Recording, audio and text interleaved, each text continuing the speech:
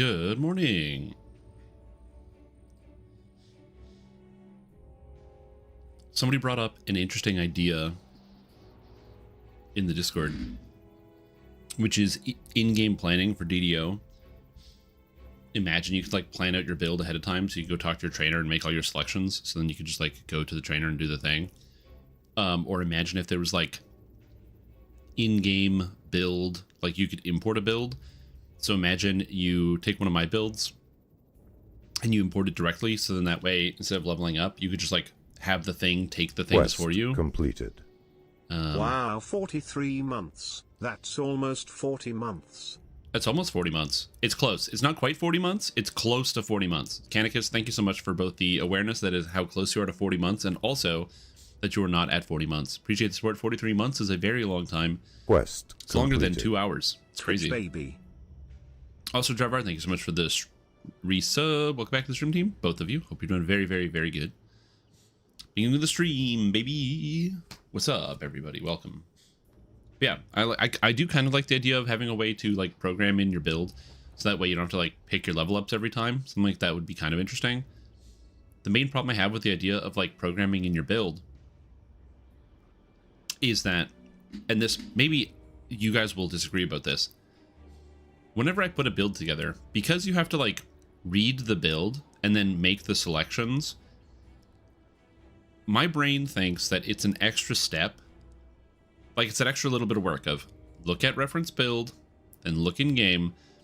At some point you have to learn the names of these things. You have to learn the effects of these things because you're kind of forced to engage with it at least a little bit. It's not just skipping and going, by the way, you leveled up. You actually have to see what you're doing. An easy example is, imagine like I write a build that says take the cleave feat, and then you can import that build. If you have to take the feat cleave, your brain might recognize I have to go into the feat menu, grab cleave, and put it onto my action bar because I took it, I chose to take it. But if you import a build at 6, or import a build and then at level 6 it says, you know, it takes cleave for you, you might not recognize that you need to take the feat out of your feat log. Maybe that's a messaging thing. I don't know. I just think that the extra little work that it's possible for people to be able to do, where they have like they do end up taking like a feat or whatever, is small enough that I think it matters. I don't know. Could be wrong about that.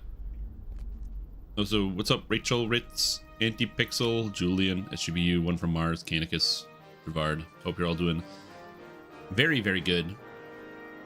It is a relatively cloudy day here in Sharn. Well, it's like partly cloudy. There's some sun shining through, but it's a lot of cloud cover in the sky today.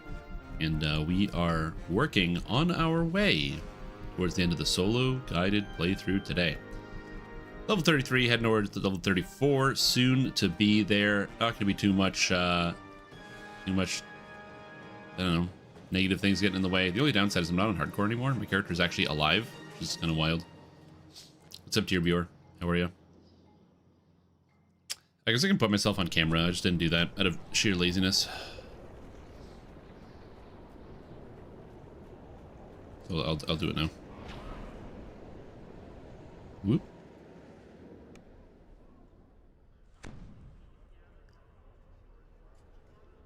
Now to level up, we will be doing Lamortia today, and there's actually a reason as to why we're doing Lamortia today. And that's because, number one, this is actually a pro tip I have for anyone who is planning on doing any type of solo play, things like that. When you're doing epic or legendary content, because legendary content, it's very tedious and difficult to get all of the items you need to make a proper endgame character. A lot of farming, a lot of grinding, that sort of thing. Any amount of that you can get done during the leveling process is actually quite nice. Lamortia gives a ton of experience points. And so, having the ability to instead come here and gain not only some XP, but also be able to get all of the materials for crafting is really, really cool. Died on R3, RIP. Yeah, we're still alive. I don't have the buff anymore. I still have all the gear, but I unfortunately don't have the buff anymore. But that's okay. Like I said, we're going to be going all the way to the level camp today. Finishing Hi, off here. Stream, Brian here. Hey, I what's was up? on a Teams meeting and told a joke. Nobody laughed. Turns out I'm not remotely funny. Don't do Lamortia, do Slavers 8 times. You need broken shackles. True, I need broken shackles. First, not even remotely funny is a very funny thing to say. And second, yeah, I could just run slavers and then craft some slave lords gear. That's definitely an option. Also, I got a large gem bag, and I didn't screw it up this time. Isn't that neat? So no screwing up today.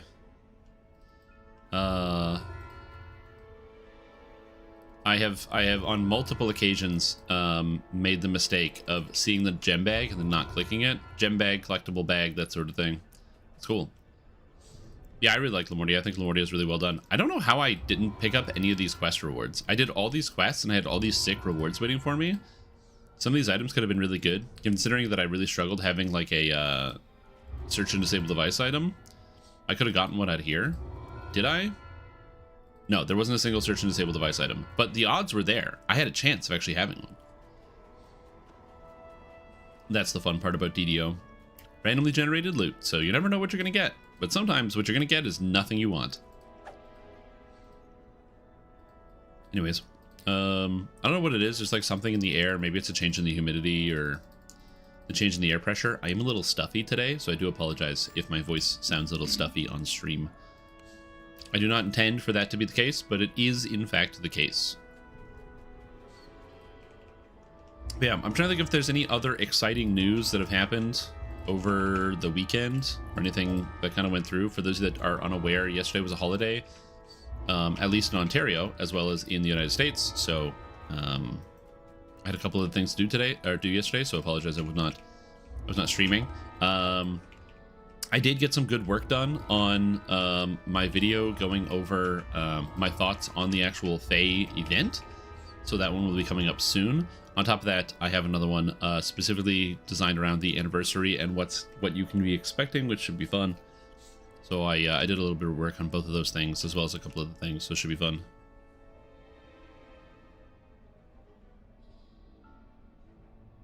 What's up, Schnoggers? How you doing? Anniversary is the 25th. Allergies starting up for the year. It hasn't been warm, but technically it's 1 degree Canadian outside, so it is warming up. It's not like warm, but it is warming up.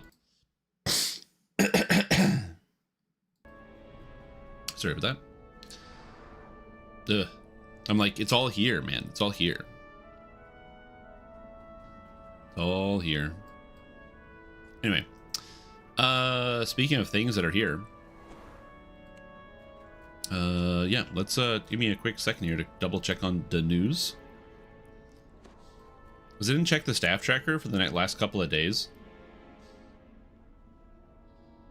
and we have no extra news. The Fridays at 4 that was on last week, for those that missed it, we kind of watched Cordovan as he did like a bit of an interview with one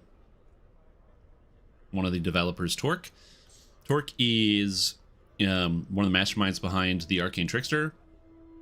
Really smart guy, knows his stuff, and he was kind of going into some of the details and designs about the character. If you don't know anything about Arcane Trickster, and the first time you're hearing about it right now is me talking, well, let me tell you, Arcane Trickster is a new archetype that's coming out for Rogue.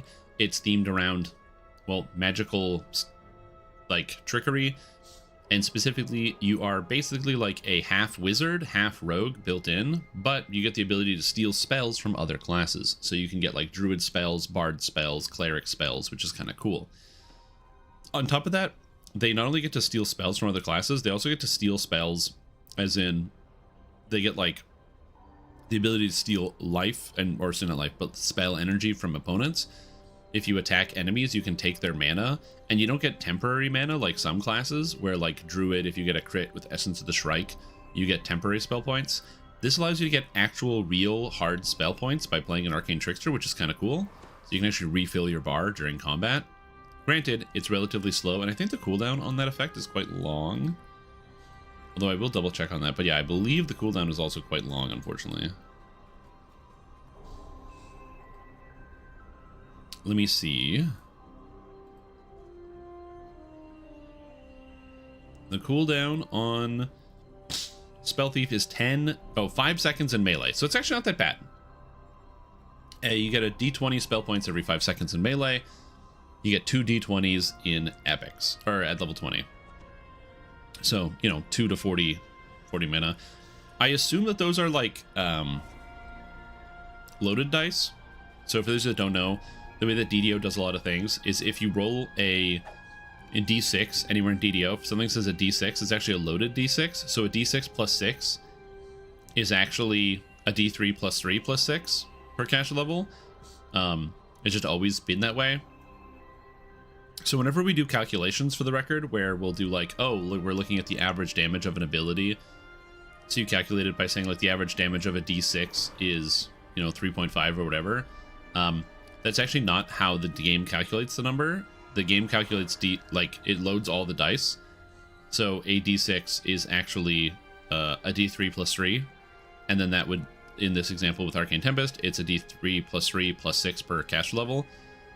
So it's actually higher than you would think. The roll range is very different. About cheating people at dice? True. It's basically saying that the game cheats for you to make some abilities feel a little bit better.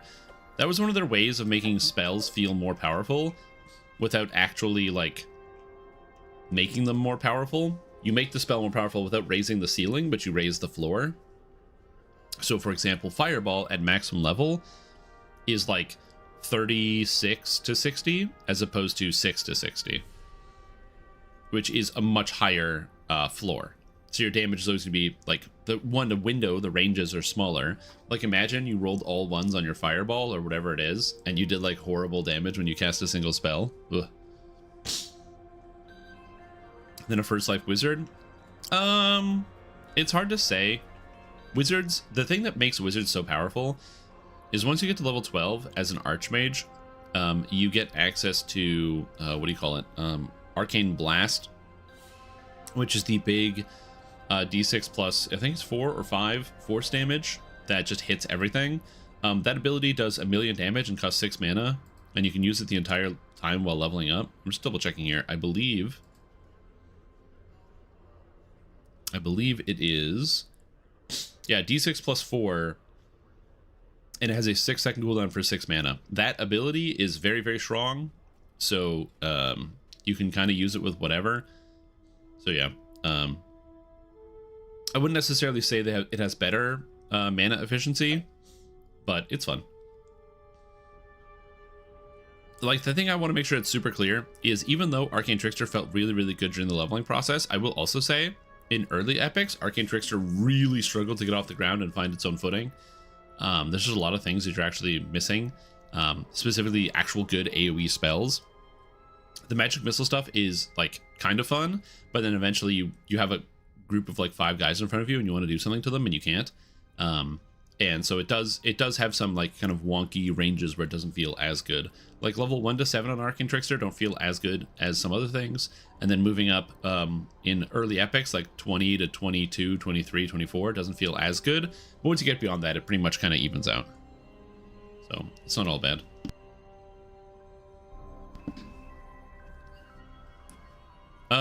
Yes, Trickster has to whip out a weapon for anything with Mantle of Invulnerability. The way that I got around Mantle of Invulnerability is I was just casting other spells. So for example, I was casting like Thornbloom, which bypasses Mantle of Invulnerability, Disintegrate, which bypasses Mantle of Invulnerability, so you can get other spells. This is from a solo perspective. Good morning, Wrath, how you doing? In a group, obviously, I think Arcane Trickster is a lot better because they can now just snipe out enemies. So like as an example, because of Magic Missile, I mentioned this before. Let's say there's an enemy here. So let's say Want to Buy Good Weed is an enemy. So what I can do is if I cast Magic Missile, my Magic Missiles will go shh, and they'll take time to hit the guy before they kill him. But if I cast Magic Missile into the wall like this, I'm still facing him. He's still in my cone of facing. He's not blocked. But my hand will spawn the Magic Missile on the wall. The Magic Missile will despawn here and then instantly deal damage because of the distance, or because of like the projectile despawning, which is weird. It is a very weird thing that's how Magic Missile works because it's unerring. always hits. It can't miss. Which means you can do stuff like that where, let's say there's like another example would be like on a staircase. If I'm here on a staircase and this is a target, I can spam my spell here and it hits the stairs and instantly hits the target. This does not work for like regular spells because regular spells will just hit the stairs and fizzle out, but Magic Missile is the exception because it always works.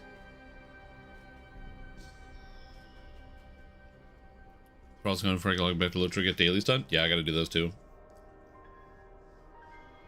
Is a great handle, but nothing tops Mr. Fisto. True.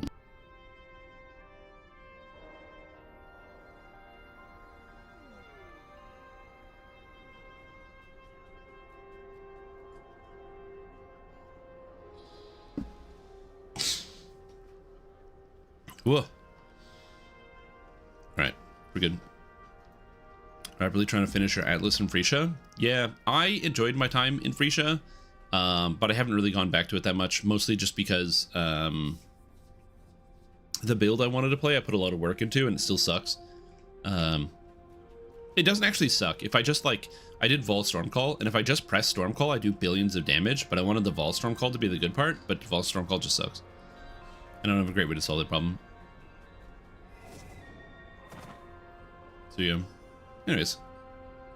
Good morning, from out of curiosity. Does the pack die from Tainted Scholar help with damage from Enlightened Aura? Yes. So the Enlightened Aura, basically on whatever the timer is on your aura, it's 5 seconds at the start, then it goes down to 4, then 3, then 2. It just deals the damage of your Eldritch Blast. And your Eldritch Blast deals your packed damage. So yes, it does work. So yeah, so that's the thing. Yeah, Wild Speaker Flicker is really easy because you can keep up your charges, your frenzy charges. Okay. Anyways, so yes, so today we are going to be finishing the leveling up of the solo guided Artificer playthrough. I'm going to be doing this a little bit here in Lamortia and some other places. One of the reasons why I'm doing Lamortia here is because whenever you're going to be considering doing endgame content, you want to make sure you have some good gear. And the best way to get good gear is to do the endgame areas to get the gear. However, DDO drop rates are relatively low. With the anniversary coming up, as of time of recording, the drop rates will be higher for about a month, but in the meantime, it's not going to be that great. So that's why we're going to be going into Lamortia. We're doing Lamortia on Legendary Hard, which shouldn't be too bad. It should be relatively manageable. But most importantly, Lamortia on Legendary Hard will allow me to acquire a lot of the different crafted materials, which I can use in the future. This expansion, or a lot of expansions, usually have some type of crafting component or like stackable thing where you can like buy certain items or get certain things. And that's one of the main reasons why you want to do legendary content as soon as possible, even though it might seem silly, because getting those resources is always going to help you if you want to stay at endgame. For example, the crafted items out of Lamortia are really, really, really powerful, but they're very slow to come by. It's very, very time consuming. So that's one of the reasons why you want to craft things ahead of time. But we've already grabbed all the quests and enough yapping. I think it is time to go on the adventure. Although I never summoned my dog. Poor dog. And you know what? Since I'm not leveling up again, because once I level up, I'm done, I'm going to go get him some ship buffs, because it's a nice thing to do. Yeah. I had some other ideas for like Frisia builds, and I would have played more Frisia if it wasn't for the fact that like the Lord of the Rings online dungeons came out for the expansion, and also Diablo 2 Resurrected came out with the Warlock. If both of those things didn't happen, I would have played more Frisia, but unfortunately it is what it is. I'm at the point where I don't think I have enough mental space to manage all the video games I want to play. It's too much. Alright. So as a reminder, I'm just going to go on these on hard. I'm not going to be doing these on elite or Reaper mode. I know that I can do them on elite difficulty, but they're much more time consuming, significantly more challenging. Another thing that matters is that the actual amount of materials you get from a lot of these treasure chests for like the crafting is not dependent on the actual difficulty that you're running the content on. So because I'm not running the content on anything higher than normal, you might think, or hard mode, you might think, oh, you're not going to get a lot of materials. Actually, I will. I will get a lot of materials because that's perfectly fine. It's unrelated. The receptionist cowers as she pulls a I still need to do Orcs Must Die. You were correct about that. Yep. You hear a voice echoing in the chamber. Also, I forgot to turn on my rune arm use. Whoops. Ask the receptionist for information Whoopsie daisy. on Auerbach's whereabouts. You can only hope that she'll cooperate. The alarm! Yeah. I got to red maps and I just kind of ran out of steam for a bunch of different reasons. I made a bunch of money. I was selling stuff. And I bought some crazy gear for my character. I just ran out of steam because I had other things I wanted to play that were like more new and more fun. I mentioned this before. I'm not the biggest fan of Freesia. I do understand why a lot of people like the idols, where you can customize your build or like your atlas in a significantly higher capacity. But I found that I really like the Atlas of Worlds screen. It's a very, very compelling menu for completing content, and for like motivating me, I find personally. So what I mean by that is I just really enjoy being like, oh, here is a list of things I need to complete, and then having the ability to then complete that list of things. He scrutinizes you for a moment. Then a snarl stretches across his face. The second frog fraction stream. Maybe. You never know. He gives you a curt nod. Yeah, my damage also is not like horrible, which is nice considering my gear is garbage. So at some point in the future, I might actually be able to get some real damage. However, one of the biggest problems is my hit chance is plus 100 right now. To do damage at the end game in DDO, you want a hit chance of like 220. So that's where I'm going to be struggling a lot. Several classes don't have good ways of getting high increases to your chance to hit. Artificer is one of those classes, and it's very difficult to get a high increased chance to hit, fortunately. My weapon right now is a Morning Lord's Bastard Sword. You get one for free out of the Feywild, or not Feywild, out of Barovia. So I just thought, why not go grab one for free? Go ahead, run. He says, And I put a Rubia Magnetism in it. I do fine with 130. Yeah, but you gain a lot more damage when you're hitting every time. That's one of the bigger deals. So like you can do fine with lower amounts, but for example, my Paladin that I play has 220. I still miss sometimes, even though I hit enemies with double sunders. So I have Destruction, which reduces enemy armor class by 20. I have the Sunder effect, which reduces enemy armor class. I have both regular improved Sunder and Divine Sundering, which reduces enemy armor class even more. And then I have Soul Tear, which reduces enemy armor class even more. So I think it's like 20% total armor class reduction, and then a flat like 40. And even then, some raid bosses are still like too hard to hit.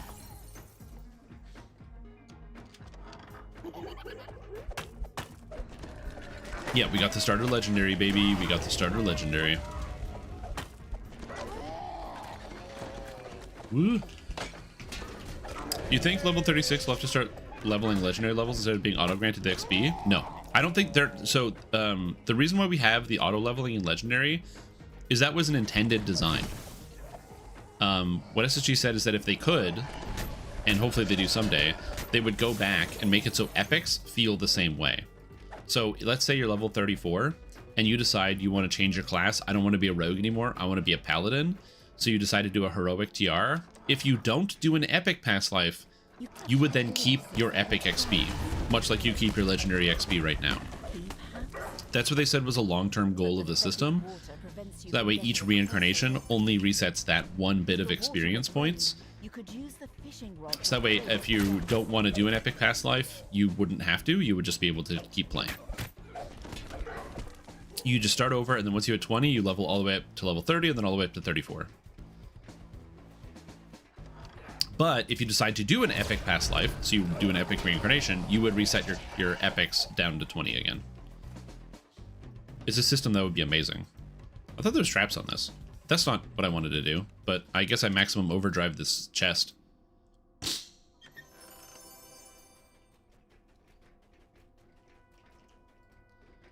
In legendary XP, which they do. Well, you say it shouldn't be too hard, but this video game is 100,000 years old. So I agree with you. I imagine that there's probably some similar code designed in terms of the XP, or like the way the XP is sorted out. But also, I am not a programmer, and I am not going to assume to even begin to understand how complicated or challenging it may be to do such a task. Because you're right. In theory, it should be fine. But something that I've learned is that just general rule of thumb, when things are really easy to change, usually they get changed easily.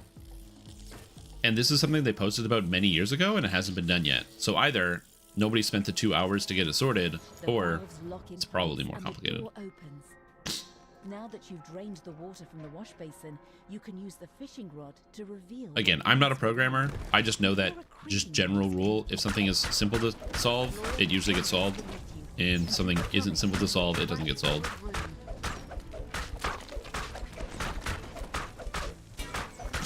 Yeah, multi-factor authentication, in my opinion, is a way more important thing. And so if it's the same engineering team, although that would be like probably network engineers, but I also don't know.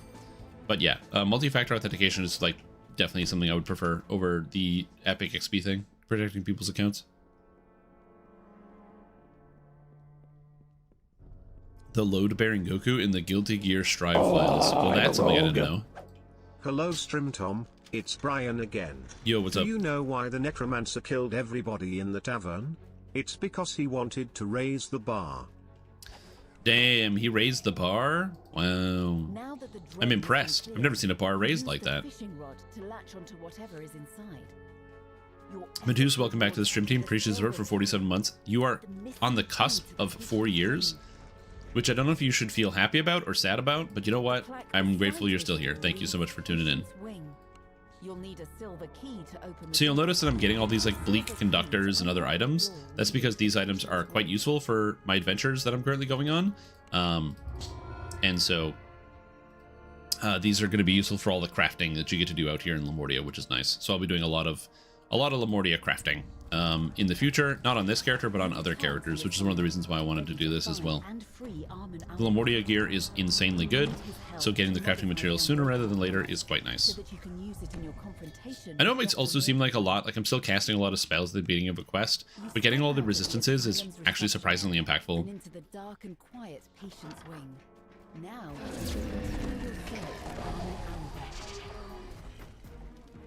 And almost 4 years figuring out how to exactly get Brian to pronounce Shrim Tom. I will say you did it well. It's amazing that you just got to go with the like symptom as your word of choice. Symptom and then Shrim Tom. Fun fact, when I first came up with the name Shrim Tom for like my online profiles, one of my friends didn't understand it, and so when he read it the first time, he was like, "Oh, Strimtum?" And I'm like, no.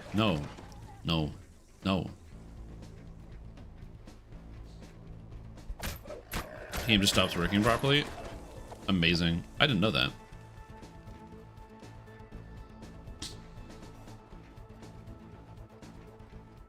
There's so many programmer resources, yeah. How many mats did I spend on my Warlock? An infinite amount. I still have more to spend. I just have to do more raids. I gotta do more Relentless, and I have to do more Threats Old and New. I still need like 2 items from each. Heroic Lamortia gear is really, really easy to craft and has crazy stats on them. So, is it worth it's a difficult question to answer because worth it's really subjective? I will say, on weapons, there's a weapon effect called Dolorous Acid that adds a disgusting amount of damage to all of your attacks and spells. And it's at level 8, and it basically clears the entire game for you. So, if you're going to craft one thing at all, it's a weapon with Dolorous Acid. And then just do that. But, for example, you can make like level 8 items that give you plus 8 to a stat. Which is kind of cool. Which is what Slave Lords was 5 or 6 for level 8, and now this is 8 because you can get like a help. Like for example, there's items that give you Insightful to main stat. So as an example, there's the Lamortian Bowler Cap, which gives Insightful Intelligence 2. You can then craft on it Intelligence 5 as well as Quality Intelligence, so it gives you 8 points of Intelligence. And then if you want, you can also use an artifact bonus to intelligence and have an extra +2 on there. So I think that's a total of 10 intelligence for one item. And you can do that for every single stat in the game. So you can have +10 to all stats on your character.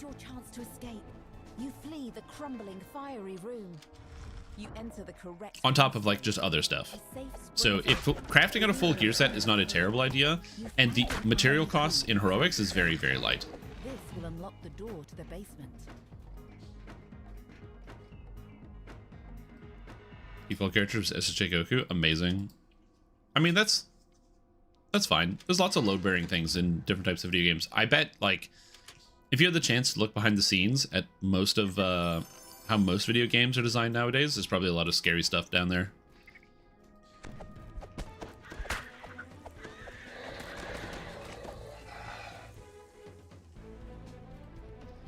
Strime Tome. I do have a Runekeeper in Lord of the Rings Online named Strime Tome. Strim Tomb is a good name. I don't have a character that's Strim Tomb. Maybe I should make a Necromancer type character and call it Strim Tomb. There's an idea.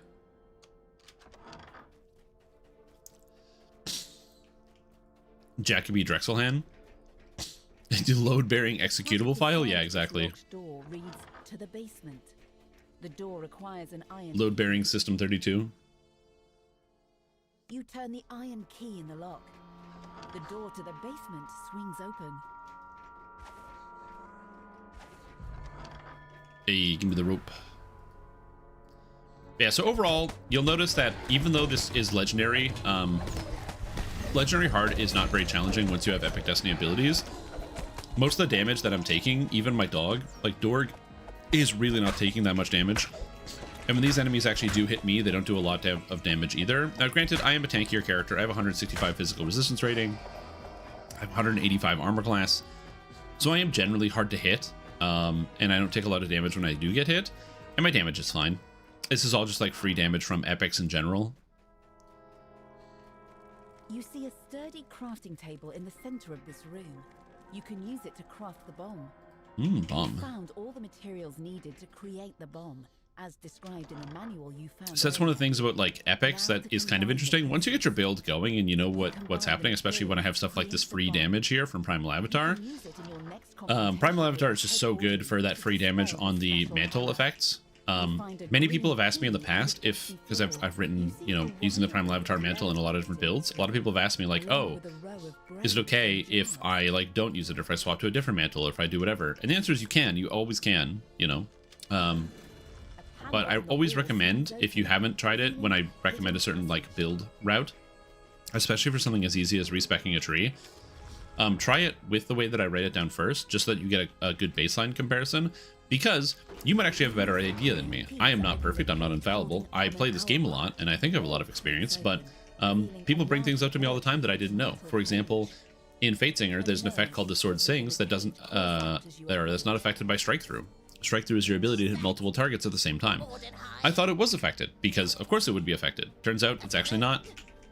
And that's just how the game works, baby. So I actually got to learn something about that, and it changes how I feel about some of those effects, some of those abilities. So yeah, so I think it's always important to just double check on things, but that's one of the reasons why I say like, oh, but make sure you get the chance to at least play with the way that I've written it, so you have a comparison, you know? At what point is it advantage to run Reaper due to points accumulated? You just run Reaper whenever you feel comfortable running Reaper, that's all. I'll say this. If you don't find Reaper fun at all, I don't recommend you run Reaper generally. If you are grouping, you're probably going to be doing Reaper pretty much 100% of the time, because almost every single group is just a Reaper mode group.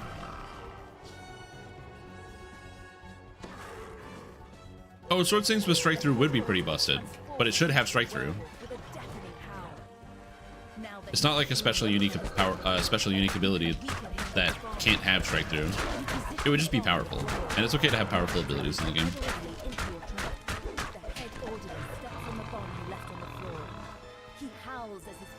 Mean stat points higher?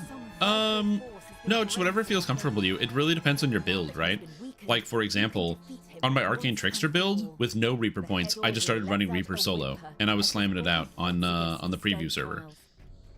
So some character classes just can do it, some character classes really struggle. So for example, if you're going to play like Pure Rogue might struggle a lot, just because you can't deal sneak attack damage to Reapers easily. So it's going to depend on your class, it's going to depend on your comfort level, it's going to depend on your knowledge of the quest, it's going to depend on whether you're in a group or not, it's going to depend on whether you have solid healing, oh shit buttons, like abilities like Uncanny Dodge or other abilities. The unfortunate answer is, there's a lot of like, it depends. which I don't love giving the answer it depends to everything all the time, but this is like, you know, when does Reaper feel easier? Well, it depends. Like playing a Blightcaster does make it a lot easier. Yeah, I like how Elisa's gnome-sized here. Elisa's cabin on the Isles of Agony. You step out of the portal and into Elisa's cabin. Armin, you're safe. Come, we don't have much time. Let's get to work. Elisa Come, we don't have much time. She nods at Astute 15 goggles. Armin Whoa. the unbreakable heart, That's cool. I have intelligence 14 belt, but I just pulled intelligence 15 goggles just out of nowhere. Sweet deal, dude. Get me in front of Victra and I'll set off the fireworks. I might be going down, but she's All right. coming with me. More quests. I'm ready to go to Schlossmordenheim whenever you are. As well, later on today, I plan to make a list of all the character builds I want to play and try. So we'll be doing that later today, which should be a fun time. Victra, my love. Because there's a lot of things I want to test out, and I want to update the interesting builds list. I basically had to come up with a list of 2 builds per character class that I want to examine. It could be fun. Nothing. Somebody now. Good morning, Damonson. How are you doing? How's your day? Is the drop rate heroic Lamortia the same as legendary? No. The drop rate for materials is higher in heroic Lamortia than it is on legendary. Too late. So on heroics, you need less materials and they drop more frequently, and in epics, you need more materials and they drop less frequently. And we can't afford to get on her bad side. We in the business call that physical pain. Bad side. That's what you experience. It's physical pain.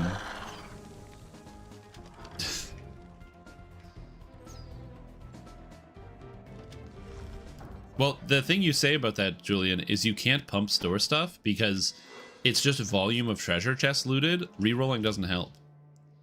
You just need to do more of it. Ooh, nice. Vision of Destruction can be a difficult raid to solo because when the Orthons drop down, they do a fairly high amount of damage, even on normal. And then also you still have to deal with Sulamates, who is dealing a reasonably high amount of damage, even on normal. Come on, lads. Get to searching. We'll have to earn So that's our awesome. keep today. Wait, normal VOD as in like heroic VOD or legendary VOD? Could just pluck them out of the ground. Okay, yeah, that's why I assumed we were talking about legendary VOD, because I'm like, I feel like heroic VOD's probably pretty soloable generally at this point, because the Orthons probably drop down with like 40k hit points or something, so you just like blow them up on like heroic. But yeah, do they even have 40k? I don't know.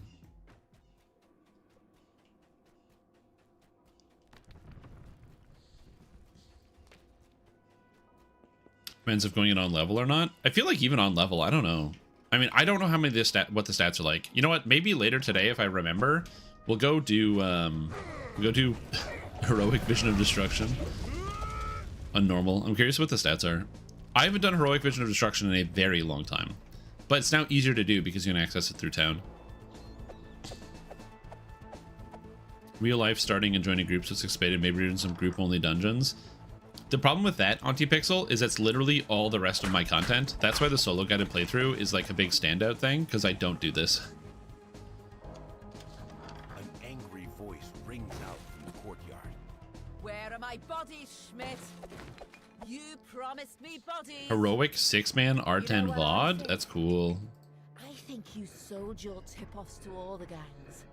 Then when they came looking for the corpses, You claimed some other mob took them.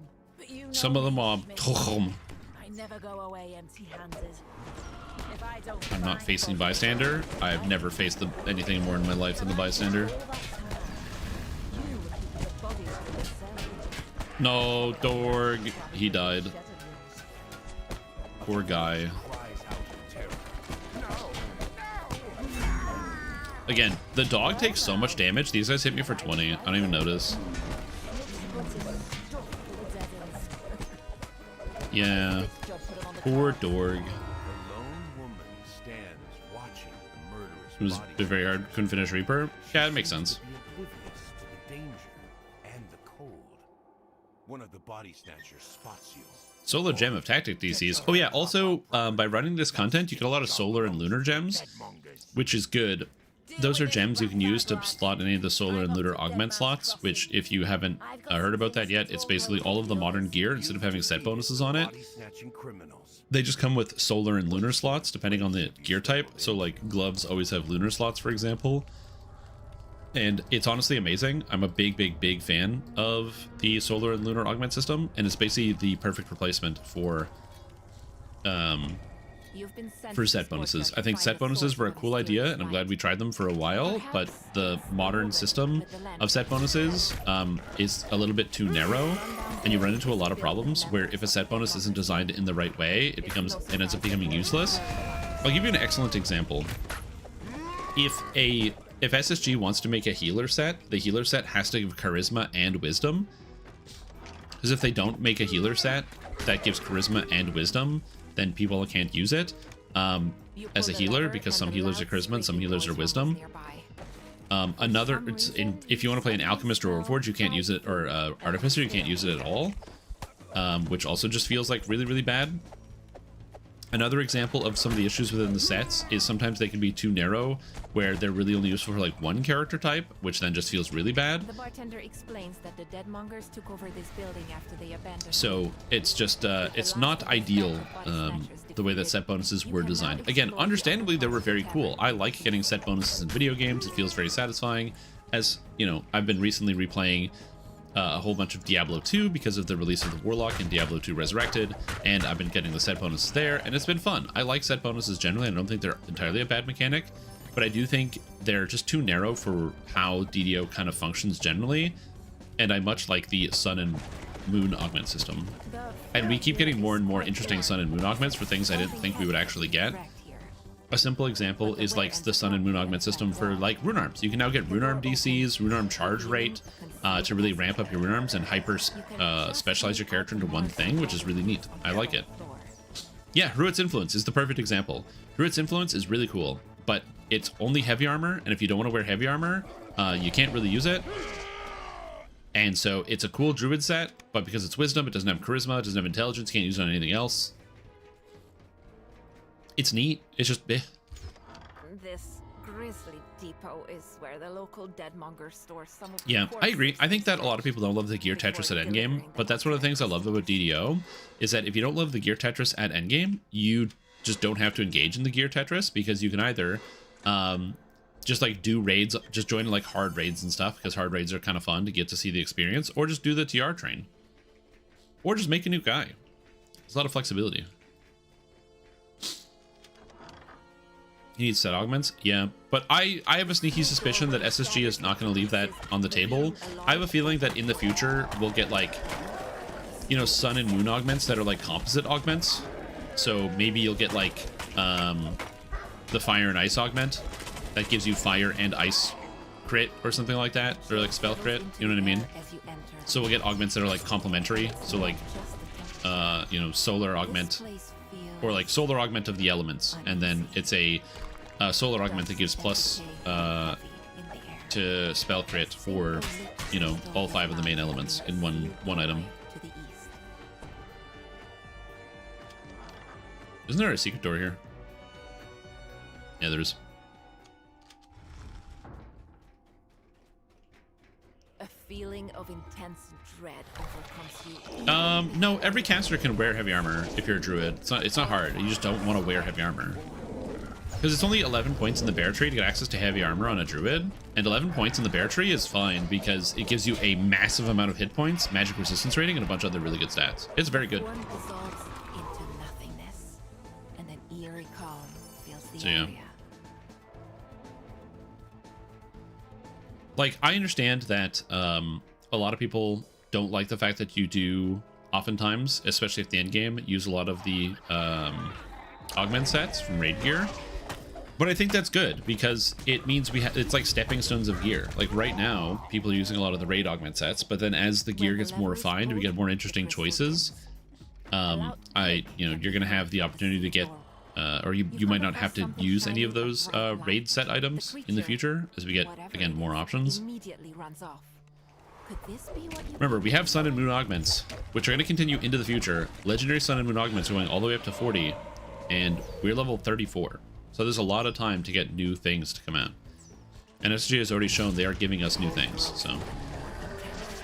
The sound of the wind Utter Blast, if my pact is the Dark Powers? Yes, because if you have Utter Dark Blast and the pact is Dark Powers, then both your base damage and your actual,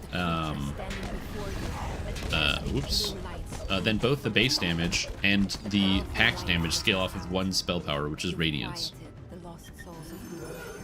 Legendary Cold Light Runners, Greater Marksmanship, Insightful Double Shot. Cool.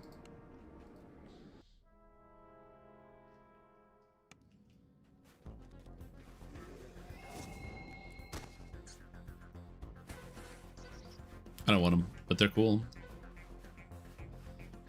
Be like puzzle going in, turns out gear pieces like puzzle edges, then you fill them with a ton of augments. Yes, the augment system is pretty vast. Modern DDO gearing is a lot of pieces. Fortunately, most augments are tradable. Unfortunately, there's no real effective auction house for trading because it's either use astral shards to trade, which means you got to buy astral shards with DDO points, or the hulking creature falls, or you gotta buy, or you gotta hope that somebody decides to post something for platinum because they want to buy new Reaper wings. Not ideal. The overseer explains that he needs 2 ores from the mine to find the Soul Eater or Tainted Scholar? That depends. If you want an instant kill, then you want to use Soul Eater, and if you would rather just get more raw damage, go with Tainted Scholar. The instant kill from Soul Eater is very powerful because it's a will save based instant kill, which means all of the bigger, tougher monsters, like your big undead and your big giants and stuff like that, have garbage will saves, so you're going to land it most of the time. However, by contrast, it doesn't just do damage, so when you get to like a boss, for example, bosses just don't really care. Also, if I recall correctly, the capstone is supposed to apply a magic and physical resistance rating debuff on enemies when you use it on them, like bosses, if they're immune. And I don't think it does that. I think it's broken. But somebody can correct me. Yeah, the forums are the forums. What are you going to do? Am I winning? Yes, today. Well, the reason why it works better in WoW is because WoW has less stats. Sure, older World of Warcraft had slightly more stats because you can actually get like attack power, spell power on gear. There's also typed spell powers, so you get like holy spell power, fire spell power, as well as having like the different elemental resistances. You have like fire resistance and cold resistance compared to what you would have nowadays. But I'm assuming realistically you're probably just going for like fail resistance or whatever that damage type is, and then because it's the Burning Crusade, maybe fire, maybe arcane, and then yeah, you just kind of ignore the rest of it. Well, in modern WoW you can use any stat even if it's not the best one. In old WoW that's not the case, but in modern WoW it is the case. Yes.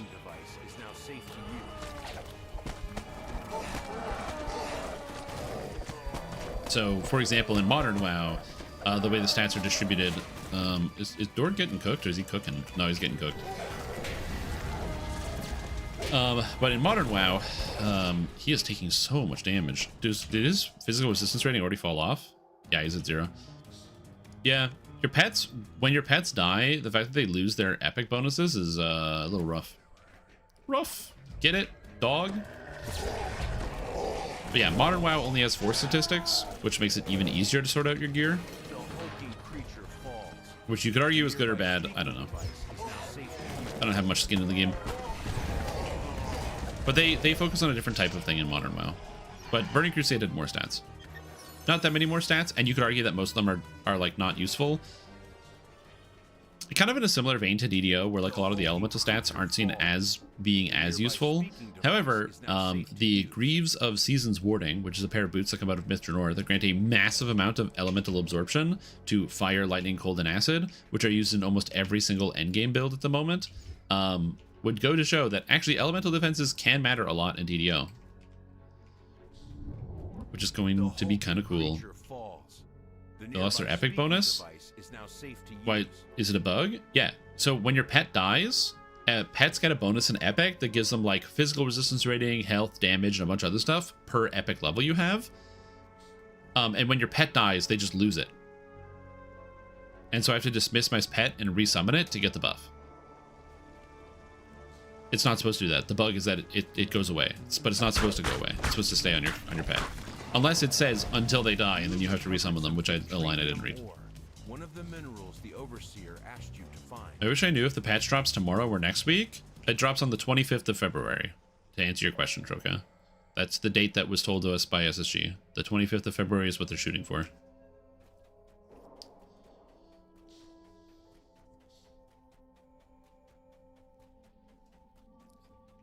To happen to say legendary spell DC augment you got from something you picked up level 38. Is legendary Sunog will not change from +3. I don't think the +3s are going to be changing.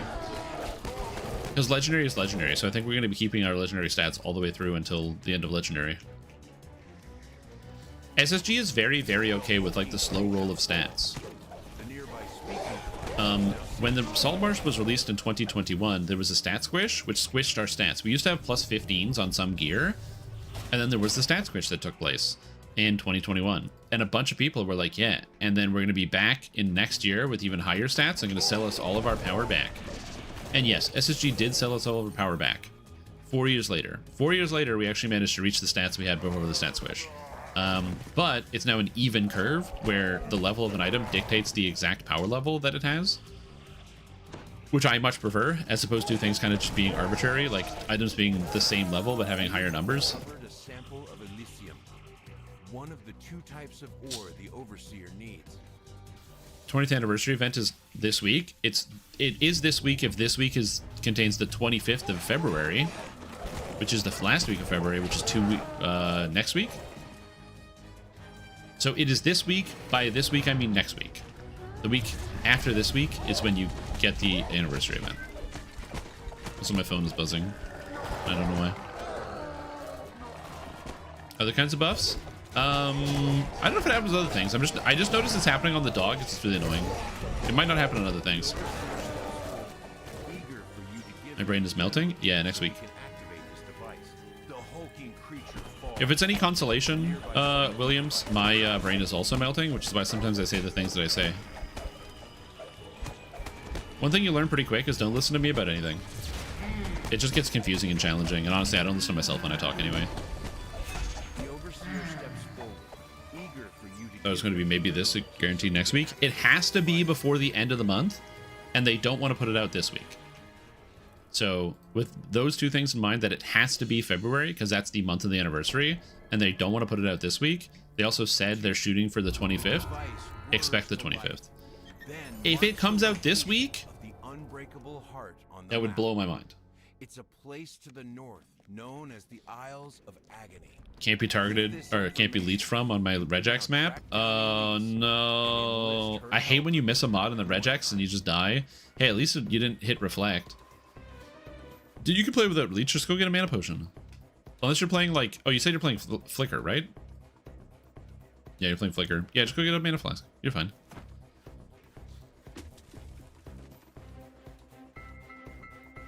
Needs to go, yeah, but that's a big edit job. Yeah, something that'll happen later.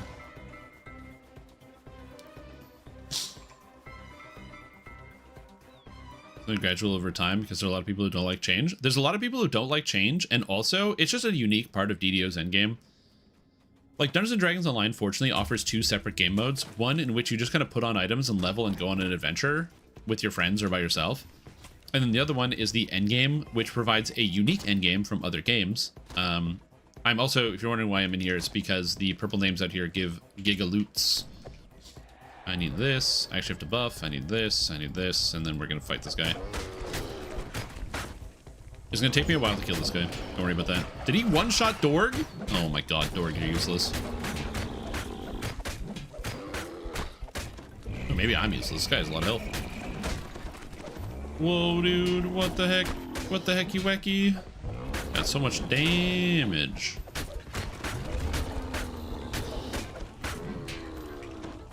I have a lot of healing, and he can't kill me, it's fine.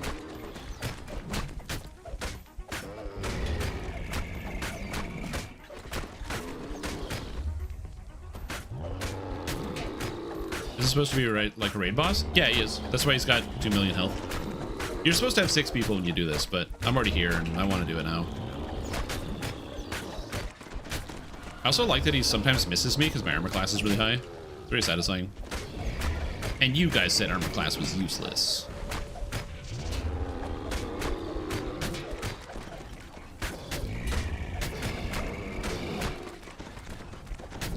Yeah, this is gonna take a little while. But that's what I said. For me, I like the fact that DDO has a unique kind of endgame system or endgame gearing system that a lot of other games don't have, with the kind of the augmenting, the specific levels of gear. Again, I know it might not be ideal and it's not what everybody wants, but I personally don't mind it because I think it's cool. Oh my god, he hits so hard. Why does he hit so hard? I'll get him eventually. It's going to take a very, very long time. What I could have done also is, like, use my crossbow. I don't know.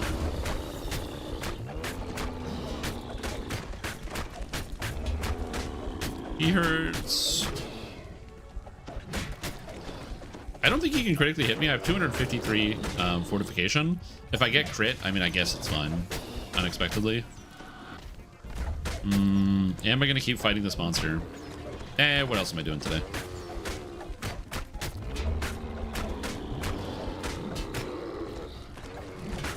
Is all or nothing? No, it's not like that.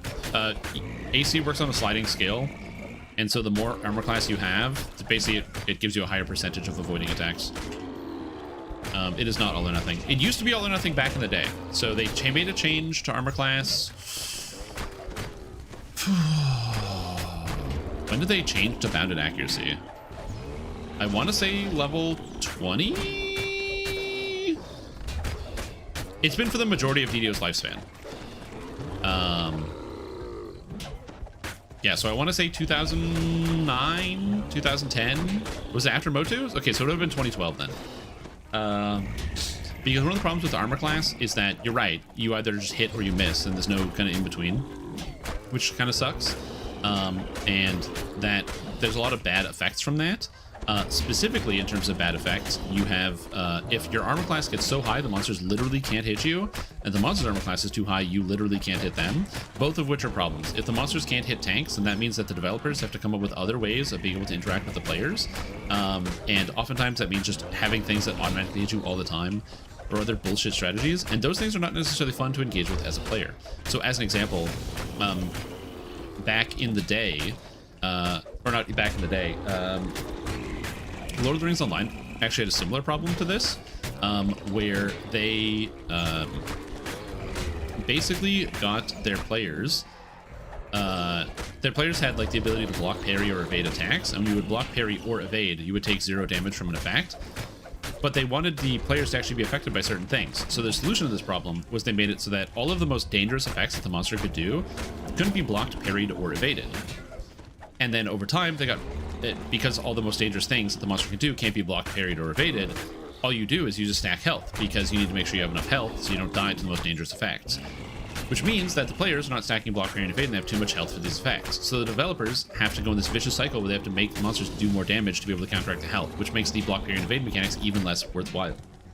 So they end up having to go back on that, and they change the system because monsters being completely, or being able to hit you with everything all the time isn't very fun, and also monsters basically having to one-shot you to be able to do any damage to you is also not good from a player perspective, because it means that if you're not a tank, you just die to everything instantaneously, and there's nothing you can do about it. It's very unsatisfying. So DDO is kind of the same thing. If the armor class is so high that your armor class doesn't matter, that means it's just a defensive stat that most people don't care about unless you're a tank. Now, in modern DDO, it depends on what your armor class is at to determine whether it's actually relevant or not.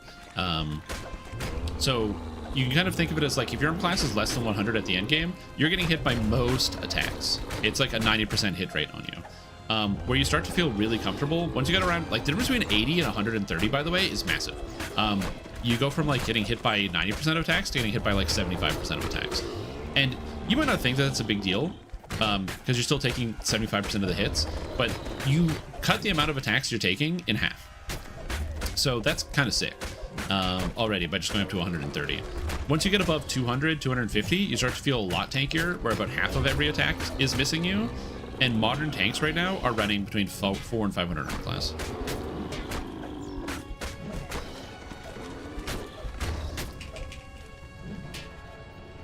I healed. I was casting Reconstruct. Wow. Unlucky, I guess. Alright. I did. Oh, my first death. I died on hardcore. I really thought it would have been fun.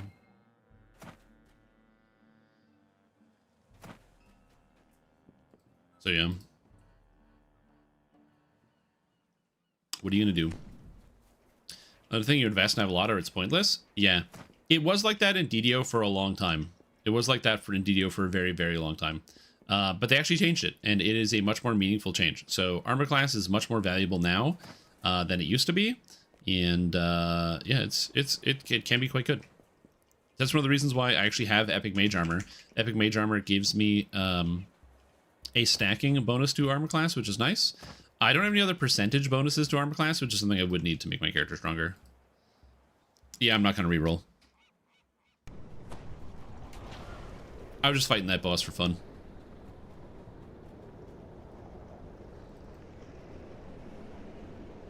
I don't have the mental fortitude to do that.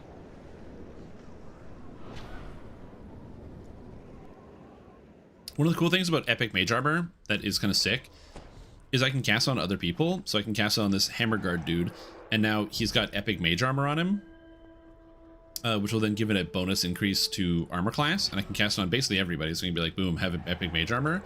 The Epic Mage Armor stacks with everything that they have, because this doesn't apply to just you. It's not Epic Mage Armor gives you a bonus. It gives it to everybody. So this is an extra 34 armor class on every person. There's 1 AC per character level. So I can just go like, I can cast it on each individual person. So you can put it on the tank, which is nice to give them extra armor class, because they actually have percentage bonuses. So for example, they might have like, there's like the Eldritch Knight percentage armor class bonus. There is, I believe both fighters and paladins get percentage armor class bonus. Artificers sort of do. You get percentage armor class from your chest piece. So I have 50% increased armor class from docents. But I don't think I have, but I have a 15% armor class bonus here. So where am I getting 15% armor class? I get 50% armor class somewhere. I don't know where.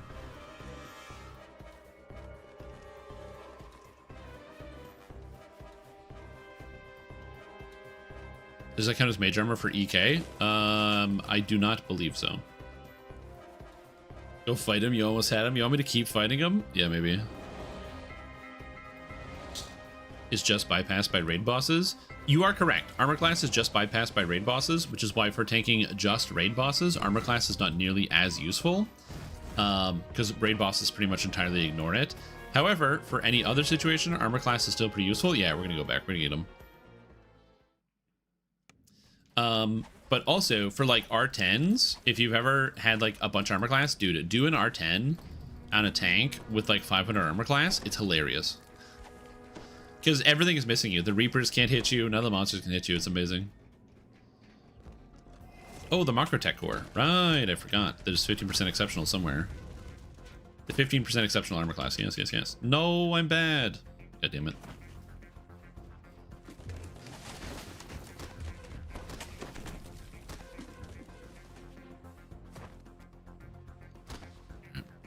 Let's get him again.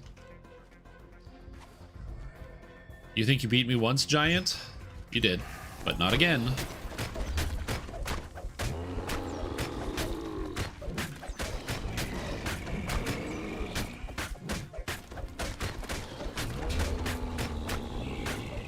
Oh my god.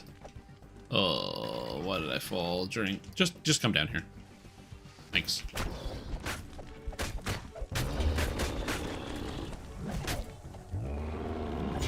The recon on cooldown. I'm not gonna die. I just gotta pay more attention.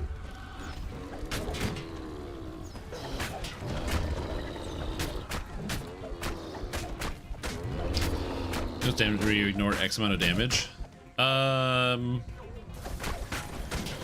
maybe. But yeah, so it's interesting. In this game, armor class is actually can be kind of useful. Obviously, raid bosses do hit you pretty regularly. They have very high chances to hit. But again, if you've ever done like R10s, like you just missed. Yay, armor class. Because I have 185, which isn't insane, but it's pretty good. I can get this character probably around 230 if I really go into on armor class. But I did not. Something I wanted to see was and a buff I've suggested for Artificer for like many times is to change it so that Artificer gets a bonus to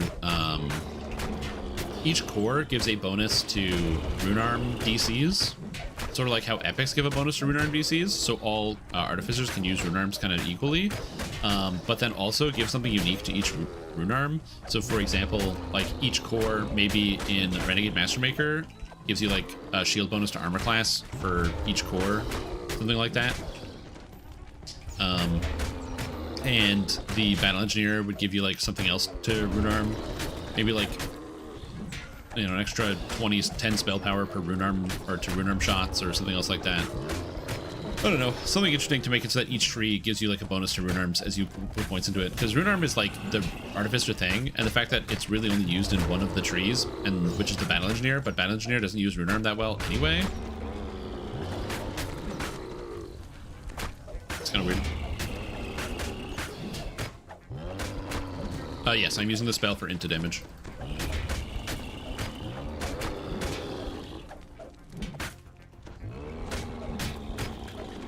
Runearm counting as a shield would be interesting.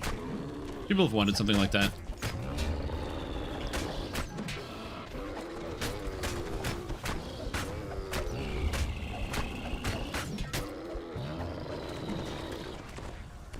The shot damage based on the charge? Yeah, it could be something like that. I just want Artificer to get like the ability to use Runearms better, that's all.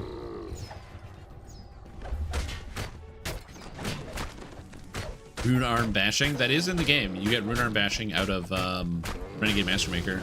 It's not good, but it is in the game. So if you ever want to bash with your Runearm, you can.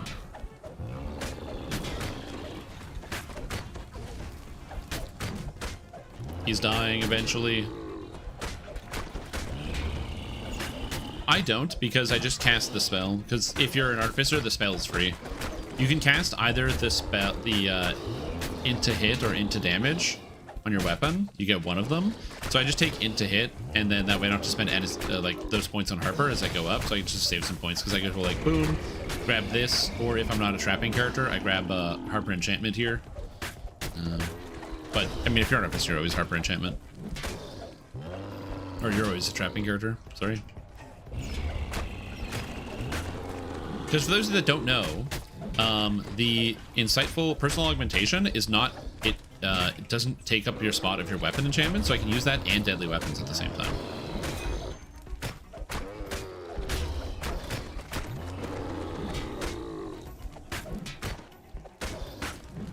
He needs more HP.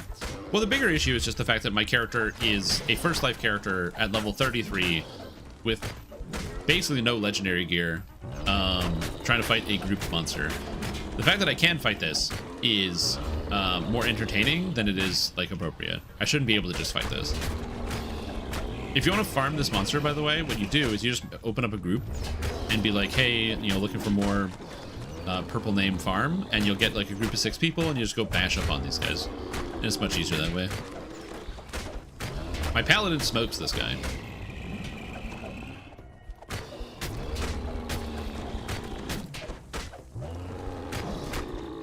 This character does not. Hey, we got him. That was how long? Probably like 12 minutes. That was for Dorg. Yeah. Dorg is, you know, he tried his best. My own soul stone?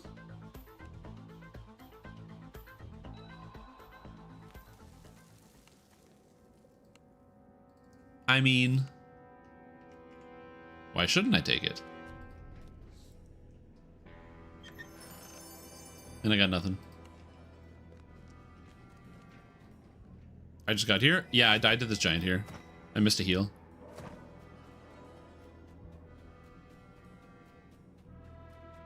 No, it just doesn't count as a weapon enchantment. Personal limitation's a personal effect.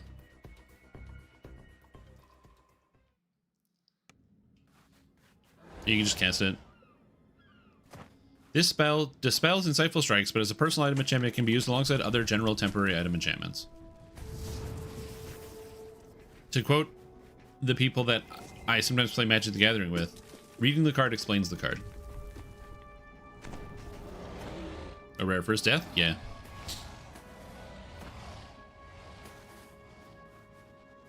Here to level 1 Punch Cleric? Yeah, that's right. We're doing Punch Cleric in about an hour.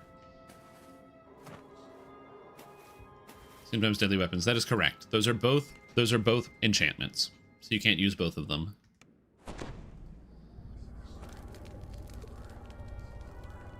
Elves.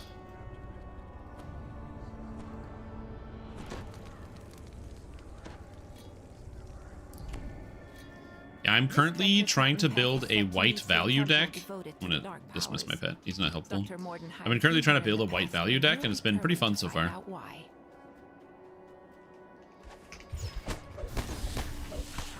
Those are my two decks. I have a white value deck, and then I have a teamer mid-range kind of deck.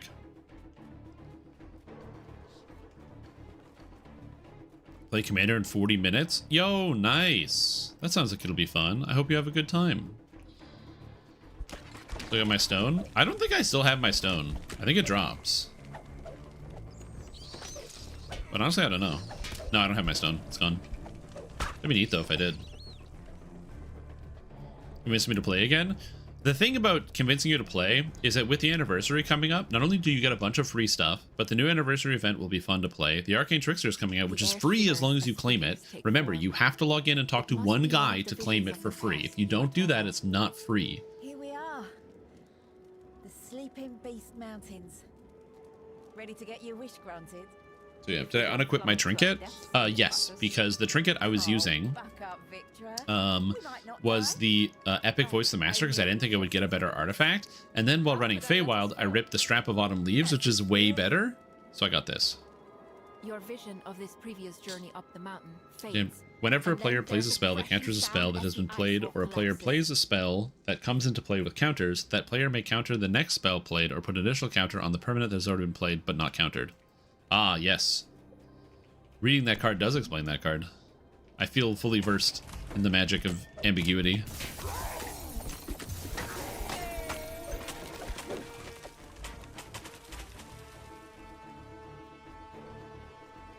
But no cards explains the MTG iceberg of layering. True. Yeah, but you don't have to know that. If you're playing with a friend at the table, you either Google it or you make a ruling at the table. And if you're playing in like an official setting, you just call like a judge and be like, yo, give me the rules, buddy. Yeah, the staff from Temple of Elemental Evil, Elemental Bloom's insane. I love it. Wow, right when the new WoW expansion comes out, it's okay, Ritz. The true answer is just don't play the WoW expansion and do the new DDO stuff. Listen, I'm not going to tell you that you shouldn't play the new WoW expansion just because like it's like called like Midnight or something, which means it's like, you know, they're trying to capture on the magic of the Midnight release that they used to have back in the day.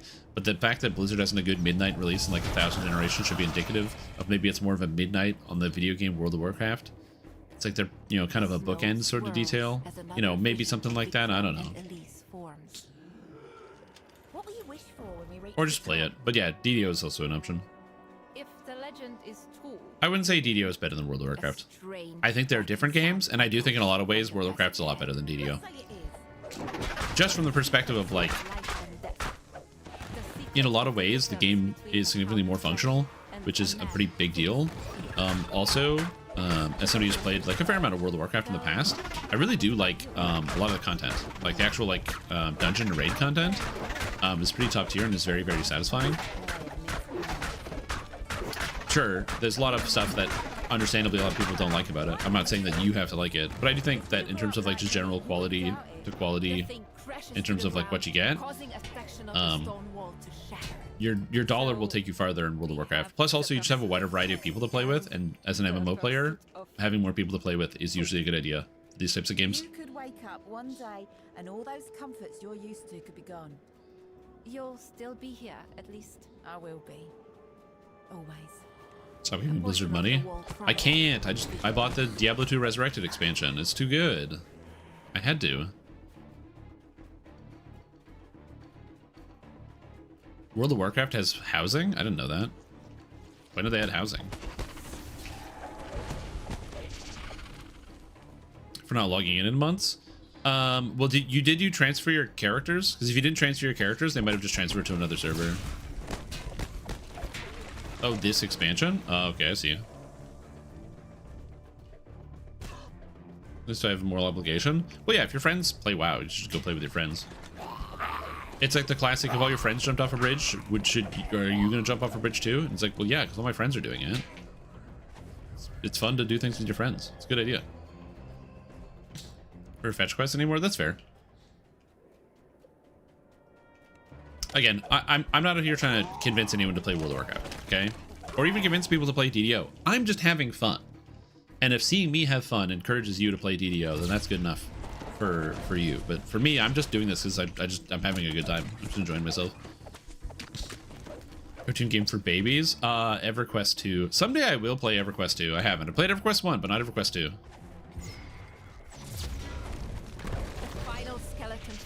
And the walls explode. Like December 2004. Classic.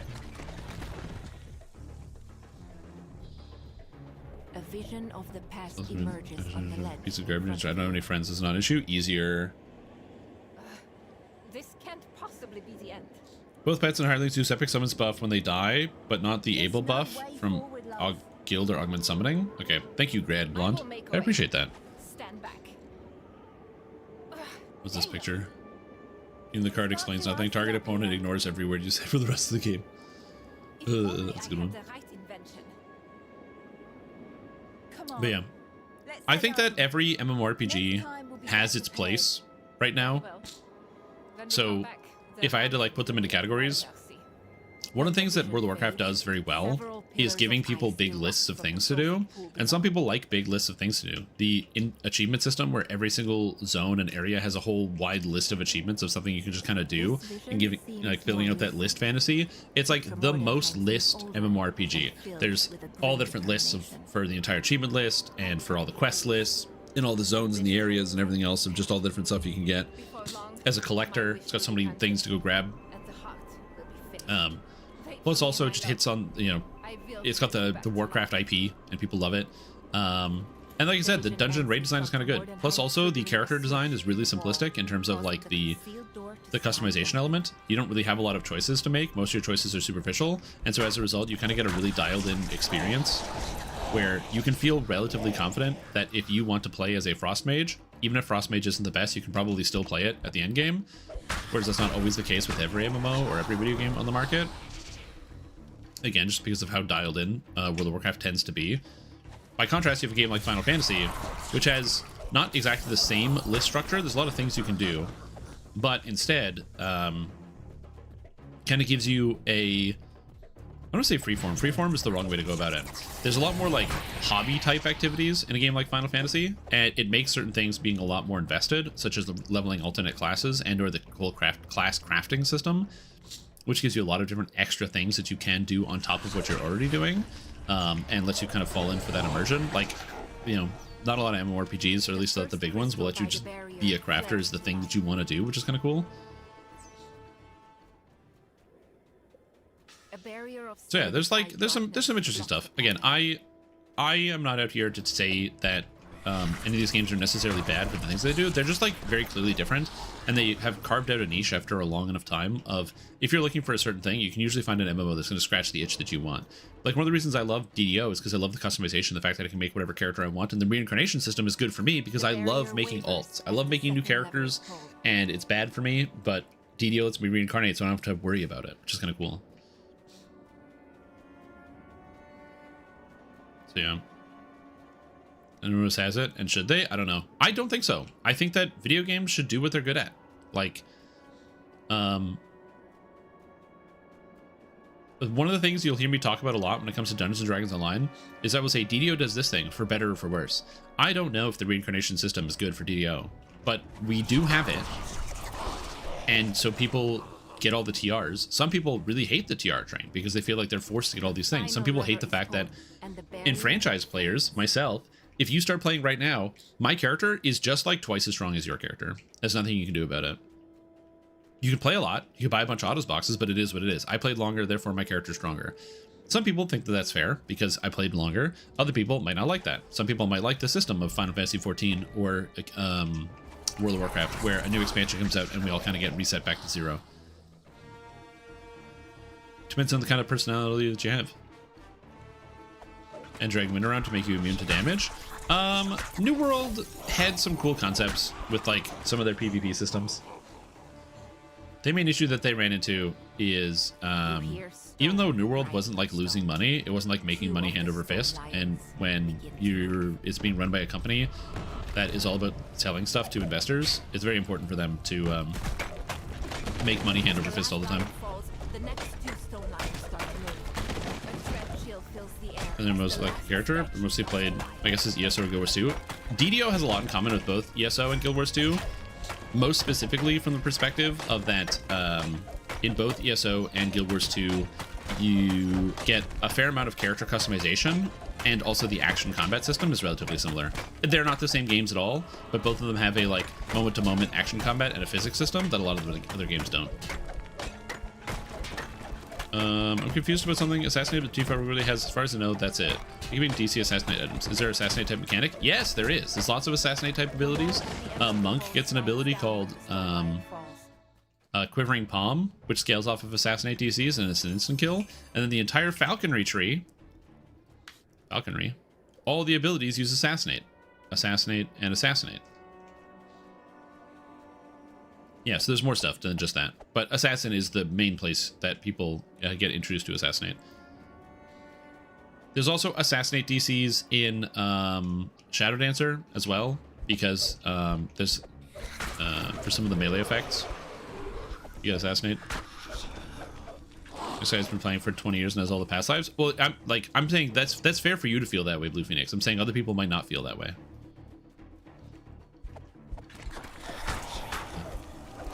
I mean, due to cost, so it's paying VIP and not other content for annoying. Yep, and that makes sense. I've mentioned this before, but one of the things about DDO that I think they should change at some point in terms of monetization is find a way to make it so that people feel better about not owning necessarily every expansion in the entire game. I don't know how they solve this problem because I don't know what the internals look like. I don't, you know, we play an old game, you guys. So it is possible that you know, making a change to the monetary structure might be like a relatively precarious thing, depending on how much the game costs and to produce and other stuff. I don't know. So DDO is not, or Sandstone Games is not a publicly traded company, so we can't just be like, well, they made like $58 million, so can't they just change and do whatever? We don't know. Dark powers, I beseech you. Well, I bring you this. Grant me the power of creation.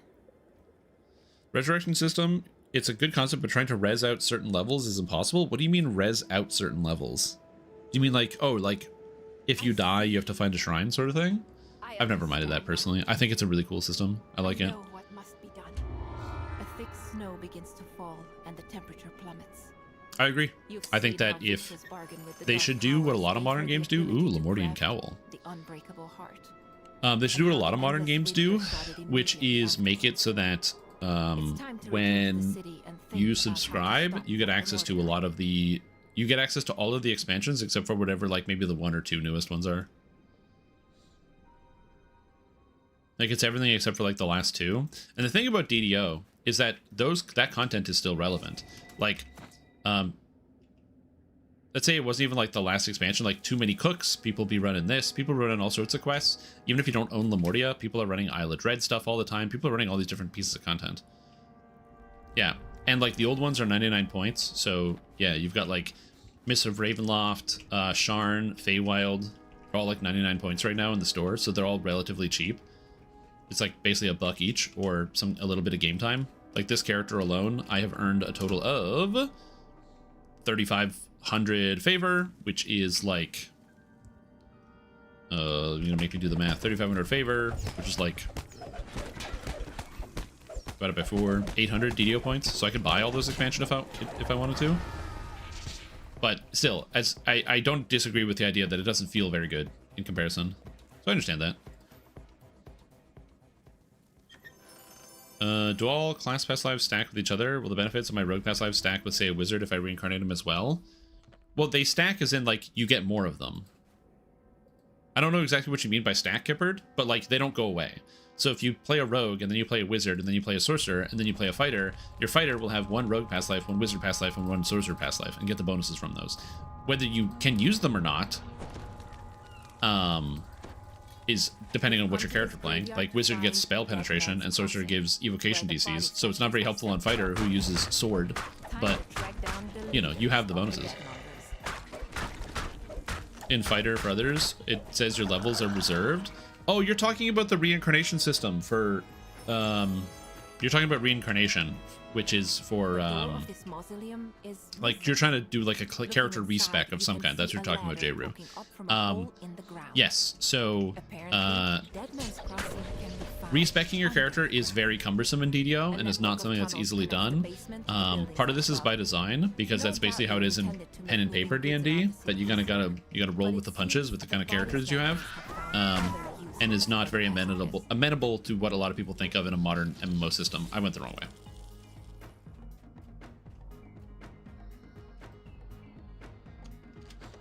This passage opens With reincarnate, but I appreciate it much more than the more you do. Yeah, true. Ashes of Creation drama. I mean, I wouldn't really call it drama. Months. I think drama is kind of underscoring the fact that, like, almost 5 and 2/3 RDS years since I found out that this man can't make a fireball, but he could spend like 40,000 Canadian dollars to get a full suit and start cleaving people. True. If you didn't know, you can do that. In real life, you cannot. This is why you should play wizards in video games, because in real life, you can't cast a fireball spell, but you can cast a fireball spell in a video game. But some people are like, but Stream Tom, I want to play fighter. In real life, you can go buy a suit of armor and a big ass sword for like $40,000 and just run around cleaving people. There's nothing stopping you other than like the law and your sense of morals. So like, yeah, dude, you can do that. So I'm talking like a full, like, crafted, sized plate armor. Yeah, I feel like Ashes of Creation, it's not really drama. It's more so like corporate greed that led to the destruction of a project that a lot of people cared about. You found another large cellar. To your surprise, this one appears to be set up as a tavern. Well, from Bruce, auto pickup currency, open post mail everywhere. Yeah. You know what's funny? Both of those things are in Lord of the Rings Online. You guys need to start playing Lord of the Rings more. It's a good game. Also produced by Sandstone Games.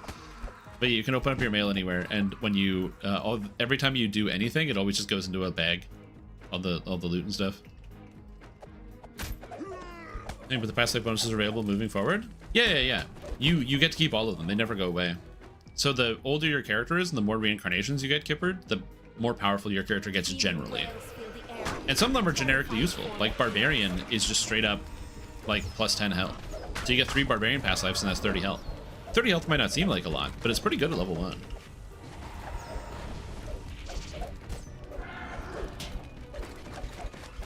Do we get Brigandine? No, you need the full plate, dude, to really live out the warrior lifestyle. Also, not having a way to hit incorporeal targets is very annoying. Also, him being immune to acids is also very annoying because of my rune arm. I should have changed, but I didn't notice. As the gallows speaker discorporates.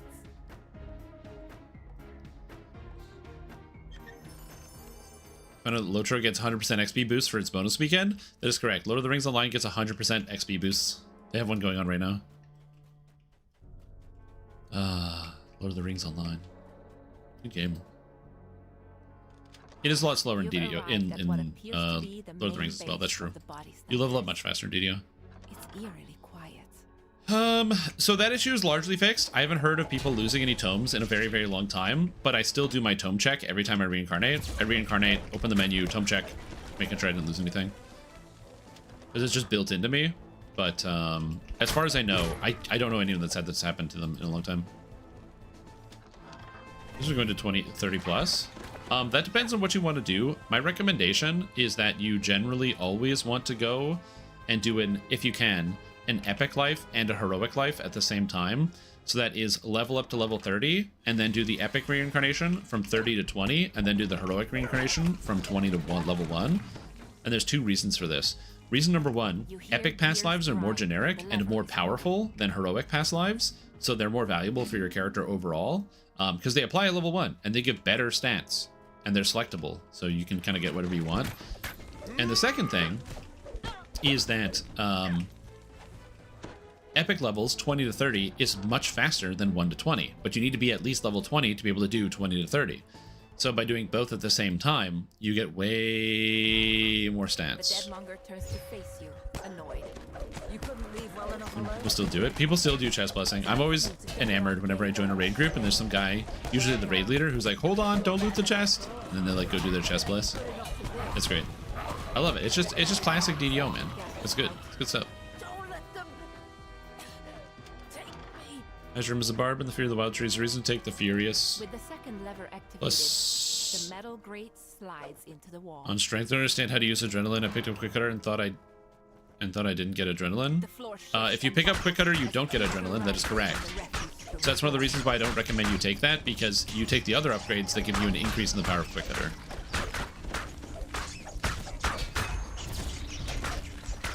The ground shudders as the massive creature falls. There now you can use extra trap saves. Yep. Oh yeah, the trap saves will be nice.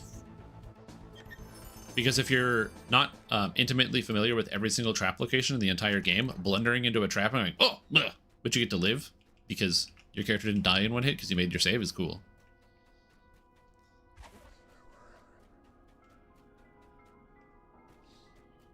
Bank, then bank slots until I do House K favor. Ooh, I don't have that. I just delete stuff. That's my solution to that problem.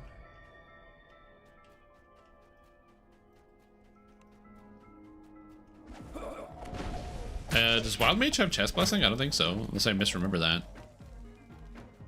Real one's Diplo the chest. Yeah, dude, you gotta Diplo the chest. I forgot about that. Yo, what's up, Death Drummer? Judging by all the guards, you found the Deadmonger's base.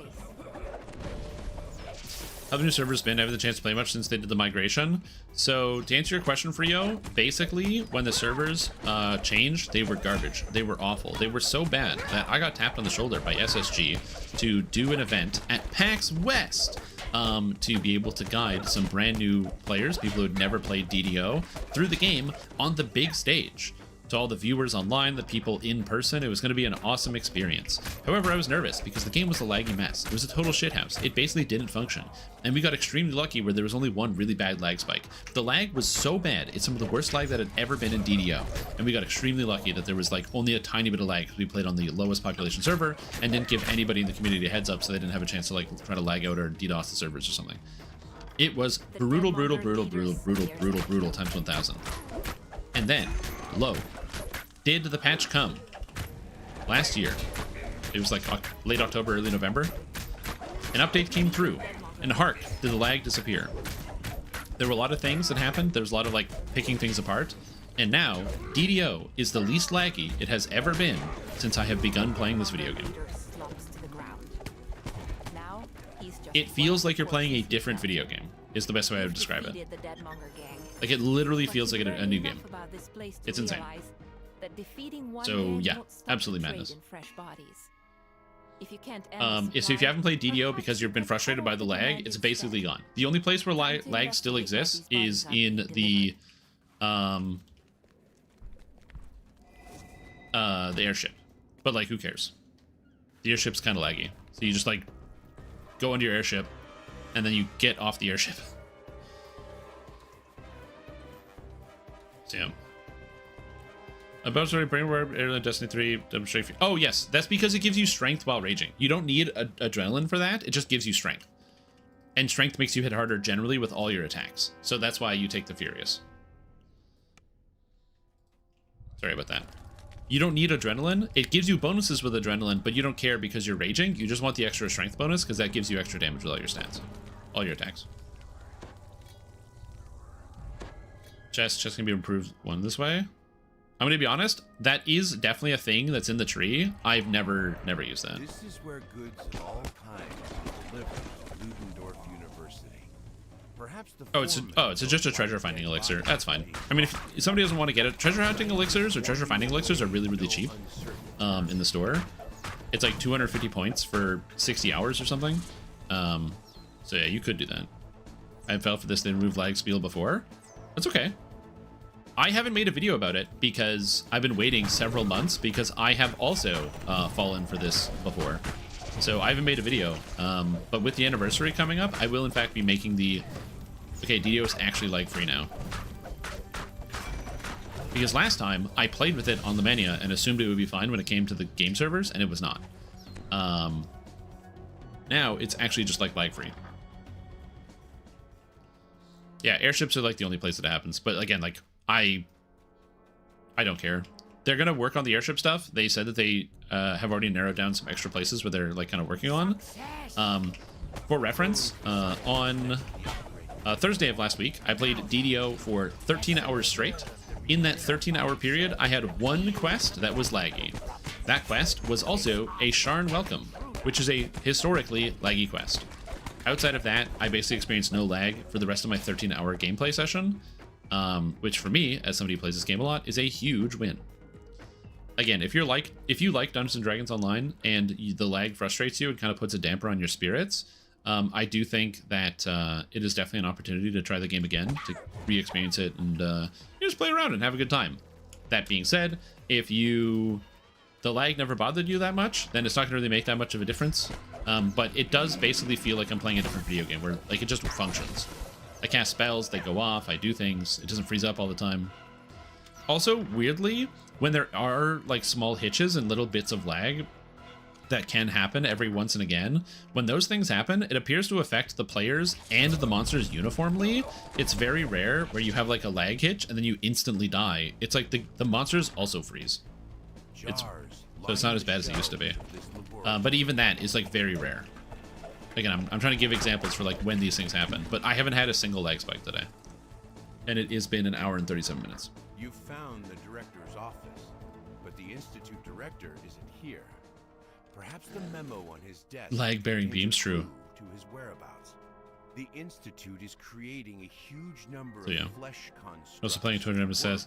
MS. Yeah, the ping can make a pretty big difference. The jumping and being thrown around desync? No, that is just the handshake is pretty bad between the server and the client when it comes to calculating momentum.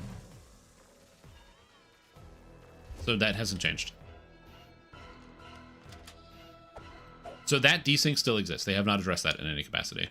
So basically, when you go through anything that applies momentum to your character, outside of your input, when you input something into the game, it tracks pretty accurately where you are. But when you're trying to input your momentum, or the server is applying momentum to your character, the client doesn't count it very well, which is why you get some of that weird rubber banding. The server always knows where you are and is putting you in the right place, but your client does not, which is why you see that kind of like weird thing.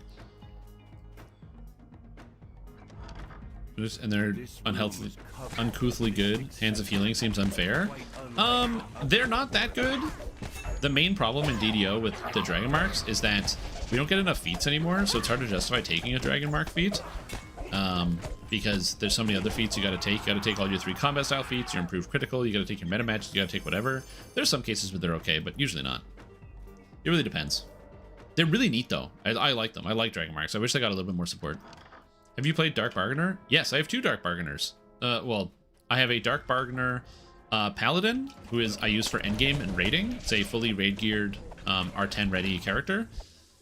And then I also have a Dark Bargainer as a Warlock that I wanted to do a test to see what the absolute maximum amount of damage you could get out of that character is. And because they did a lot of buffs to Warlock to improve the actual damage and the viability of several different Eldritch Blast stuff. And the short answer is no, Eldritch Blast is still not very good. It is what it is. But Dark Bargain is really fun. So, you know, that's a thing, I guess. I'm going the wrong way. I'm going the wrong way.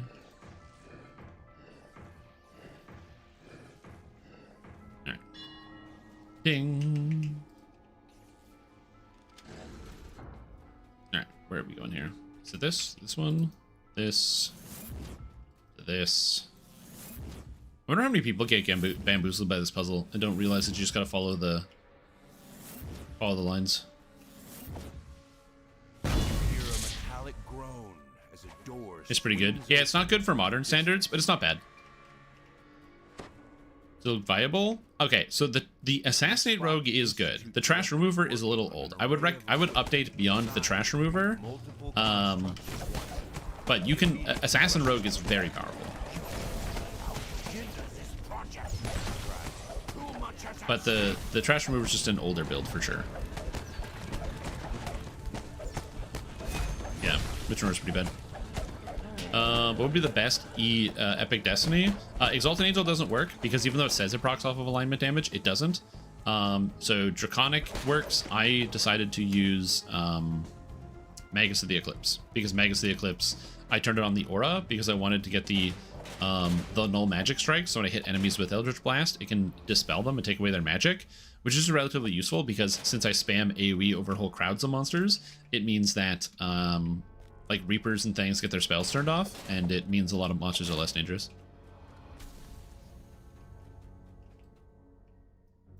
Oh, I didn't destroy the equipment in the lab. Here we go. I have to sell, so I'm going to town. Yet to stop this morbid scheme completely, you will need to confront Victra Mordenheim herself. Time to contact the authorities. Well, you could also heal in monks using Henshin Mystic, because there's shadows cannot exist without light, which is pretty good for healing, because it didn't count as your healing, so it wasn't affected by Reaper mode, which is cool. Is all the stuff on your Wild Mage is useless? Yes, it's not going to proc the light damage. If you cast fire spells, you're going to proc the fire stuff, but it's not going to proc any of the light damage, unfortunately. I hate to be the bearer of bad news. I am going to be the bearer of bad news, but I don't like to do it. I don't want any of the stuff. No, I like my items.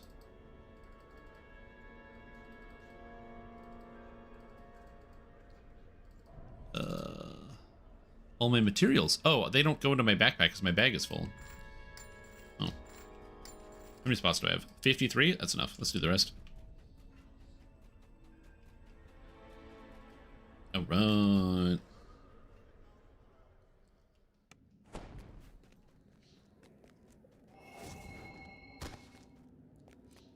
Yeah, I really like null magic on Eldritch Blast because I use cone, so it hits everybody. It just kind of like hits everything over top.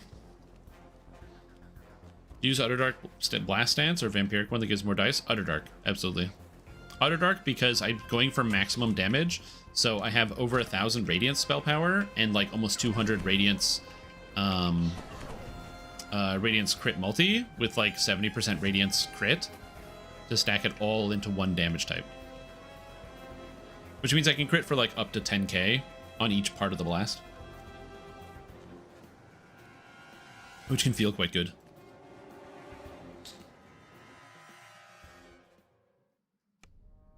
I'm still working on improving the character. It actually gets much better with the change to Force that's coming up. So in the next patch, Force is being changed so that Force damage or Force magical damage will be affected by magic resistance rating. This is not a nerf. This is a giga buff. The reason why it's a giga buff is because number one, monsters do not have magic resistance rating, so it's not like they're going to be taking less damage from Force. But because monsters can have their magic resistance rating lowered into the negatives with debuffs, it means that Force damage will now do more damage to monsters in any standard endgame group, because a lot of endgame groups debuff. For example, my Warlock reduces enemy magic resistance rating by like 45 points. So it's like quite good for that. But then on top of that, the Force damage that affects magic resistance rating also works on... oh, I forgot there's traps in this room. The Force damage also means that you resist it as well. Oh, there are traps everywhere in this room. Did I roll a 4 twice? Or perhaps you I can did, find yep. a more clandestine way. There's a door here. Perhaps Might as well get all the traps. I already activated maximum overdrive. With the right technique, you could walk right in and take the documents. I don't know. I think Evocation Archmage is not bad.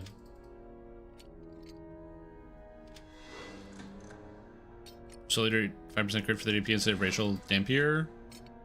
Yes, absolutely. So the ability in Dampier sucks. There's like the T4 that is like deals 1 billion damage if an enemy is like in the fog or whatever and it hits them really hard. That ability is useless. I don't know what damage it does. It does not do what it says. The damage sucks on it.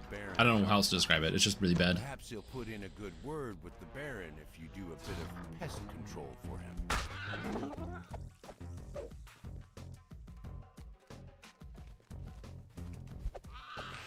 I won't need to force Night Shield into every build to get a Magic Missile. You should be doing that anyway, because Magic Missiles don't do any damage on their own. The dangerous part is the fact if it's a champion, like a Soul of Cruelty, the Magic Missile hits you, and then you take 5 stacks of poison, what was it, poison and piercing or acid at the same time, and it hits you for 10,000 and you just die. The Dreadmist SLA is very good, but it's at the beginning of the tree and it's very powerful.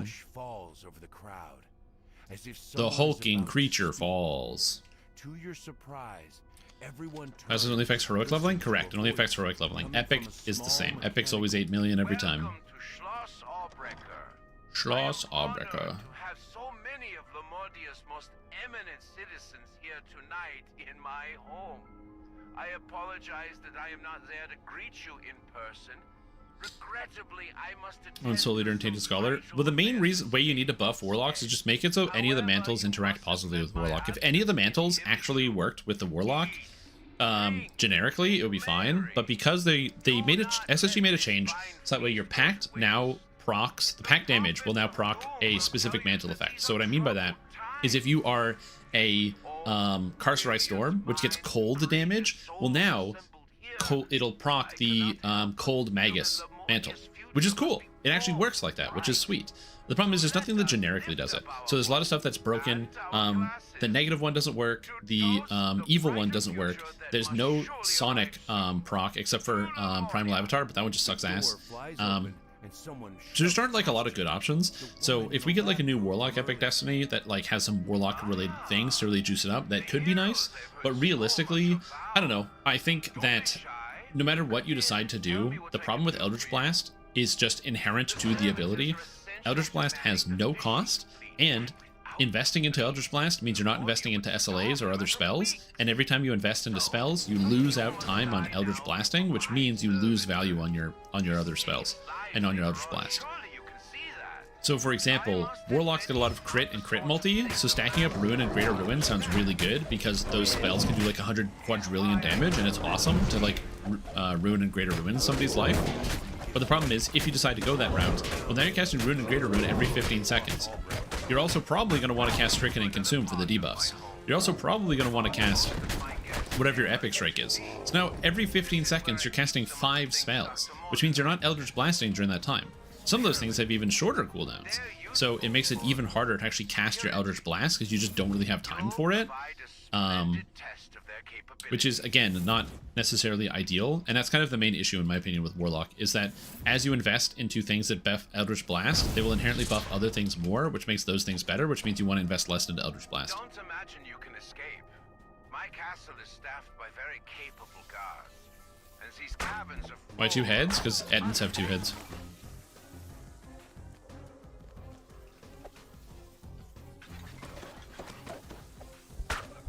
To protect yourself from negative levels, you get Death Ward. So you just summon a hireling that can cast Death Ward Mass, and then you have them cast Death Ward, or Death Ward Mass, or Death Ward, and you have them cast Death Ward on you. That's how you do it. This barrier will likely disable all the other barriers as well, releasing who knows what. All pack damage types for 30 seconds? I mean, sure, it would give you a lot of burst. I don't know if burst solves the problem.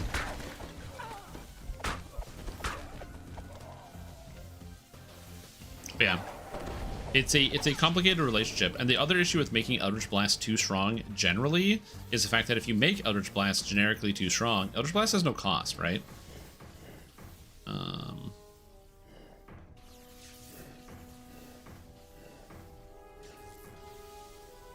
yeah. Anybody use any Epic Strike on Dark Bargainer from AD? I use Exalted Angel's Healing Epic Strike on my Dark Bargainer. Sounds of crackling electricity fade. I don't know where you think you're going. The Beholder dispels the Death Ward. True.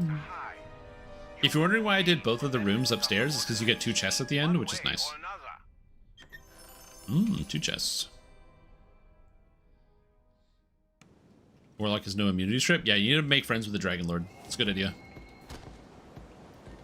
Whee!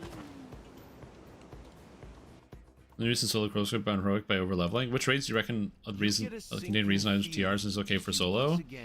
Chronoscope and probably just sand raid, desert sand raid, raid in the desert in the sands. Demon Queen against the Demon Queen, 80Q. Zawabi's Revenge, that's the one. Zawabi's Revenge, thank you. It took me a while, I had to get there, but Zawabi's Revenge is soloable. And it can have some cool items. That being said, if you are going to do the raid, I would recommend you do the epic version, because the epic version drops runes. In fact, so does, I believe Epic Chronoscope does too. But the runes allow you to get any item you want after 10 runs. So like Heroic Chronoscope is cool because it gives you items, but if you want one item, there's a good chance it'll take you like 100 billion generations to actually get the item you want. And so the solution is by doing it on Epic, you get runes when you complete it, and you can turn the runes into whatever item you want. I use Eldritch Ball all the time, I don't mind it. It's just a little slow, like the actual physical projectile slow is going through the air. Did this character die? I did die, yeah. I died against the purple named giant on, I mean, it was today. I was fighting it for no real reason. I died against the raid giant because I missed my heal window by like literally a few frames and I died. It looks like this door opened when you cut the power to the rest of the camp.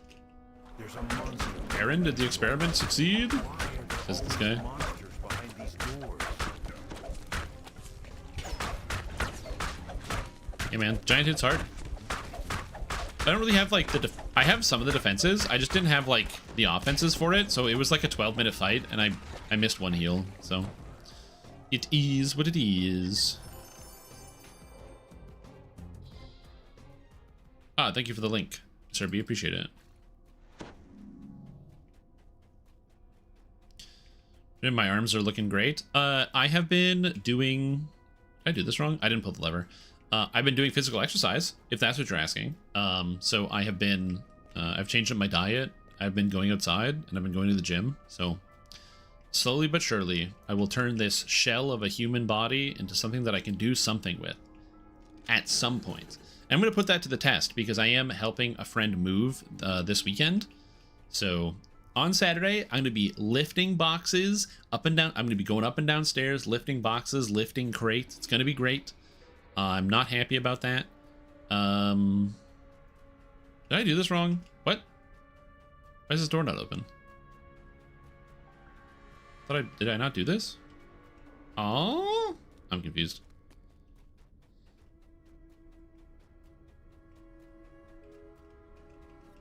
Oh, it's the wrong thing. I turned on the wrong symbol. I'm an idiot. That's why.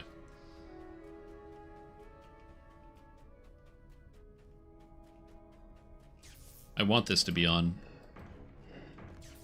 I want this to be off. There we go. Having a friend move was a wake-up call last year to go to the gym. Yes, so we're going to see. This is going to be the literal difference as to whether I'm actually stronger or not stronger based on... helping a friend move last year and dying, and then helping a friend move this year. So we'll see.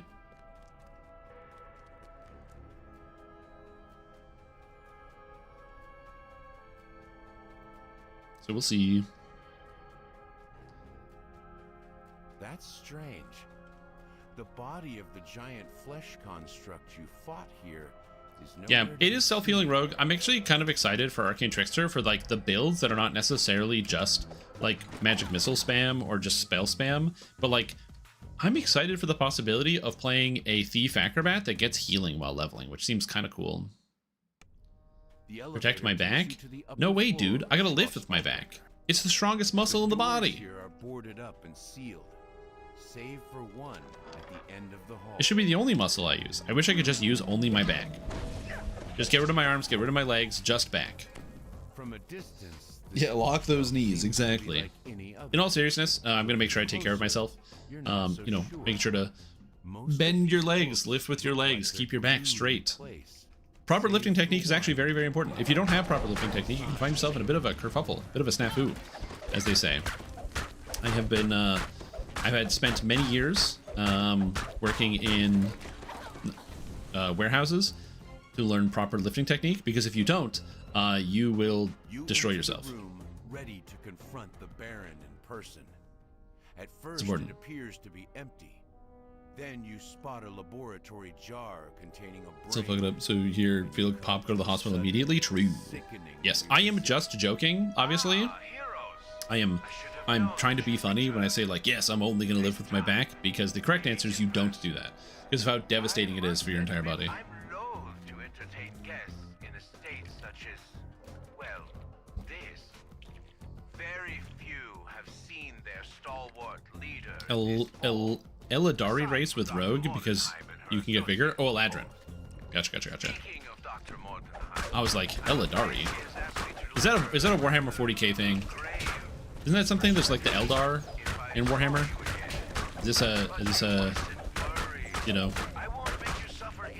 calling your one kid by the other kid's name sort of deal? Eldrazi race for DDO, yeah. Hey, need more chai. How's it going?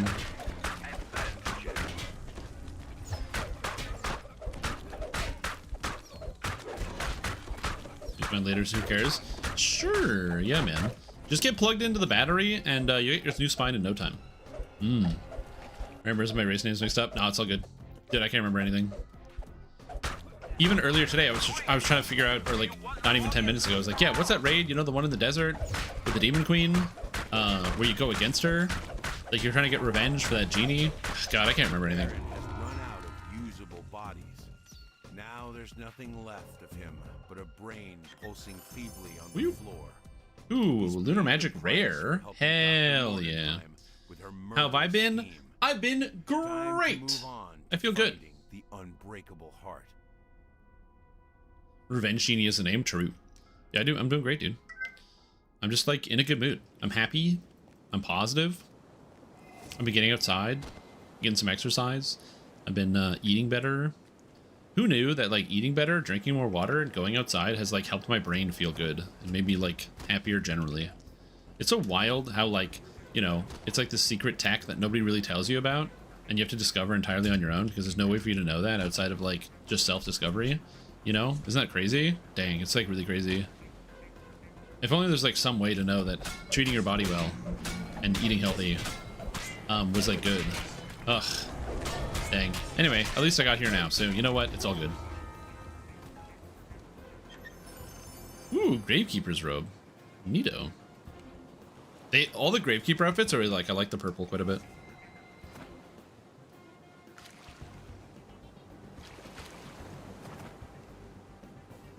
Two-hour Project Nemesis? What is there even to do for 2 hours? Damn, R.I.P. I'm sorry to hear that, Julian. I literally don't even know what you can do in that raid for 2 hours, but I hope you had fun figuring out what you can do in that raid for 2 hours.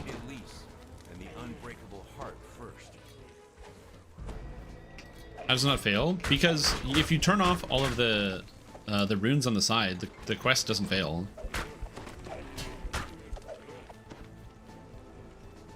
Are there cats? Not dogs. Are hyenas cats? Are they cat-like? I thought hyenas were more dog-like. No, hyenas are definitely cats. Are they dogs? You know, I didn't watch Lion King closely enough.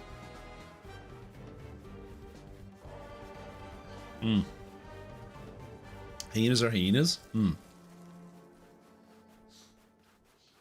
Felids that look like dogs is a convergent evolution. It's really messed up. Honestly, that's some bullshit. They need to nerf hyenas. Dude, how are we supposed to know? You know, if my opponent decides to drop, you know, he's playing a cat deck in Magic, and then they drop a hyena on the table, and I have a card that can destroy all cats, and I don't know if it's going to destroy the hyena or not, because I can't tell, because it's not ambiguous based on the card text. That's ridiculous. They need to nerf hyenas. I'm not going to. 3 ward stones scattered throughout the valley. A piercing cold I have no interest in learning these things. I wouldn't say no interest. There's probably interesting things in there. There are some fun things you can learn about the animal kingdom. A lot of really wacky and interesting animals out there that do neat stuff. Oh shit, it's Wikipedia, let's go. Although the phylogenetically closer to felines and virivids, hyenas are behaviorally and morphologically similar to canids in several elements due to convergent evolution. Both hyenas and canines are non-arboreal cursorial hunters that catch prey with their teeth rather than claws. They're cats that evolved to be dogs. God damn, that's wild.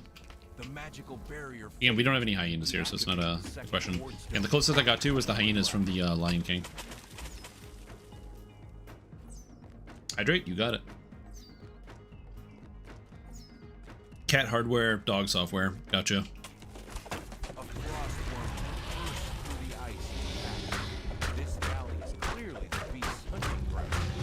Yeah. Oh god. Phylogeny is not my area of expertise. So studying classes and phylums of animals is interesting. The third wardstone has been deactivated. But never somewhere I spent too much time learning about. Access a cave at the far north side of the valley, though there will surely be more frost worms along the way. With pigs, like domesticated pigs turn into boars almost overnight. I don't know. I don't know anything about pigs either. I'd be lying if I said I did.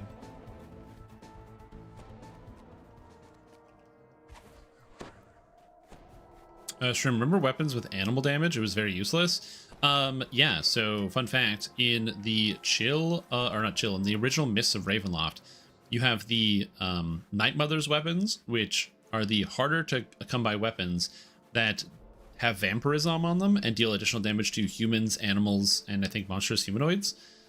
With the idea that they're meant to be like a vampiristic thing. They're dramatically worse than the free Morning Lord's weapons that everybody got, which is already funny, given how much worse they are. But also, there was then the Gulthias staff, which is a staff that confoundingly comes from the... Whoa! Evocation, Insightful Evocation Focus 3! Right towards the end, too! Whoa! Plus 6 or 9 evocation. Dude, that puts my tactical debt to 66, galvanic blast to 79. Oh my god. I can just stun everything now. Oh. Insane, the membrane. God damn, that's great. Anyway,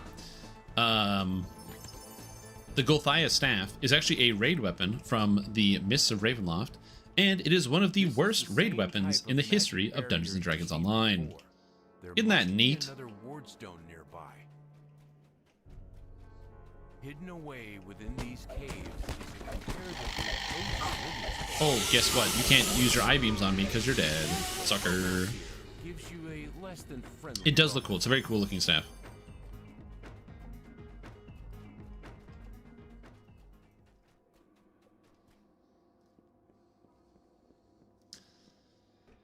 Oh, man. I do like the idea of doing like maybe a hardcore season where there are no named items, but random loot. Like everybody has a constant like plus 30 or plus 40 loot bonus on. So the random loot you find is higher quality, but there's no named items. So you're trying to find the best random loot you can get. I think so, a season like that would be a lot of fun. Then anywhere would be good for farming. It also means there'd be a lot of variety in farming because you do the quests that you want to do, and you'd be like, you know, you're looking for quests with optionals, you're looking for quests that have like a lot of red names you can loot, like chests like this, like rem chests. So the farming options change up quite a lot. You're farming different expansions.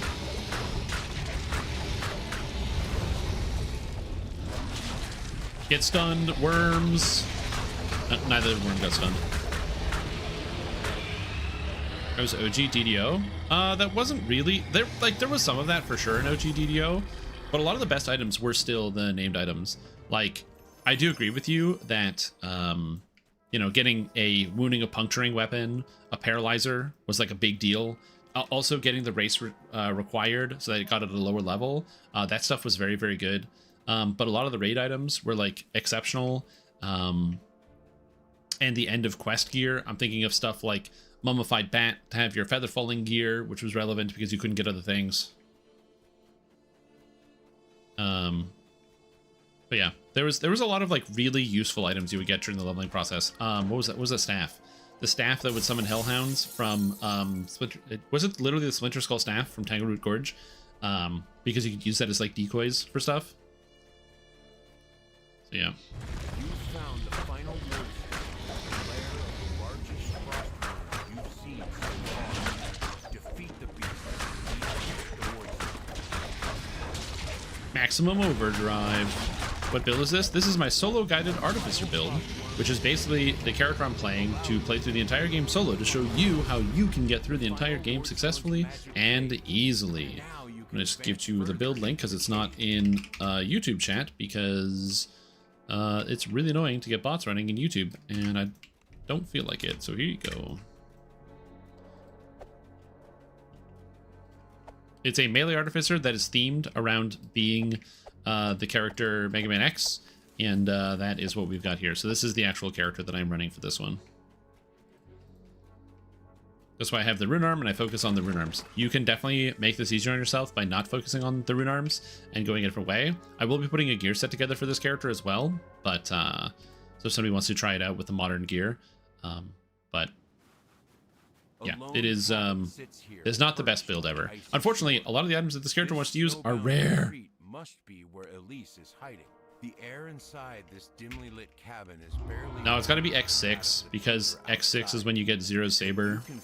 Technically, you also get a saber in X3, but you only get it towards the end. Only if you do you have to kill Vile and then go a separate path through one of Doppler's layers. And also, it's like the most broken thing in the game because it almost kills everything in one hit. Unrelated, if you haven't seen it, there was a new world record that was done in the video game Mega Man X3 that is 38 minutes and I think 53 seconds, and it is insane to watch. I watched it yesterday.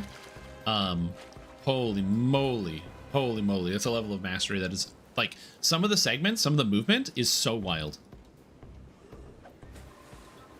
Because Mega Man X3 is already a pretty hard game, and then you add in like the perfect movement. Getting through some of the sections where there's a thing where after you slash with Zero Saber, you can do a jump again. And there is a section in one of the Doppler fortresses where he climbs a spike room. And I don't want to spoil it. It's insane. It's one of the most nail-biting things I've ever seen.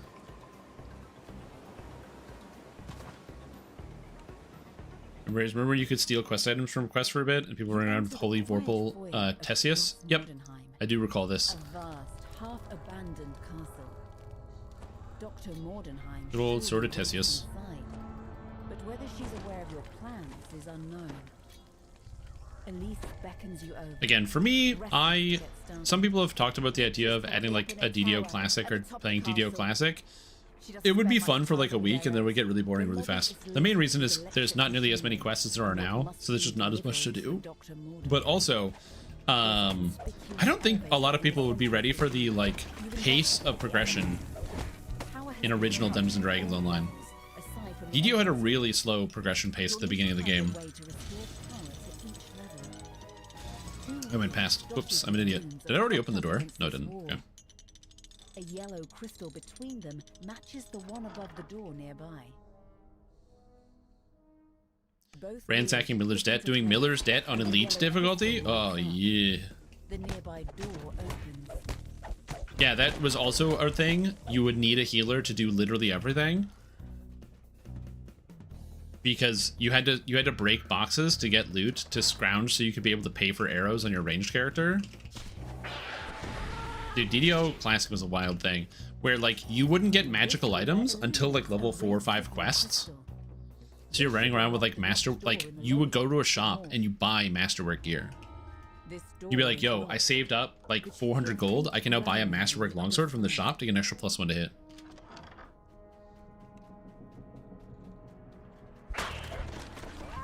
Yeah, because also spells just costed 10 + 5 per level. So like Fireball nowadays costs 12. It cost 20 back in the day. Oh, I'm being surrounded by these guys. In a similar fashion, level 1 spells like Magic Missile currently costs 4. Yeah, it costs 10. Yeah. Collect those tokens to unlock the market square. Yep. Yeah, the free-to-play transition was, for me, I didn't really notice that much because I was always a VIP. But yes, it could be annoying for those that had to deal with that when they were free.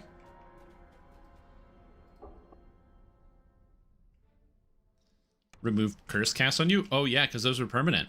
So if a kobold cast curse on you, what would happen is you would be cursed. That's what would happen until somebody removed it. It didn't go away when you shrined. You may be like, well, it just goes away when you die, which is true. You also lose XP when you die, so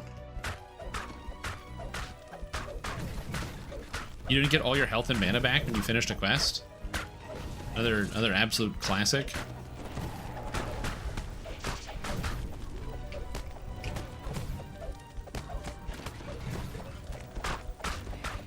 Was anything of blindness? Something went away when you died.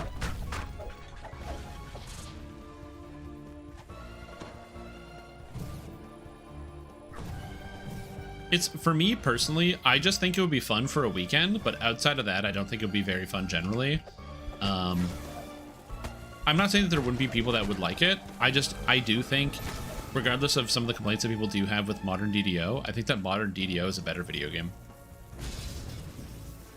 There are some problems that the game has, like the fact that because the game is easier in a lot of respects based on the type of choices we have and the things we can do, you know, most of the times if you want to join a group, it's a lot of people sprinting ahead through every quest.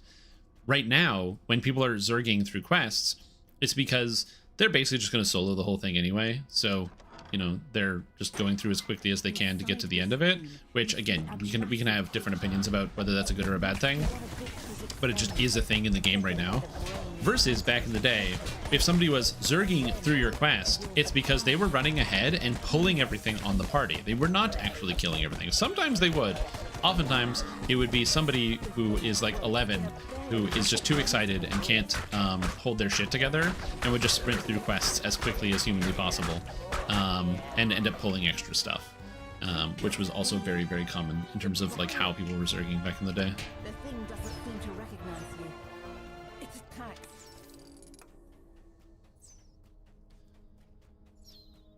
It takes for a year and a half doing Reaver's Reach just to do it. Yep.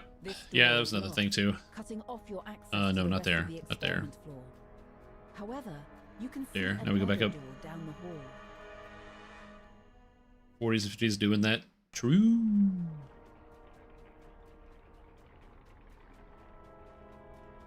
Another rune on this elevator has been So pounded. yeah. You can now As I said, access for me the personally, next I think it would floor. be fun. I'm not saying it wouldn't be fun to like go and experiment around with, to toy around with and just have a blast, you know, on the weekend. Get some friends and be like, hey, do you want to experience DDO Classic? Again, I think it would be kind of cool. I don't, I just want that, it's not WoW Classic. You know, it's not WoW Classic. I don't think that there are any DDO private servers, but if something like that did exist, that would be where you would host it, not as like the main thing. When you pull this lever, a green signal crystal lights up, unlocking the door to the north of the elevator. Want to see Scorpion puzzle shenanigans? Mm-hmm. Oh god, I hated that puzzle. Nowadays, I actually am not too bad at the puzzle. Also, there's the solver, which makes it a lot easier. But my god, the Monastery Scorpion puzzle. Sprawls over the floor. Where are we going? This way.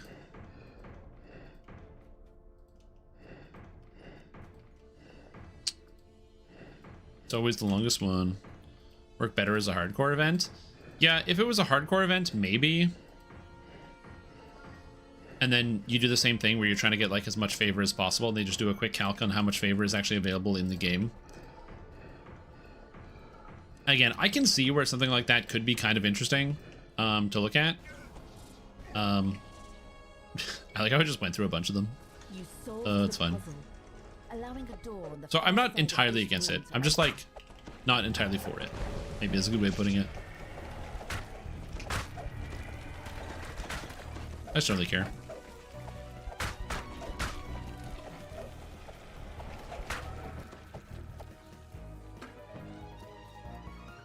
Like, you better believe that if something like that was announced and they were like, yo, we're doing a DDO classic, I'd log in, I'd play, I'd have fun.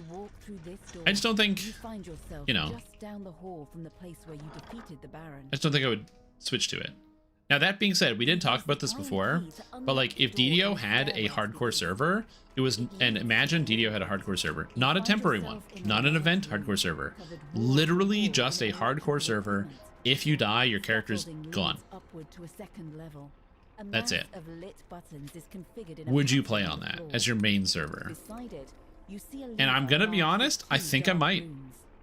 I think I might play on that if it was my main server, you know? Most people wouldn't. We've already done the poll here and found that almost 100% of the people that watch this channel would not do that, understandably. This door is locked, preventing But access to the rest of this floor. But you can hear the I would. buzz of electricity I'd play on it for sure. echoing from a chamber down the hall. You enter a sparsely furnished bedchamber. It looks like it hasn't been used Lose level in a on long death? time. Yeah. The problem with lose level on death is a lot of people don't find losing levels very It fun. was our room. Heart shard with streamer RNG? I already have one, so I guess I could get a second heart shard. You know what? You're right. You're right, Float. I should flex on people by getting a second heart shard right here. Large and mysterious lies on a table in the center of this room. Just as you enter, it springs up. Pulling this lever unlocks the door marked with an orange signal. Reaper 100, which is 100% more difficult than Reaper 10. I think if there was a Reaper 100, people would still be able to do it for quests. Some raids would still be uncompletable, but a lot of quests would actually still be fun. There's a surprising number of ways to get around some of the mechanics. DDO Hardcore Classic would be the best worst season. I agree with that assessment, actually. I think it would be the best worst season. The bear lunges toward you. The mutated polar bear falls, a cloud of noxious mist dissipating around it. You can now use the lever it had been guarding. The elevator to the top floor. Pulling this And just lever wouldn't be the target audience for a hardcore server. Yeah, that's true. Again, for me personally, I don't have much of an attachment to like my characters, so I played the character Streamtom all the way up to racial completionist. So I have regular completionist and I have racial completionist, and it's awesome. I can do whatever I want. I can play whatever character I want. I have 1,000,000 points to spend. It's super powerful. And you know what I did with that character? I parked it. I made a new character. I transferred the name Streamtom over to that new character, and now I'm playing my new character. And I'm going to continue to do that forever because I just don't care for I don't care for the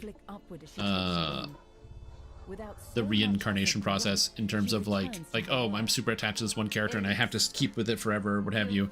For me, I just have fun playing the game, and I like getting past lives more than having past lives. So yeah, that, and also it would make it really difficult for me to make a video about stuff because most of the videos I put out are designed to be aimed towards people who don't have a lot of experience or don't have a lot of stuff. Like if you're somebody who's getting started and you're playing a brand new character, I can't show you the power of my like ultra giga completionist and be like, yeah, you could do this too, just like log in and make it. Like, that's not really fair.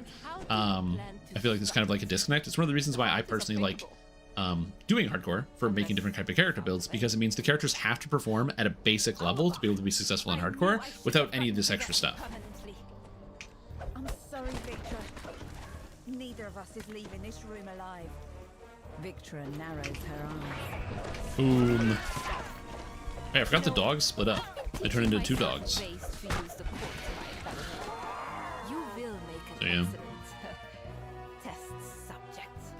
And this thing should be immune to acid? It is, okay. Should be immune to acid and lightning, which is annoying. I'm sorry, Victra, but neither of us are leaving here alive. Doesn't sound like that. That's what I sound like. Yeah, Maximum Overdrive is sick. If you actually get Maximum Overdrive with high rune arm charge rate, it charges so unbelievably fast. You can get some real damage out. Again, I don't have a lot of crit or spell power because I'm leveling and video games are hard, but we're trying. never again, and played since day one and will never go back. Oh, dude, go like people just like you kids nowadays don't understand how bad it was to have the experience of you're doing Tangleroot Gorge, and you get your party, you finally get your cleric and your rogue, you do the first 3 parts, and then the rogue goes, "Hey, sorry, my dog ate, I don't know, a squeaky toy. I gotta go." So then you like switch over, and it's like, okay, fine, we gotta get a new rogue. And then you got a new rogue, and the rogue says, "Hey, can we start on part 1 so I can get the thing? Like, I want to get the end item." And you're like, "Okay, we'll start again on part 1." You start on part 1, and you run your way through the quest. And then on part 4, the cleric goes, "Oh, guys, sorry, I cut my own hand off while playing the game. Sorry, I gotta go." And then they like bounce, and you're like, "We gotta get a cleric now." So you go and you wait in town, and then you get a new cleric, and the cleric's like, "Actually, so I'm on part 2. So if we can start from part 2, just like not part 1, just part 2, we can start from there, and we can move forward." Oh my god. Despite everything, you will always have my heart. I did not get a heart shard. Delaris was another example. Yeah. And they are gone. Ugh, it was such a huge problem. Dead, and the unbreakable heart destroyed. Lamortia will return to a more hospitable. Turning in lives is server-wide unlock, kind of like how Old Republic works. Just keep characters I enjoy playing. Yeah. So I will say, sadly, there's something that I wish existed more in DDO was account-wide progression. There basically is no account-wide progression in DDO, and I actually like account-wide progression a lot in video games. So like Elder Scrolls Online has like the Paragon system from Diablo 3. And Guild Wars has like their mastery system, which applies to like your whole account. So there's a bunch of like account-wide progressions in a lot of these video games. And technically in Final Fantasy XIV, it does not have account-wide progression, but it kind of does because you're playing one character. You don't have to make another character because all the classes are on your one character and the races don't matter, so you just have one. Although, query, I wonder how many people actually have multiple characters in Final Fantasy XIV. Probably a lot. I don't. Judging by the tools scattered about.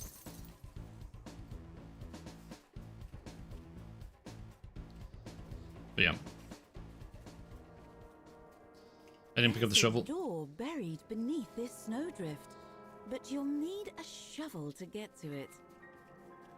Shovel! There we go. Is Zero considered multiple characters? No.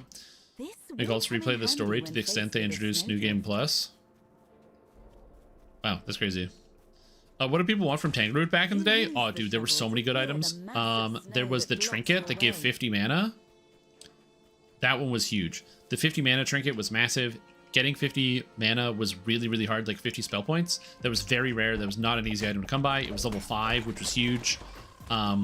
You had the Black Wolf Belt, which gave +3 con for level 5. Dude, the con on that is wild. That was huge. It was a guaranteed way to get +3 con. Because remember, you wouldn't find magic. Like, you would loot chests and not get magic items. Like, that's how DDO was back in the day. It was like a regular adventure. You would loot a chest and find like arrows, a potion of like Shield of Faith, and then like a regular banded mail, right? So people also looked for the staff that summoned hellhounds, the Splinter Skull staff, because it summons 3 hellhounds, which was pretty sick. On top of that, there was also Zulkash's bone necklace, which had nowadays it has devotion and nullification, so it gives you increased power of positive spells and increased power of negative spells. But back in the day, those effects were based on the level of the spell. So if I recall correctly, it had like improved nullification 3 and improved devotion 3. So spells up to level 3 that were both positive and negative got a 30% bump in their effect, which was huge because, again, that was really, really hard to come by on stats, and it gave you both of them at the same time. Oh my god, that was so good. The goggles. The Deathward clickies, until Saltmarsh, was actually the best Deathward clicky in the game. No, until Whitepool Mountain. Although it was the lowest level one. And then Saltmarsh gave us the 3 for 10, and it's all over since then. Yeah, the Splinter Skull weapons were so good back in the day from Tangleroot Gorge. To repair the automated feeding machine. Also, Mr. Adhonvis, hope you're doing well. Welcome back to the stream team for 34 months. That's crazy. Welcome back. Appreciate the support. Hope you're doing very, very, very well.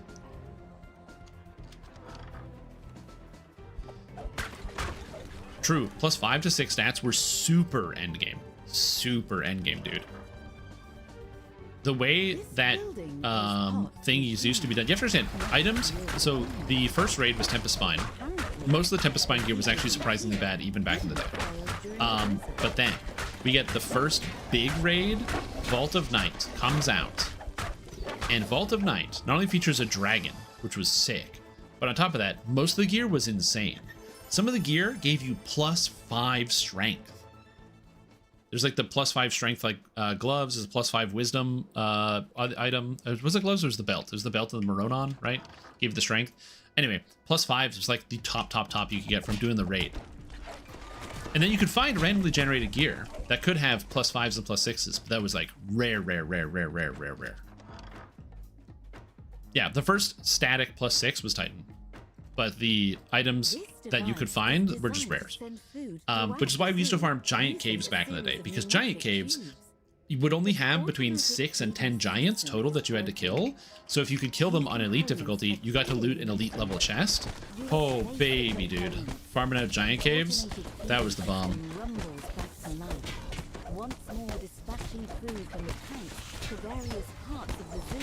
Yeah. And so that's how everyone was running giant caves with the hope of getting their paralyzers and their Vorpal weapons, which is a really big deal. Attracted by the sound of the working feeding system. With the feeding system repaired, all right, that's it. Lamortia complete. It's now safe for keepers to return to the zoo. The rogue was so happy. Oh yeah, dude. Building can begin.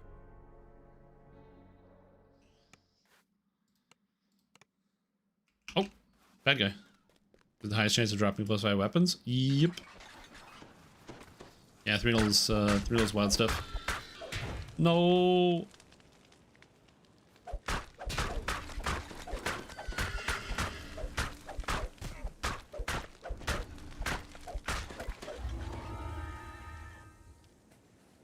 He a goatfish horse? Yeah, I can ride one. Good horse. Big fan. Yeah, some of you guys when I said giant caves probably just like clicked it out of the member berries.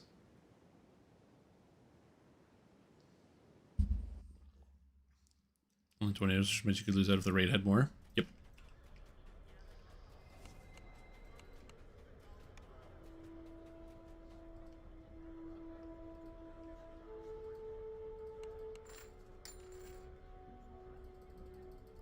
You understand, people used to farm out waterworks to get multiple copies of the bracers of web that let you cast mage armor, because it was really good to have mage armor on classes that didn't have access to it, as well as, or no, was it bracers of web? No, it was the Arachnids bracers that did that, and then there was also the goggles of web that let you cast web once a day, and people would use both of those like continuously.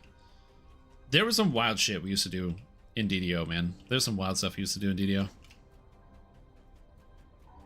Okay, I'm going to quickly. Actually, I'm gonna go grab the items up here, and then I'm gonna bank some stuff because I have too many things. And then we'll keep going. Web was part of door prep. Oh, baby, door prep. Yeah, wounding, puncturing rapiers was really, really sweet.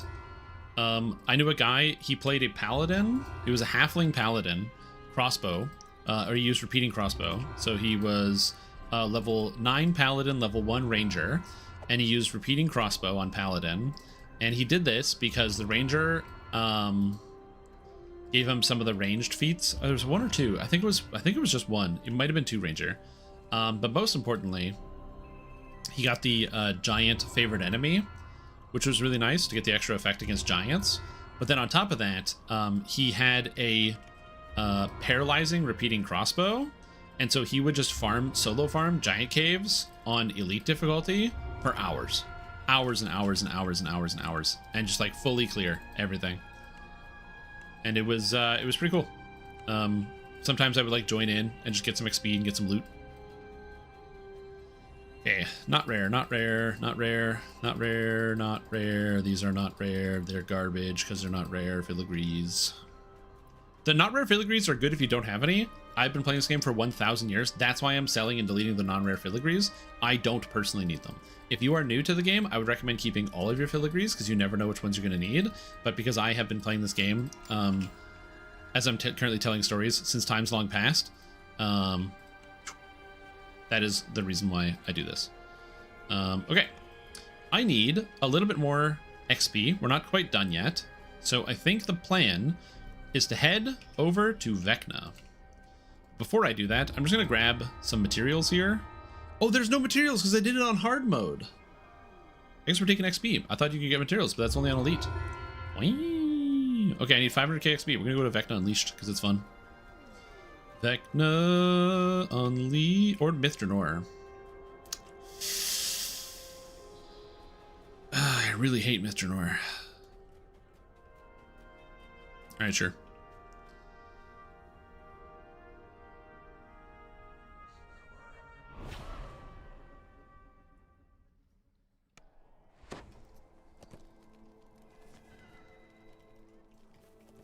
Oh, I already did Mithranor. I did Mithranor while leveling? When did I do this? I don't remember doing Mithranor. Did I do Epic Mithranor? Dude, I literally don't remember doing it, but all the quests are completed. So I guess I did this already. All right, we are going to Vecna. I didn't even know that happened. Whoops.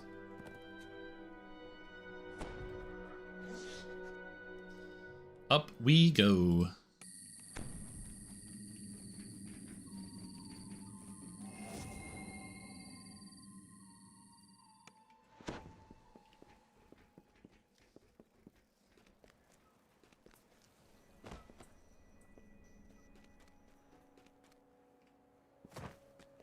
Heroic? I might have done a heroic. I honestly just couldn't remember.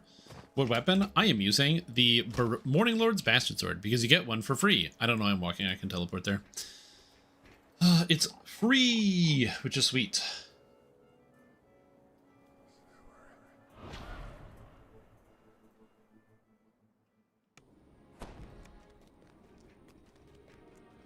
MD does give sun and moon augments, but Vecna's kind of neat. I like the Vecna quests, honestly. I would run them more often if they weren't level 18.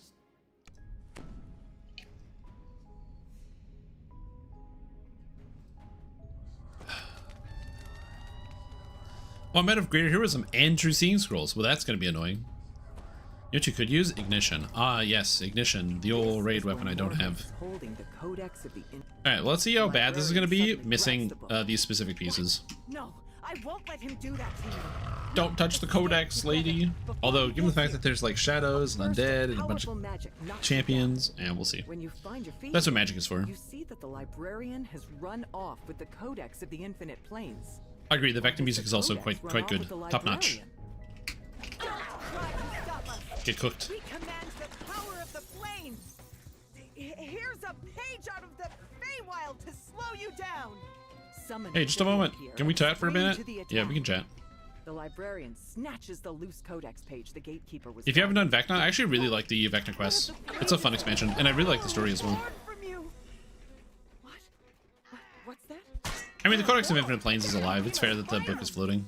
The librarian. The rune arm kind of screwing with the lighting everywhere is kind of interesting. I wonder if that causes an independent source of lag. People firing rune arms. Slad time.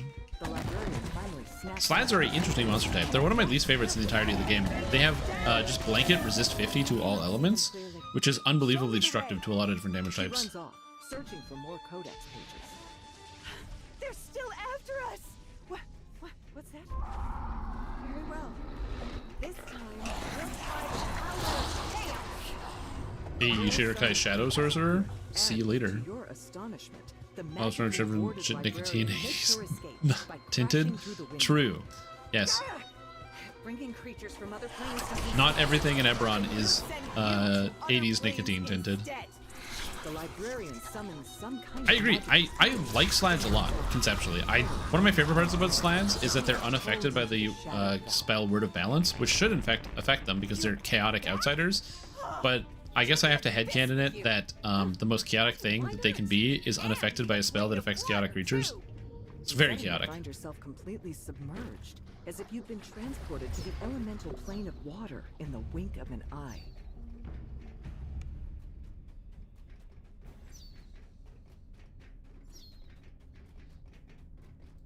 So yeah, it's kind of fun. Yeah, I really like the slides a lot. For some reason, I keep thinking that. Archer's on Lamortia, and you're doing a full life playthrough. I am not on Lamortia. I am on the regular server. I need to kill the shadows. Shadows. Yo, can I have that magic? The lecturer says you can. Unfortunately, Lady Sarah James trusts us because if you didn't know, you can interact with Lady Sarah James in the quest A Promise of Fire as she's attempting to get an artifact in the Searing Heights.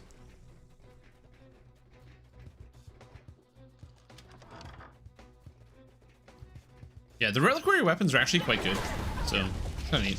Maybe this will be my Stepso Bliss character when we finally get those godforsaken goggles. Maybe. This expansion also features a lot of really cool augments that just give like unique stats, not the basic stuff. So you can get like Ravil's Book of Legendary Recipes that gives you a bonus to or vitality bonus to your health, which is like a stacking health bonus. You have the legendary moment to moment, which gives you action boost bonuses. You have the how to cast fast and how to cast faster augments, which grant you reduced cost of the quicken metamagic feat. So some cool stuff. I actually quite like it. You're not sure where this desolate cliff might be. Judging from the demon population, no? It's probably some layer of the abyss. There's the hat's a reference to the iconic Keith Baker hat. Oh, wait, the hat is a reference to Keith Baker? I actually didn't know that. Yes, the fried and frozen fish. Some of DDO's first rare equipment was featured in that quest pack, much to the excitement and sadness of many as to what came afterwards. That being said, the items are cool themselves, and the set bonus is actually surprisingly useful in current DDO. I like the shadows in here. Oh yes, I have seen this picture of Keith Baker wearing the cowboy hat.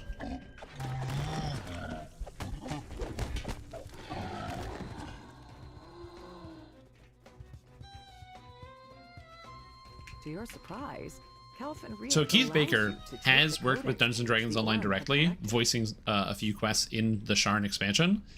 And obviously he's like one of the writers, or like, you know, the main guy behind Eberron in totality. You're still helpless. Then I need something bigger. I'm curious, purely for vanity's sake, I wonder what the odds are that Keith Baker knows who I am. Because I'm just some guy who streams Dungeons & Dragons Online, but Dungeons & Dragons Online is heavily related to Eberron, kinda. I'm curious. Probably not. I am some nobody. But that'd be interesting.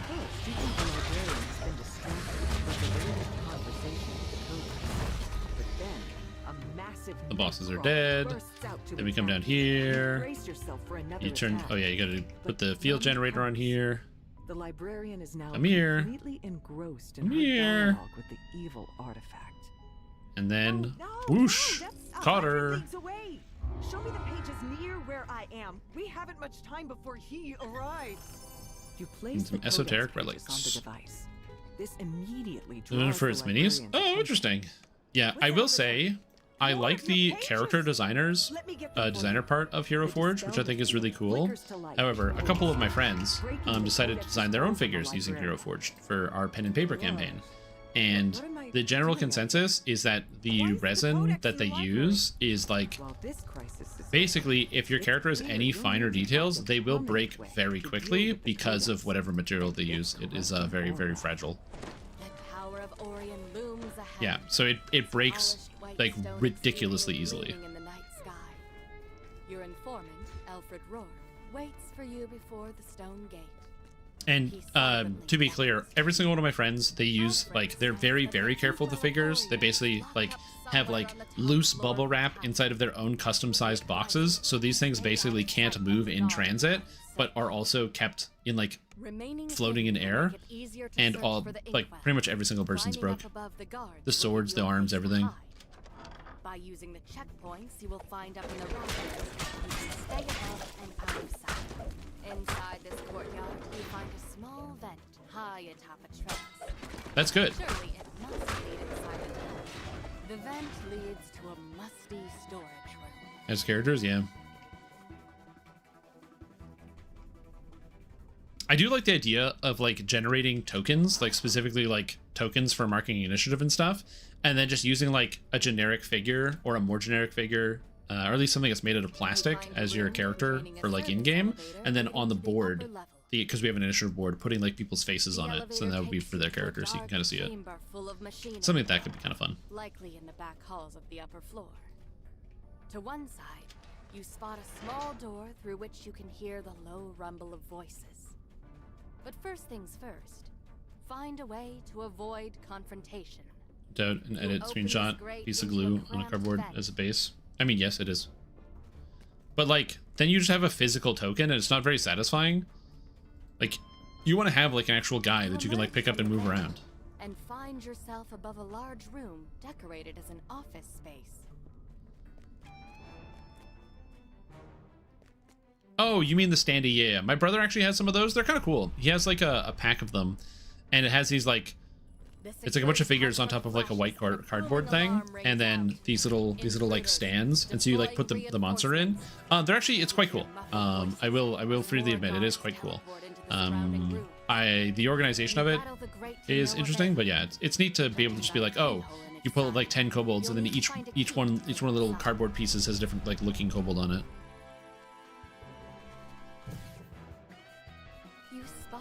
Honestly, a few layers of clear coat can bring your forge stuff together. Yeah, it's probably not a bad idea. Like to actually, once you get it, to like reinforce it with physical material. It's not a bad idea. Your eyes follow the pillars flanking the walls upward and find a small vent fixed into the stone. Stuff from kit bashing, some custom setups. Yeah, I agree. Like if you're gonna be doing like a, you know, any type of online D&D. Actually, question, because I'm out of the loop. I haven't played online D&D in a little while. What are people using, if you feel comfortable, if you're in chat, what are people using for D&D nowadays? Are people still using Roll20? Are people using Foundry? Are people using other types of programs? I haven't played D&D on the computer in a while, so just curious. You find a small silver key atop this dusty cabinet. Fantasy Grounds, Roll20, used Roll20 last time.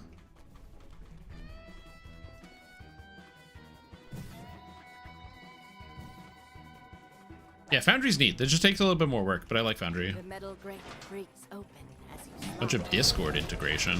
Ooh. Well, you can't really play in Dungeon Alchemist. I like Dungeon Alchemist. Actually, I backed it on... Oh, if you want to know how to do this puzzle, by the way, the answer... They give you an actual puzzle about how you're supposed to do this.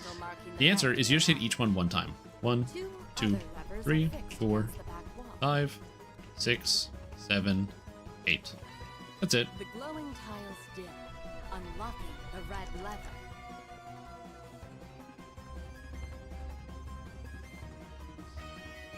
And then this one you have to do the light.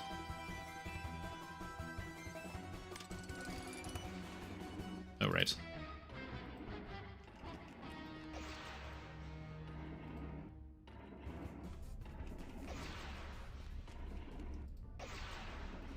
I was wondering how I'm turning things so fast. It's because if you, so this one, if I hold down block, whatever your block key is, you can actually make it go the opposite direction. So this one, you want it to turn left. If I click it normally, it goes this way, but I want it to go the other way. So I hold down block, and now it goes this way.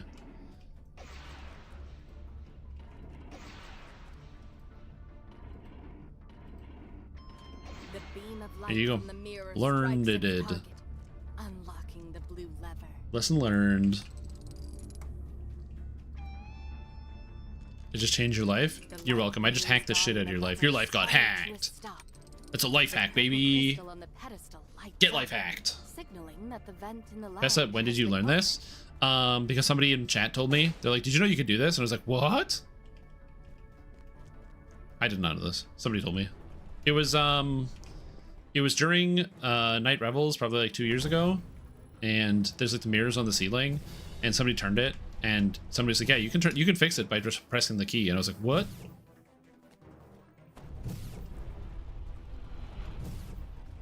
So you find such rudimentary ways of doing them. I don't know. I feel like as a puzzle maker, having somebody find a genius solution to your puzzle you couldn't figure out would be kind of a satisfying thing, in a sense.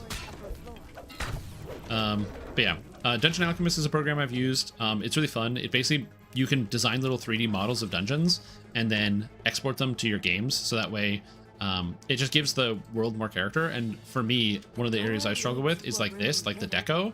I'm not very good at like decorating the dungeons after, later on. I'm good at making like the concepts and drawing the bare bones, but the decoration I always struggle with. So having it like auto-populate things, I can be like, actually, I don't like this table. Actually, I do like this thing. That's what I liked about Dungeon Alchemist. For the most part, I used Inscription, Dungeon Alchemist, Inscription, Incarnate. Inscription's a video game. Incarnate, Dungeon Alchemist, and then my pen and paper notebook for writing everything, for how I made my dungeons.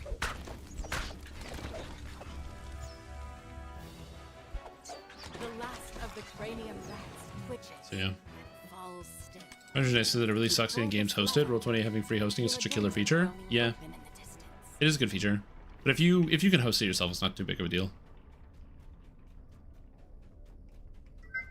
Oh, you can? That was not a feature the last time I used it, which is admittedly probably 2 years ago. Because it's been a long time since I've actually used like Roll20. Quite a long time. Another elevator stands before you at the end of this hallway, leading up to the top floor. The Inkwell Boundary's better for not D&D. I can see that, because you can kind of add in your own rule system. Exit the elevator to the top floor of the tower. The Inkwell of Orion must be close by. So yeah.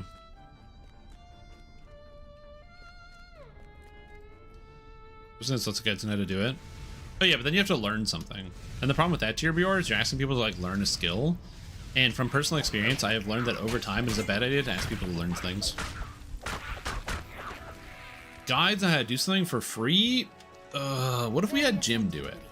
Powerful magical artifacts are What if Jim stored took care of it, inside you know? Yet the Inkwell of Orion does not seem to be here with them. Has he made a guide? Yeah. Absolutely. Before you Dude, I will have people like commenting on my YouTube videos asking me questions that I answer in the video. they spring to attack.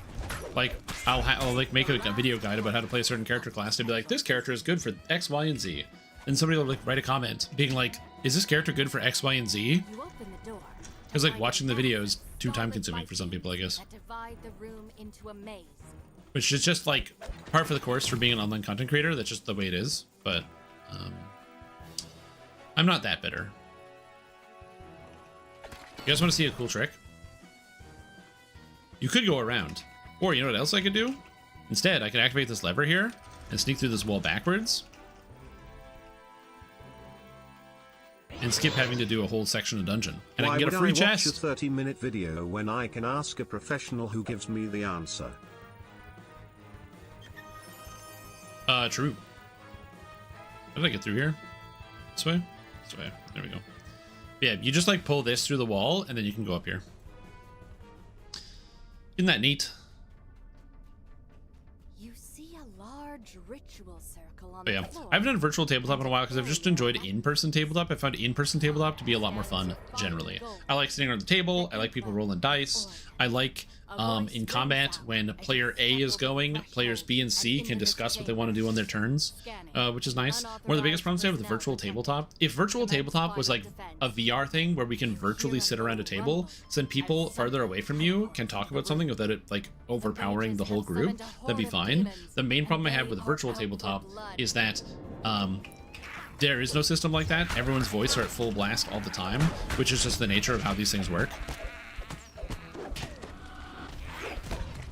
It's like if I'm in Discord or another thing, like there's no proximity. So for example, I can like see one of my players and say somebody's like directly asking me a question. I can answer their question across the table while the two other people are having a conversation at the same time, which you can do in three-dimensional space. Which you can't do on the computer.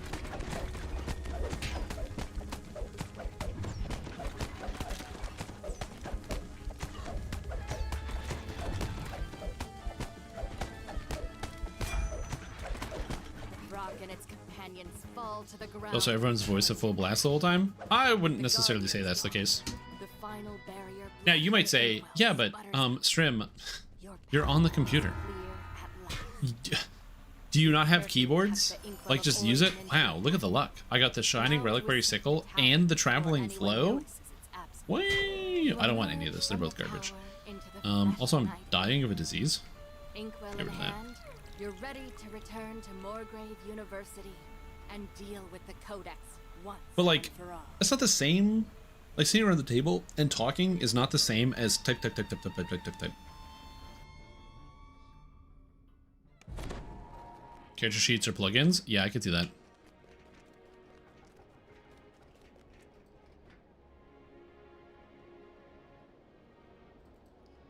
Again, that's where I saw, like, VR kind of filling in the gap for those types of social interactions.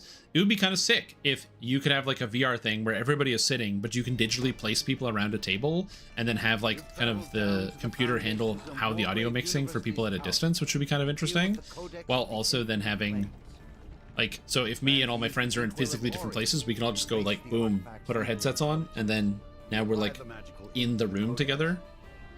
Which is literally a function that these VR things have. The problem is, everyone needs to have a goddamn expensive VR console, and it's cumbersome and slow, and it's harder to do some of these things in VR, because you need access to all your tools and what have you. And it would basically just require teaching, like, a whole bunch of people how to use all this technology, as opposed to being, like, something simple and integrated, which is annoying. I mean, I wanted VR to be cool. I wanted VR to be good. Also, do you want to see something cool? If you, this guard here is working really hard at protecting everything, but if you break his window, break the window. Can you not break the window anymore? Oh, there you go. You break the window? It's like, you're gonna have to pay for that. So if you break his glass window, he gets upset with you. You use VR because it gets me crazy motion sick? Yeah. I actually don't have any problem with VR. I've used VR for many hours in the past, and just, like, it just goes in my head and I'm there all of a sudden. Keep waiting for someone to sell VTuber software so people can appear in game character as in virtual tabletops. Bro, that'd be so sick! Okay, man, that's so cool. That's a great idea. Then I could finally be Legolas. The ethereal form of Vecna remains. Could you imagine if there was, like, a virtual tabletop D&D service and you could, like, input custom avatars and then, like, do that? Oh god, that would be really cool. Must stop the ritual. I didn't buff at all. I gotta do that. But again, then it's like, okay, everybody, go buy thousands of dollars of VR tech and do all this other stuff, and then also go pay a guy to make, like, a 3D model of your character so that you can be that character in game. And then the other bigger problem is, even if you want to do something like that, you know, most of that technology is currently, unfortunately, not getting cheaper right now due to reasons.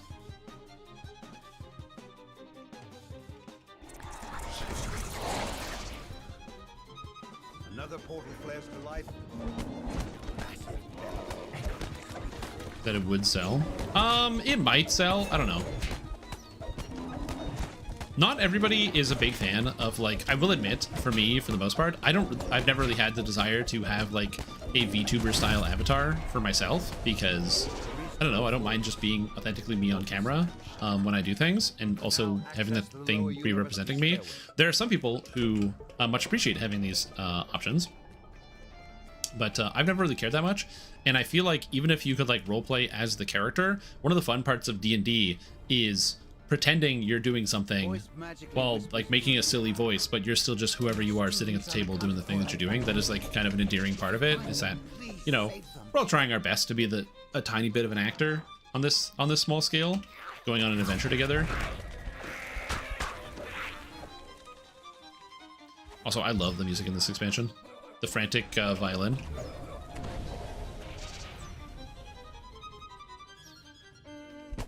Little door from the board. Yeah.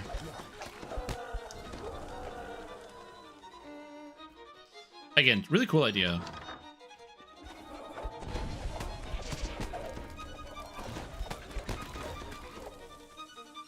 Also, I'm very fortunate. I live in a place where like the people that I play D&D with are within a proximity of me, so I can actually play D&D with my friends. So like they can just come over to my house and we can play together. Versus the alternative, if I ever move to like, I don't know, the North Pole or something, and I'm very, very far away from people, then I would probably consider one of these virtual tabletop options and be like, hey guys, I know this might seem crazy, but you're a bunch of childless adults. Can you go buy some VR headsets so we can play this cool virtual tabletop thing?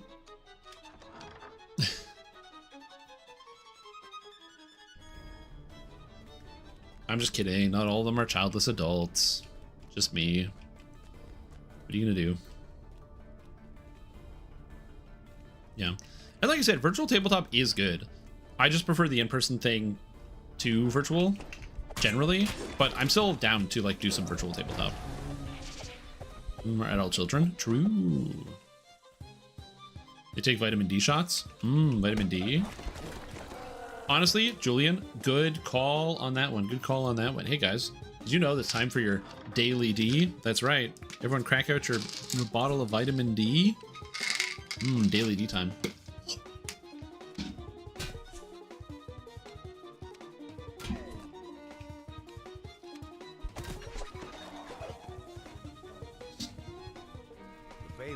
Beautiful. Stresses the Arcane conducting the ritual.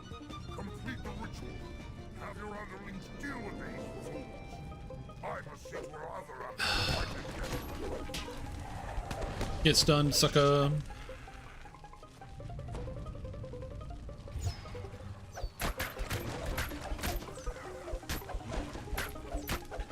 Like I said, I love the music out here. All the harp and or the plucking of the violin string. Is that harp or is that violin plucking? He's plucking a string.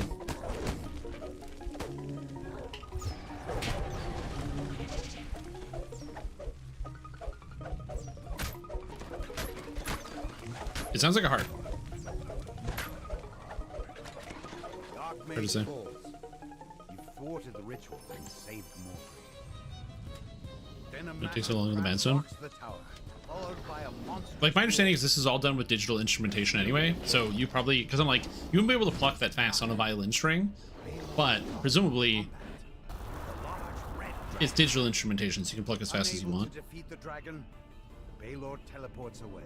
The dragon looks rather pleased with it. What's up, Suffa? How are you doing? How's your day going? Familiar green hat. Hopefully you are well. Ooh, the wristbound register with Insightful Intelligence 6. That's sick, dude. And it gives Insightful Wizardry and mana cost efficiency. Come in, talk to me. Ooh, so I'd have to give up on Insightful Con, but then I gain 6 intelligence. Oh, I guess 4, because I have Insightful Intelligence 2 on the helmet. Ooh, that's good. That's good.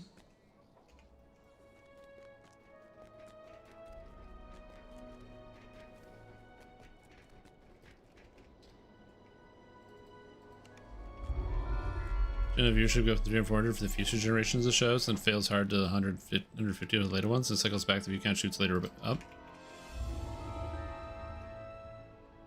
For the first few generations of shows? What do you mean generations? Oh, you mean like for the YouTube channel that shows all of the shows, yeah.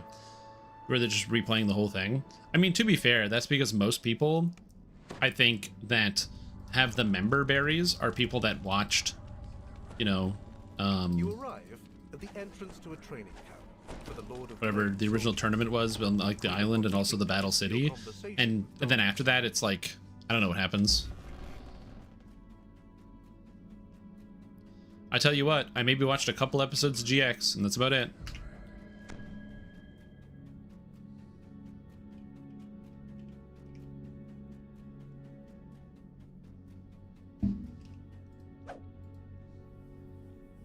Ahead, you see your sometimes The cards in someone either passes turn or loses. It's very rare that they pass turn. by some blade forged and a large iron defender. One of my favorite parts about the TV show, so you don't have to know anything about Yu-Gi-Oh, is that in the Yu-Gi-Oh card game, so if you actually pick up the cards to play, almost every single card that just has the simple text of like draw a card either has a steep drawback or is like literally outright banned, because drawing individual cards is a big deal. Because unlike games like Magic or other games, there's no like resource costs. So if you have a card, you can usually play it. So drawing one card is way more impactful. So in Paper Yu-Gi-Oh, you can't really draw a lot of cards.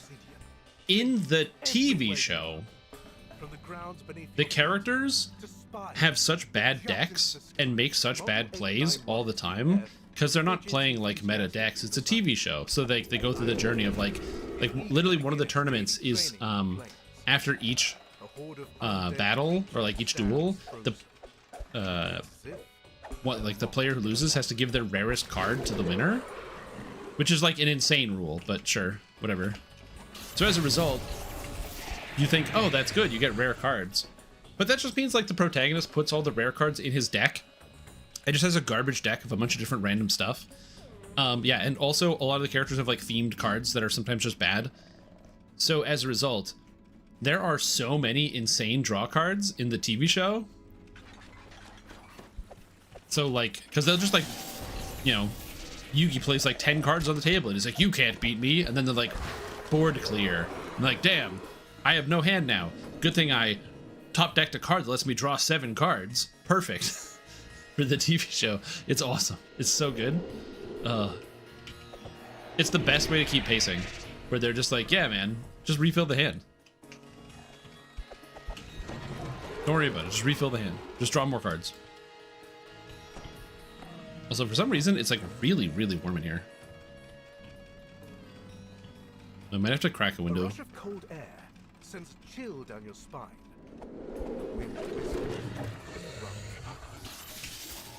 Because again, it's like for the drama and for the effect. So that's one of the reasons why like a lot of the card game, or like when you watch the show, a lot of the card games are a lot more exciting than they would otherwise be. Because in reality, what would happen is like Yugi would play all his cards, get board cleared, and then just lose instantly. But that's not how it works in the show, because that would be really boring to watch. So instead, they're constantly like ripping every card at each other all the time.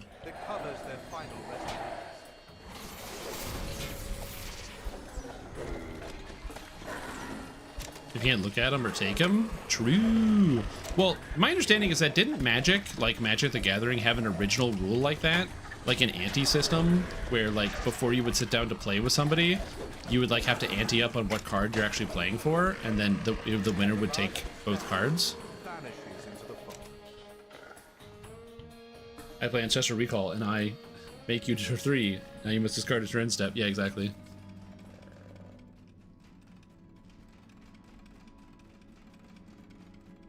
Yeah, I also do appreciate that in the TV show, they add some drama, because the cards are actually just like, the way that they say it is that the cards are actually just a reimagining of an ancient Egyptian game in which these like ancient Egyptians would, instead of playing card games, would summon demons to fight each other. And so as a result, a running through line is that several of the characters have these like special mythical Egyptian artifacts that have like real world power. Like one of the guys can like take control of people's bodies because he's got one, and another one lets a guy read people's thoughts, so you can like literally read your mind. And it's like, damn, that's crazy. These people could take over the world.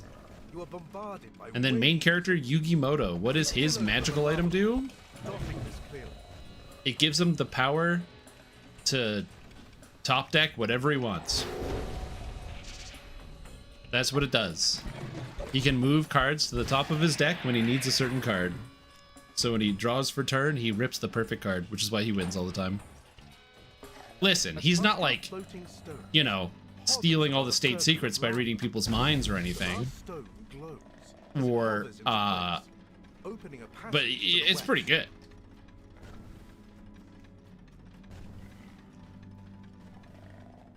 Literally scry your deck, correct. It does make for great moments, though, because you always know when he's right about to lose, he doesn't lose. And you might be like, how is there tension if you always know the main character's going to win? Because sometimes there are circumstances outside the game that make it so the main character can't win.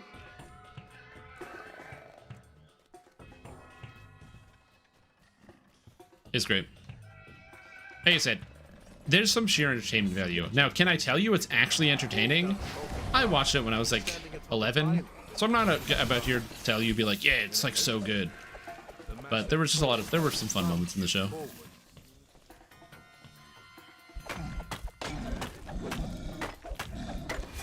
My pro style Pro Tour 25 Magic though, because mono red aggro won.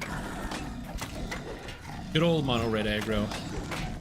It was funny because they banned Corey Steelcutter and Monstrous Rage from Standard and Screaming Nemesis from Standard. You can't play those cards. And then I saw Fairy do like a super high power cube draft that had cards like Black Lotus in it, which also featured cards like Monstrous Rage and Corey Steelcutter. Standard. You're ready to return to the Lord of Blades camp with a satisfied Iron Defender in tow. Here to represent that, you can put certain cards on top of your deck to ensure that you draw it. True. But you can also play the magical hats. Iron Defender to Doris after a successful day training on the Glass Plateau. Just like me at a YCS for real? Yeah, exactly. I suppose. Just staring at your deck and just like, please, just this one draw. Something as simple as this. She opens a portal to the Lord of Blades' current location. I've kept up my end of the bargain. It's not my fault if he obliterates you for daring to impose upon him. That's his soul because of it? I mean, yeah. That's because the thing you think as a kid is that the Pharaoh is the better duelist, but it turns out he's not. Yugi's actually the better duelist. It's likely the Lord of Blades soldiers, training. An army of the Lord of Blades soldiers. Imagine how dumb Strim would have been as a kid. Oh, totally, dude. I'm dumb as hell. Blades himself presides over them. Don't trust anything I say. Everything I say is wrong. I am very fallible. Thank you. Tells you that a group of fleshlings have broken into an abandoned manufactory nearby. He asks you to stop them from plundering. I've never heard of Duel Masters, actually. I'm not familiar. One of their birthplaces. The Warforged renegade speaks in his steely, I do love the idea that playing card games is called dueling. It's very funny to me. Walk in our sacred halls. Though that factory has fallen to ruin, whatever is inside belongs to the Warforged alone. He directs you towards your destination. A corridor. Cube is a great way to play Magic. It can be, for sure. I think Cube would be a lot of fun with friends. You know, people sitting around the table and you're all kind of drafting from the Cube. You immediately spot the intruders. A squad of hidden hand thieves. That could be fun. Come to uncover the facility's secrets.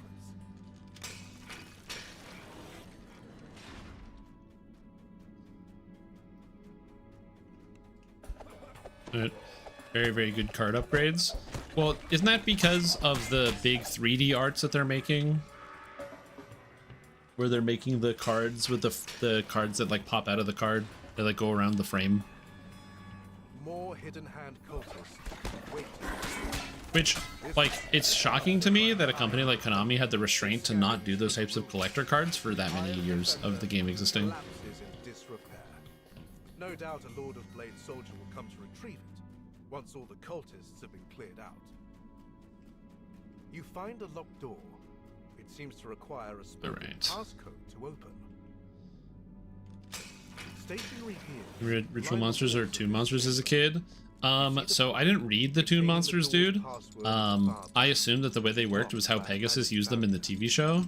Huge mistake, by the way. Don't do that. Set of wheels clicks into place.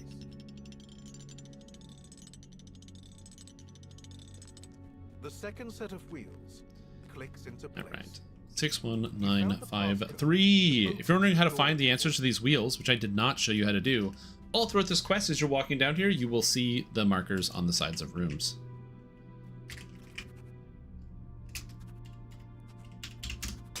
The door grows open. You hear a door yawning open in the distance. A lot of people actually really hate this quest. The Bark and Blade is like some of the community's least favorite quests. It's relatively long and it has quite a few good items, so a lot of people just don't like the farm. Because I've spent They stand in front of what appears to be 11 minutes in the quest so far, somewhere around there, and it's still going. So again, I understand. I'm not confused as to why some people may not like this quest in particular.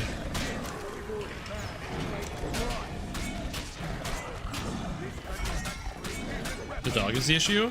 I've actually found that the dog, especially in modern times, actually controls really well.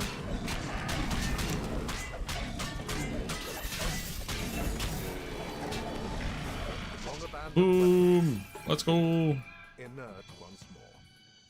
With the threat subdued and the hidden hand intruders. Alright, we're almost there, baby. 2 more quests. 2 more quests. 1 more quest, and this character will be at the level cap. Oh my god, I got the Blade Mark Amulet! This item gives me Repair Amp, Insightful Physical Sheltering, Profane Life Force, and Fortitude. All 6 stats, and I don't need any of the stats from my current amulet. Huge upgrade. Massive. Streamer RNG. Immediately. Dude, look at that ramp. I have 171 ramp. Whoosh. 3,173 health. Non-crit. Oh. 177 physical sheltering. Oh. Dude, the stats, man. The stats.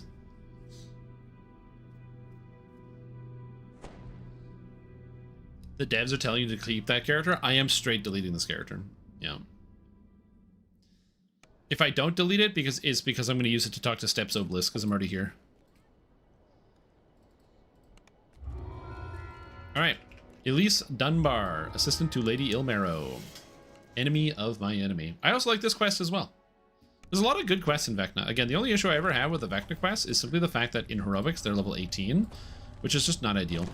A figure in a familiar hat stands next to a nondescript door.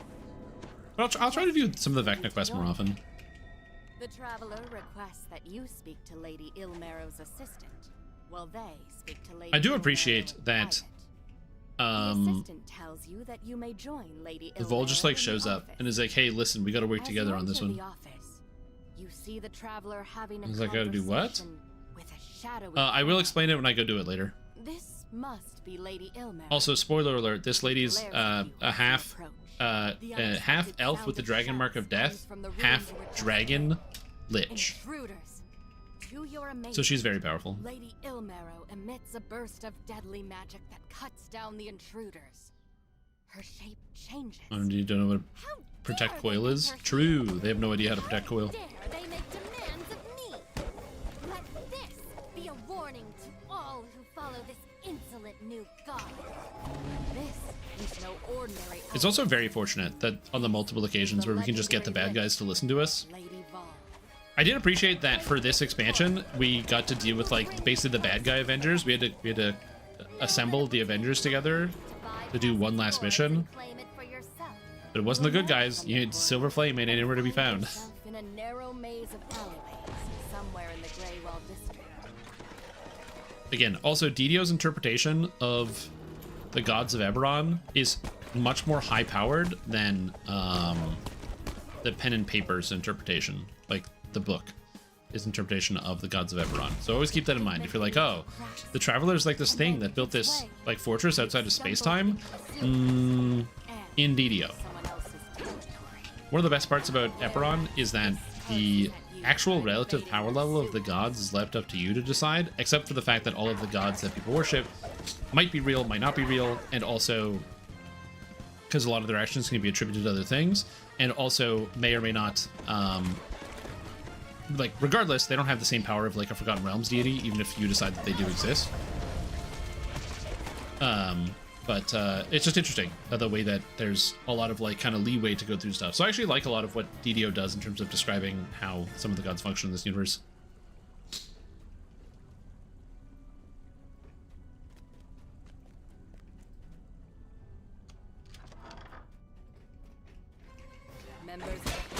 No, the hidden hand, not these guys. He's like, hey.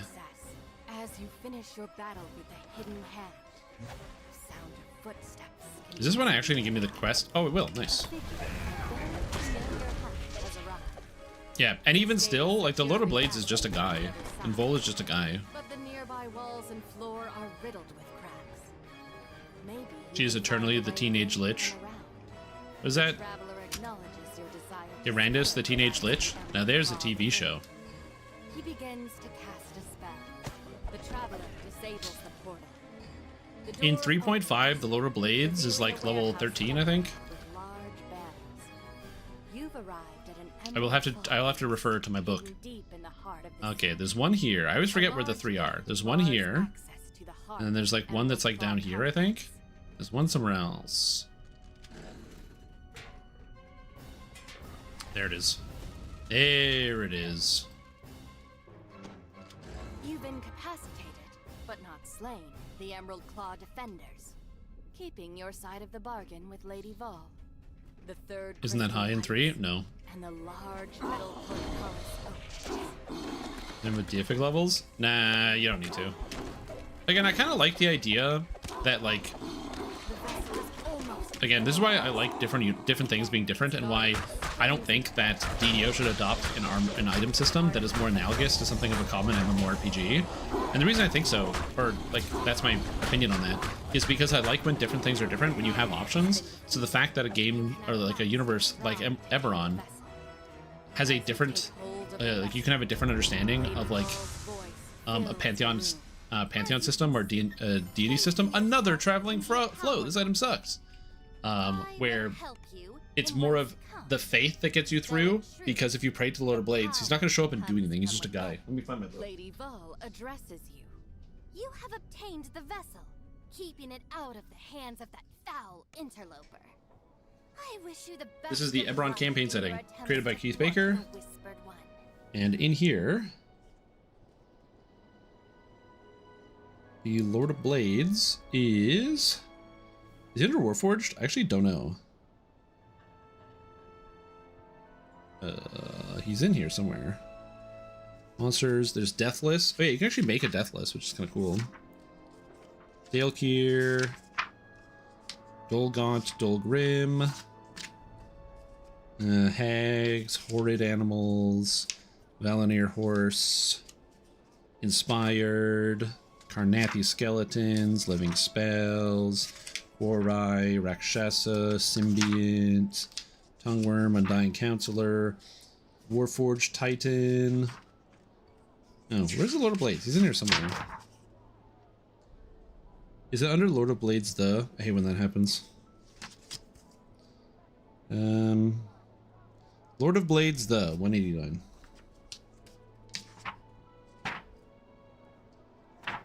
$189.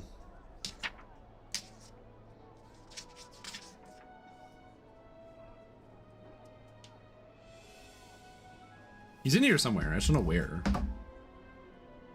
Is that the only mention of the Lord of Blades? Really?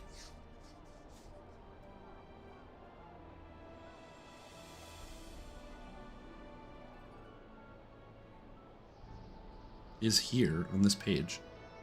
Why do I remember this being referenced somewhere else? Oh, that's why. Because it's literally on the page. I just didn't read it. Blah, blah, blah, blah. The Lord of Blades is a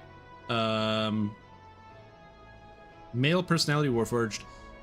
Fighter 2, Artificer 5, Warforged Juggernaut 5. He's level 12. He has a fanatical band of Warforged followers at his side, devotees who memorize his sermons, advocating supremacy for constructs. He preaches an apocalyptic version of a future where the Warforged will destroy or enslave weaker nations of flesh and blood. We were made to rule Eberron, Lord of Blades has declared over and over again, and the day will come when the Warforged will inherit the world by blade and by blood. So yeah, so he's level 12.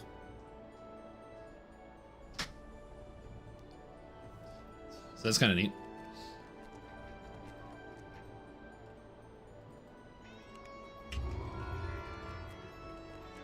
Again, a good way to think about it is that, like, in Eberron, no one is really that powerful in Eberron, but also it's like the difference between it's like the floor is higher, but the ceiling is a lot lower. So like in Forgotten Realms, you have like the 13th level magic, and you had the Netherese creating these flying cities and all this other stuff.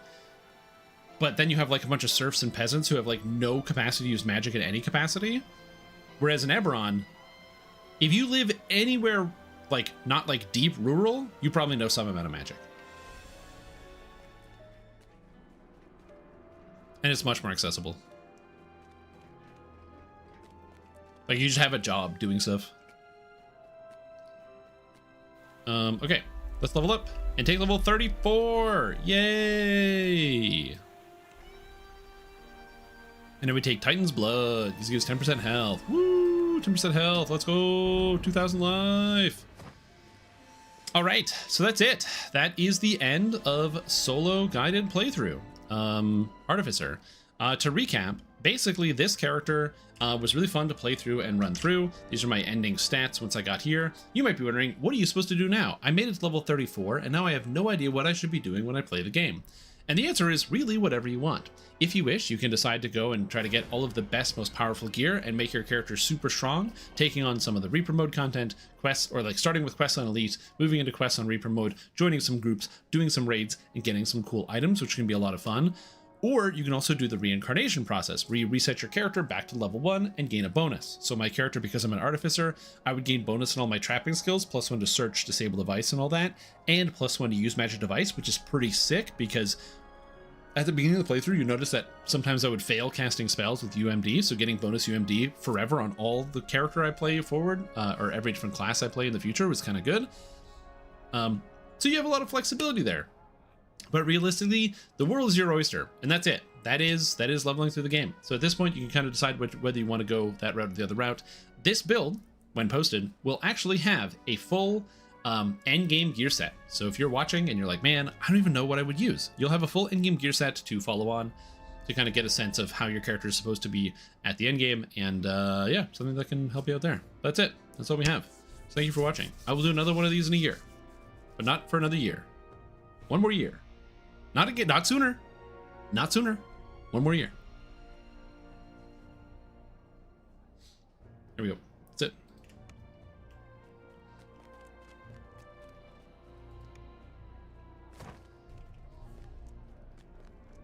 Made a flying glacier, but it crashed. True. All right, and now to make sure I don't screw this up, stop record. The end of solo. Oh, because the solo guided playthrough just shows people how to get from level 1 to 34, and it's a YouTube series I'm uploading briefly. I don't like to play solo generally, so I am only doing this just for the purpose of like making something demonstrative for people to be able to follow if they want. But outside of that, I just don't really care. But yes, I will be making a full endgame gear set for this character. So maybe sooner? No, I'm not maybe sooner. I really enjoy playing with groups. I don't enjoy playing solo. Some people do enjoy playing solo, and that's good. I'm glad for those people. I got 3 soul vessels? Hell yeah. But that's not me, man. That's not me. Gather more materials. Yeah, I got 48 bleak insulators, 58 bleak alternators. Damn, dude, I got lucky. More materials. More. I must have more. And these are all rare filigrees, sentience toolkit, and some gems. Beautiful. All right, and now we go to the garbage. So let's see here. Sorting out the character. Stuck on character. Shining Reliquary is food. Sir Squillum is unfortunately food. I'm not going to delete the character right away, but I am going to move a bunch of the food into here. That's all food. That's food. Food. More food. We're breaking down into sentient stuff. A bunch of garbage. Yeah, we're going to leave the character as is for now.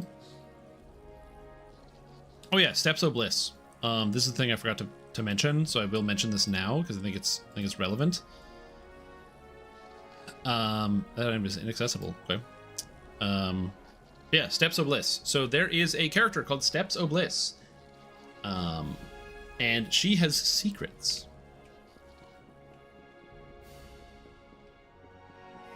Ooh, that's this lady right here. Nope, this lady right here. Steps of Bliss.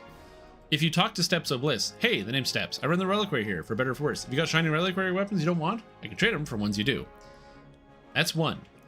You have to talk to Steps of Bliss 14 days.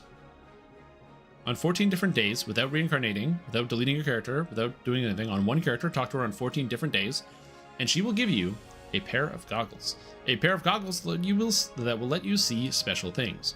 What do you do with those goggles? Going into different quests will let you see certain chests that you wouldn't normally be able to see, and loot items you shouldn't normally be able to loot. Specifically, if I come over here, if I climb up into the rooftop of the tavern, this might actually be easier without the mount, because the mount can't jump unless I'm moving. But what are you going to do? Okay, no more mount.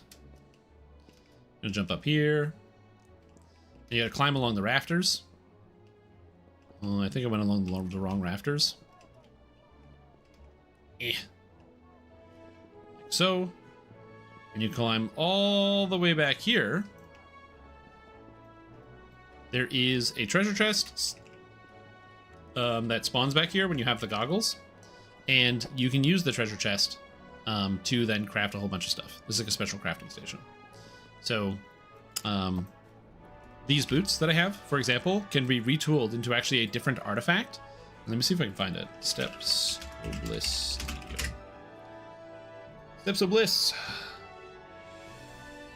I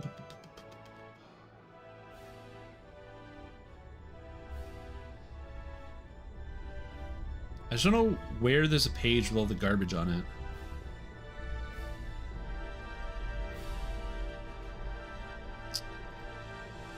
You know if there's, do you know what, if there's a page that has all the items? Ah, there it is. So we have the Unholy Defiler of the Hidden Hand. So you can take a Shining Reliquary Key and get a Defiled Reliquary Weapon, a Defiled Azure Buckler for a regular Azure Buckler. So it's got Insightful Shield Bashing Unholy, so you can basically defile a bunch of items. Same with the legendary items. But then you can also get a bunch of... you take these items, the Mystic Monocle, Buckle of Transformation, Bladesworn Bandolier, Book Cover Belt Strap, Eyes of Enlightenment, and Dusty Spectacles to get these special, unique artifacts. And so you have to defile them by grabbing these Dusts of Defileness that you get from going to the different quests. The Desolation Spectacles grant Quality Intelligence, Quality Potency, Insightful Spell Lore 5, and are actually quite good because the Insightful Spell Lore was convenient for a time depending on the type of build that you were using. We have the Eyes of Defilement, which is the same thing for Wisdom, and then we have the Misery Monocle, which is the same thing for Charisma, and then we have the Buckle of Assimilation, Quality, Strength, Insightful Double Strike, Keen of Combat, and Fusion. This belt was cracked and is very, very, very nice to use. The Blade Barbed Bandolier gives Quality Constitution, Life, and Quality Physical Sheltering. It's not amazing. You could use it, but you shouldn't. And then we have the Forbidden Tomes, which is the Dex Quality Insightful Double Strike. The Buckle of Assimilation is an item that, if it had a moon slot, might pop up in a gear set every now and then, but it's hard to justify using these artifacts given that they don't have as many slots on them. But yeah. Did you know that I hate it? I felt like login rewards not fun. I agree. I actually still haven't done it because I hate it so much. So that's always fun. Okay. Sitting time.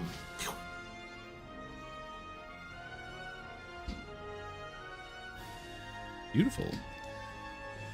Now we have sitting time. So the goal here is I want to do a couple other things. Now that this is done, this is too high. There we go. There's a couple other things I wanted to do. One of which was find some fun build ideas. So I'm just gonna get the text here. In my Discord, I actually wrote, in 2020, a list of builds I wanted to play for every single character class in the game. And then I decided it would be a good idea to examine this and maybe make a new list of builds. So give me a second here. I'm going to go here. And we're going to add a new thing.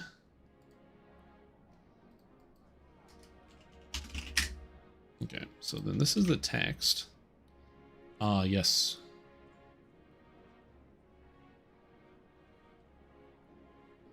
Where's my font size?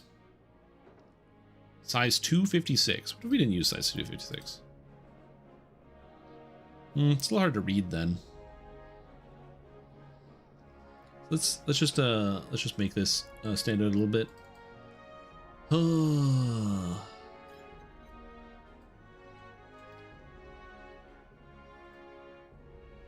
Let's go to like 24 to make it a little bit easier. And then we're going to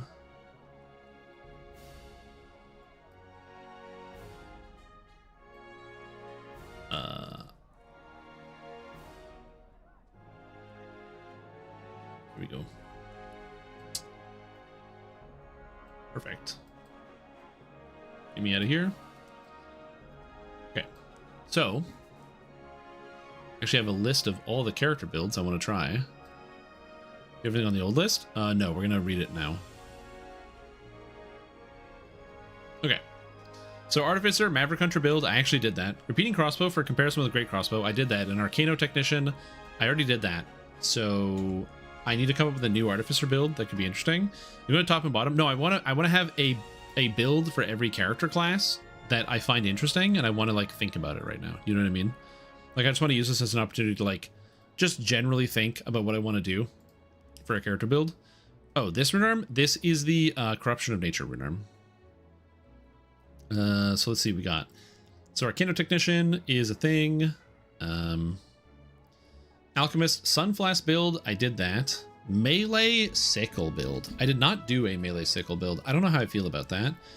Bard Spellslinger Revisit. I have already done this, so I don't have anything there. Water Domain Healer Cleric. I never did a Water Domain Healer Cleric. I like the idea because you could go Water Domain and then use your cold spell power for all your healing spells. The problem is in modern times, you use a lot of SLAs because of the addition of Cure Moderate Wounds to Radiant Servant that it didn't have before. And so the Cure Moderate SLA is basically like a poor man's closed wounds. So you don't really need any other actual healing. So Water Domain Healer Cleric seems bad.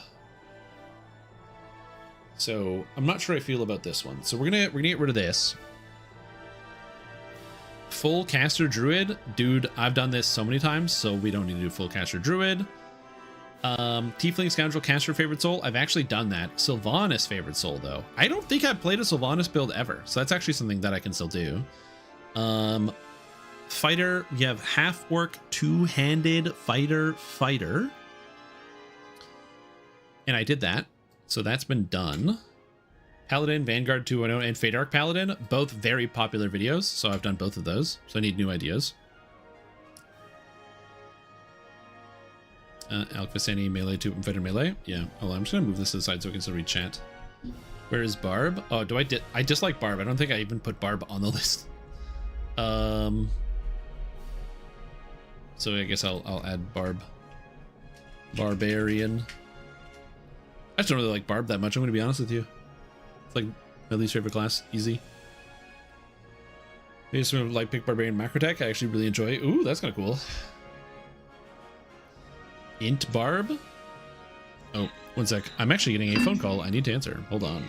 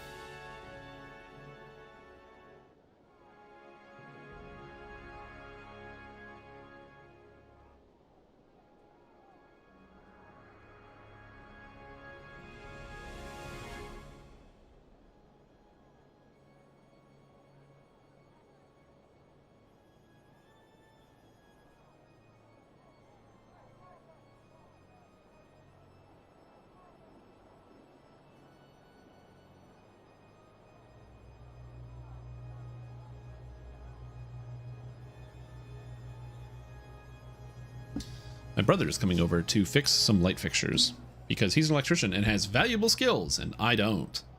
So that's a cool thing. Okay, it's cool. So we are coordinating that together. Back to the list of things. Have you done a barbarian build? I have, yeah. Future using what we get at the moment, depending on what style of classes. Yeah, we'll think about that. Henshin 2.0. You know what? I do want to replay Henshin, so actually I'm leaving that. That's good. Ranger Arrow, a Fade Arc Tempest and Acid Arrow rebuild. I've done both of these. I did Fade Arc Tempest on hardcore, actually. So this, I want to go, so Ranger, this is easy. This is Dex, Tempest, Kopesh, Ranger. So I want to do Dex, Tempest, Kopesh. Rogue, great crossbow mechanic for comparison to Artie Repeater. I did that. It's really, really horrible. So this, I want to do Arcane, Trickster, oh, yes, and I don't want to do Ranger. I want to do Dark Hunter. This is Dark Hunter. And then I want to do Arcane Trickster.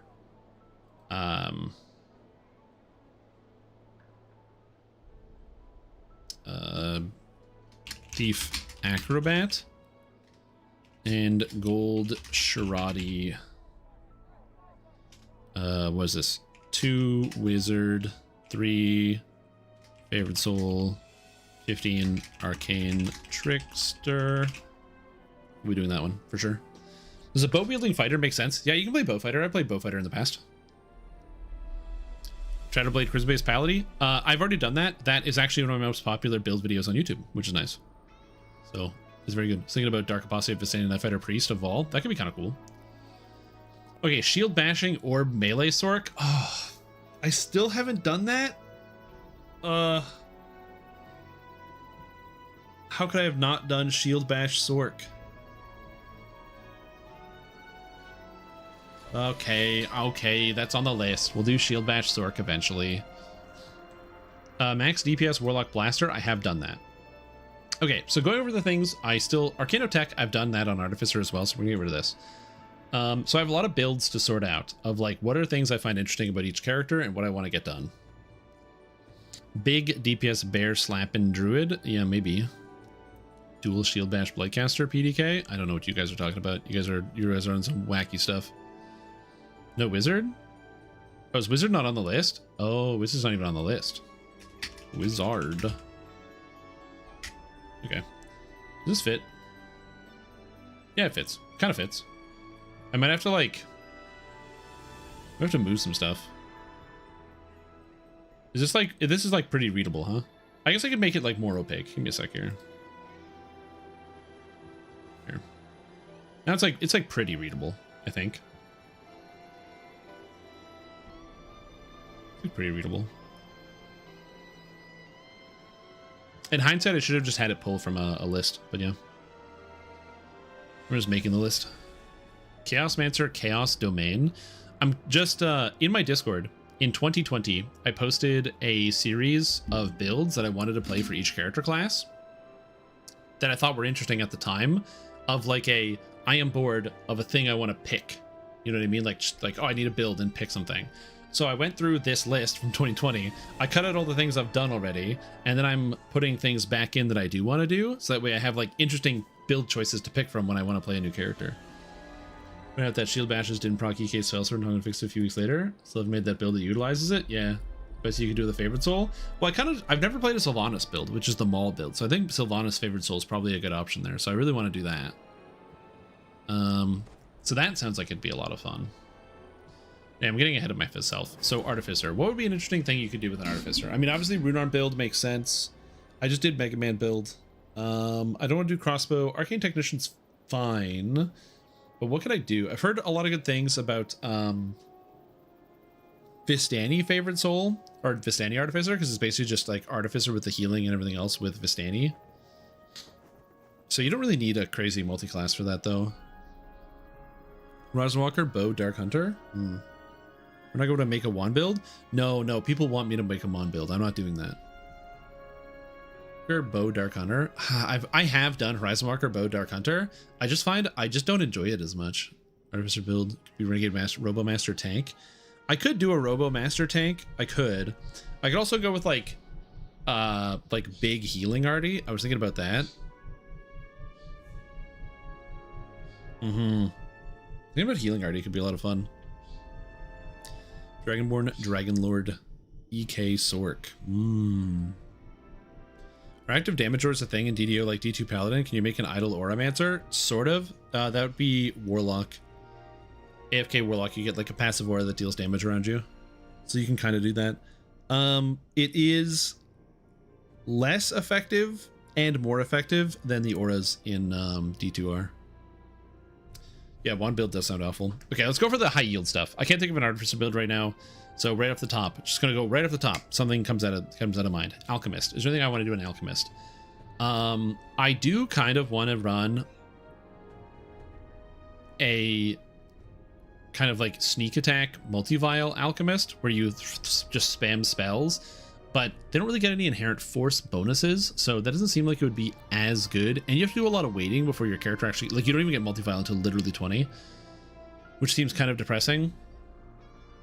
I do like the idea of running Quarterstaff on Alchemist for some of the cool stuff out of Vile Chemist. Vile Chemist feels like it's a lot of physical pain, so I don't love that either. You don't get Admixture Heal until 15. I've already done Vile Master of Flowers, so Alchemist, I'm kind of stuck. Alchemist is pretty straightforward. I'm not in love with that. Apothecary, maybe, but we'll see. Barbarian. So the only thing I would want to do on Barb would be like big crit Barb. Where you get like the extra crit multi, and then you use like a heavy pick or something, and you crit people back in time. So that could be kind of interesting. But I don't know if I really love that. Occult Slayer Tank Barb could also be kind of interesting. Bear Barb could be interesting. Let's look at some of the race stuff. Let's look at some races. So, eventually. We'll look at races eventually. Bunga Bunga Great Club Barb. If there was any support for Great Club in the entire game, I'd think about it. But it's kind of what you think it would be? Yeah.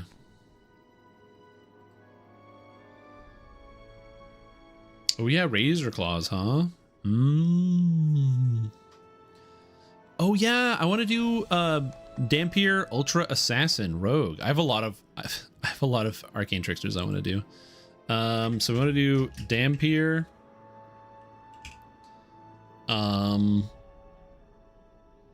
Double Assassin Rogue, which wouldn't be an Arcane Trickster, unfortunately. So yeah, Dampier Bonk Barb. Somebody mentioned Razor Claw. Somebody did mention Razor Claw. Okay. Barbarian's interesting. You have a lot of really cool options. Eladrin's kind of neat. Eladrin gets their affinities. You get the extra strength. You get the sneak attack damage, which could be kind of cool. But you don't get like the top tier here. It's just like grace or just skill. You don't get any like cool shifting abilities. I'm not feeling the Barb. Barb is kind of like just like click on enemies. You know what I mean? Like you're just clicking on people. I don't love it. Bladeforge Barb is $60, so I don't love it. Although, you know what would be kind of neat?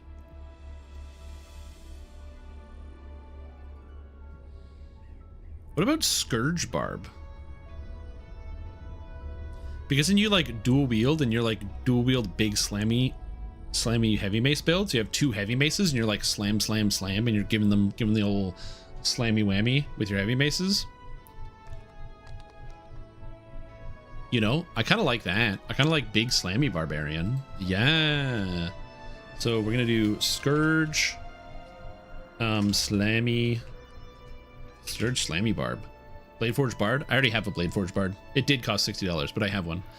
It's my character Streamforged. I still use it.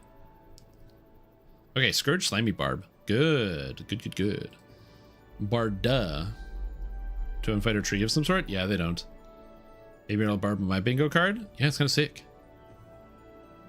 Yeah, because you need 2 Hearts of Wood. You need a +5 Heart of Wood, a +20 Heart of Wood. You need a reset. So not a reset, a alignment change. And then if you want to do it in the same day, you need a reincarnation timer reset because it's too many lesser TRs, or you have to wait 3 days. Shifter Caster Barb. No, I don't think so. I don't think that's a good idea. So the problem with Scoundrel, and I like the idea of running a Scoundrel, but this tree just like blows. It blows big chunks.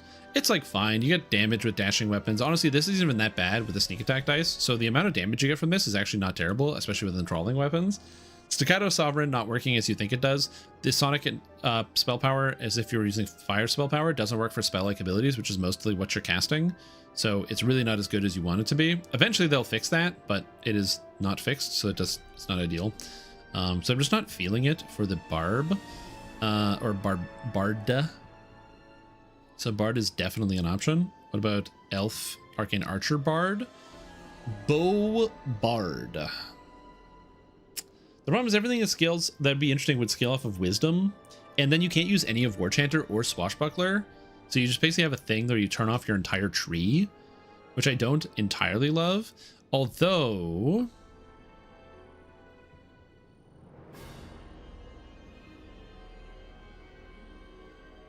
that's kind of interesting because you could get the AoE damage on that and then just use the Bard for crowd control.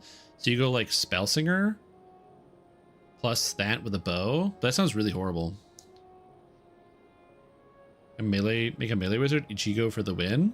Well, you just hit with a sword and you enchant your sword. So you can do that. There's plenty. I've done melee wizard a ton. It's one of my favorite builds to play.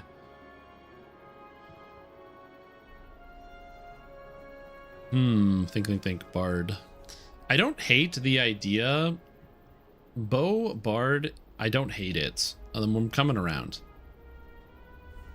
Because you can do half-elf. And then get access to the Arcane Archer tree. The problem is, it's just kind of expensive. And you can't take the T5 of half-elf Arcane Archer anyway, which kind of blows. Where even is half-elf Arcane Archer? So that's here. So you get half-elf Arcane Archer. And the half-elf Arcane Archer is weird because... oh, this doesn't bring you to the proper one. This brings you to the wrong one. This is Ranger Arcane Archer. I need, yeah, this Arcane Archer. Elven Arcane Archer. Which goes up to level 25 for the capstone, which is kind of bizarre.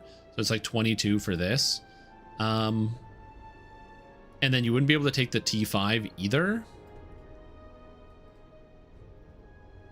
But you could multi-class. You could do like 12 Bard, 6 Ranger, 2 something. But then you wouldn't be able to use any other points in the trees because everything's too expensive. And if you do Ranger, you're just playing Arcane Archer anyway.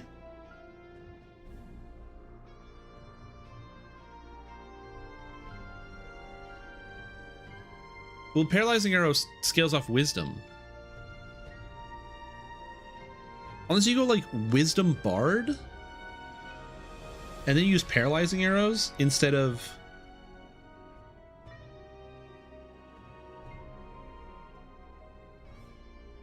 hold on, my brain hurts. So you go Wisdom Bard and then you use Paralyzing Arrows instead, but then there's no reason to go Elf. You would just multi-class Ranger. Like there's no reason to ever use Elf, ever, in this idea. Because Ranger's always just better in every case.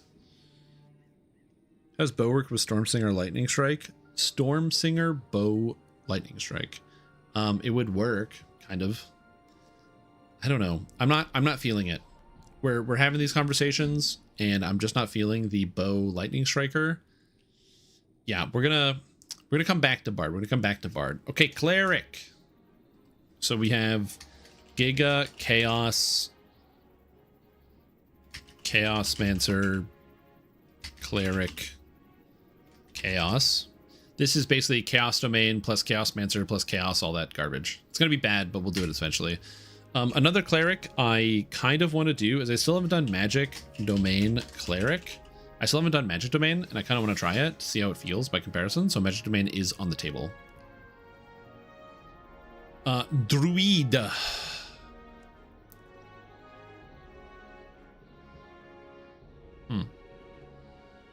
Negative Energy Caster, Dark Apostate? No. I'm good.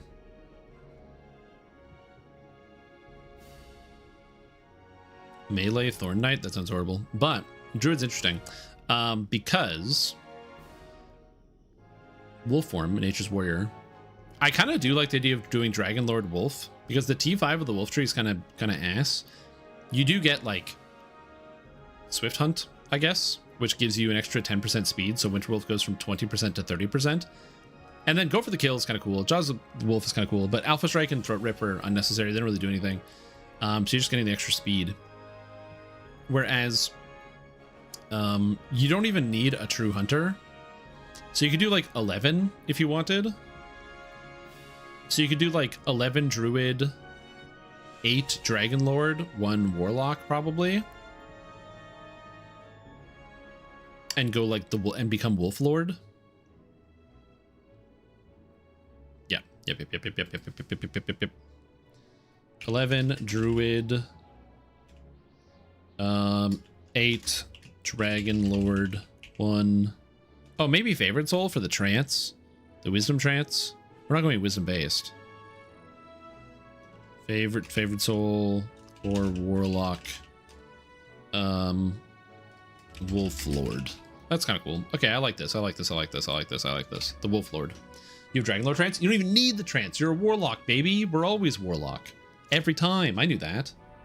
Duh, you get the Strength trance. Holy shit-a-roly. Ooh, if you take the Strength trance, you can't rage. Oh no, hold on. Oh crap. But then we can't rage, dude. Which I guess it means you don't have to worry about not being able to cast spells. Heavy pick, Dragon Lord Bear, big old crits. Yeah, you could do that. I'm not sure how I feel about that.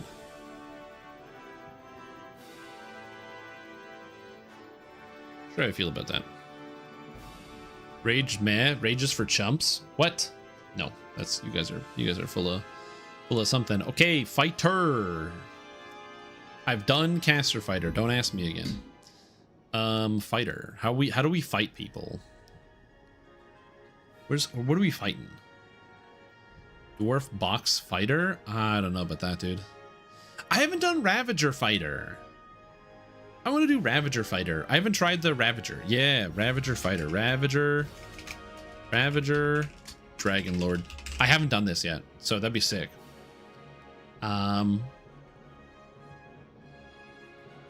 Actually, that's a great question. Can you, if I go up here, we go to Dampier. Fearsome Countenance. This is necessarily. Can you quicken this? Dampier tree. With a single target activated without a selected target, which is due to the original target, single place animation waste a cooldown. It can be entered back with an ability based attack. Debuffs applied to the first frame of the animation. Coward effect is not broken by damage. Oh, you can Fearsome Countenance tumble? Oh shit, you can Countenance tumble. Let's go, dude. Coward targets instead helpless and freeze in place. Affected targets are invalid for Apothecary's Resolve. Or are valid targets for Apothecary's Resolve, and likely valid targets. Oh my god. You can dissolve them with Apothecary?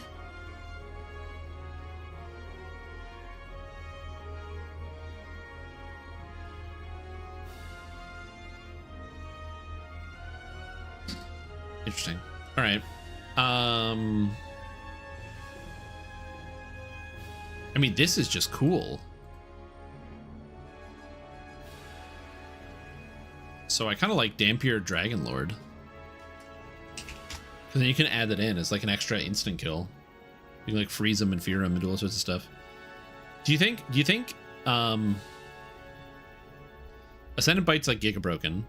Does not apply to targets cowered by Dragon's Roar. Does apply to those affected by Fearsome Countenance. Characters are cowered by Turn Undead that turn their transformation off may be killed by this effect. This is being fixed, by the way. The DC is actually going to work, which is exciting. Very cool. Very cool.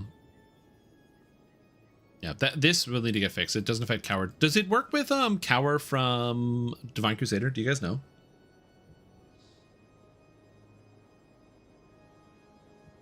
Also, I have to make the font slightly smaller so everything fits on screen. Which might make it harder to read, but don't worry about that. Okay, that's fine. All right, Paladin build. Paladin. Pal-Aiden.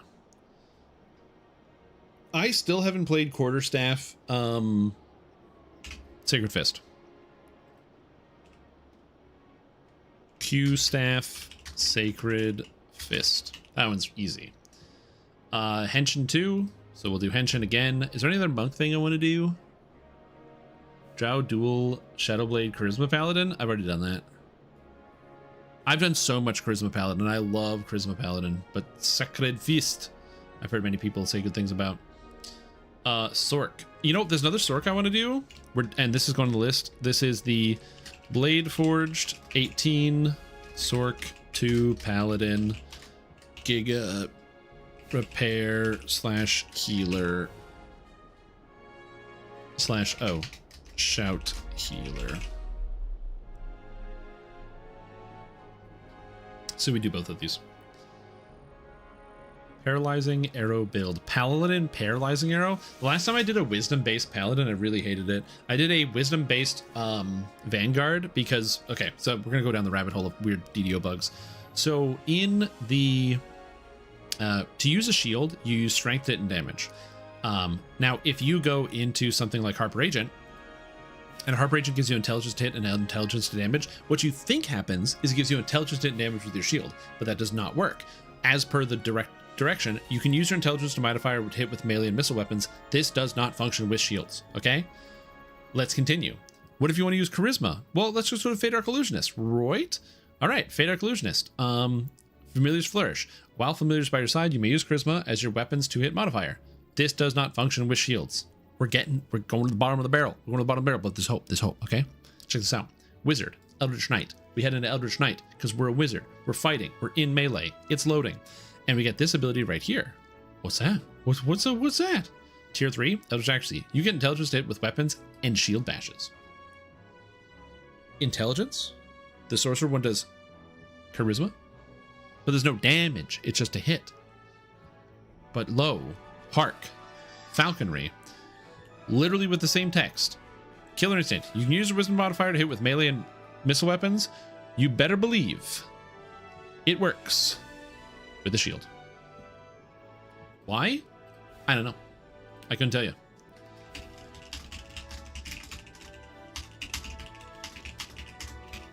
So I did Wisdom Vanguard in the past. I did a Wisdom Falconer Vanguard as an Azamar stacking, and it was like, and I called it the Mana Vanguard because you like get lots of mana from your Wisdom. It was fine. It's not my favorite, but it was fine. Anyway, you can do it. I've just done it. Warlock. I need a Warlock build. You got any ideas? Magical Ambush. Oh my god. Sneak Attack Warlock 2.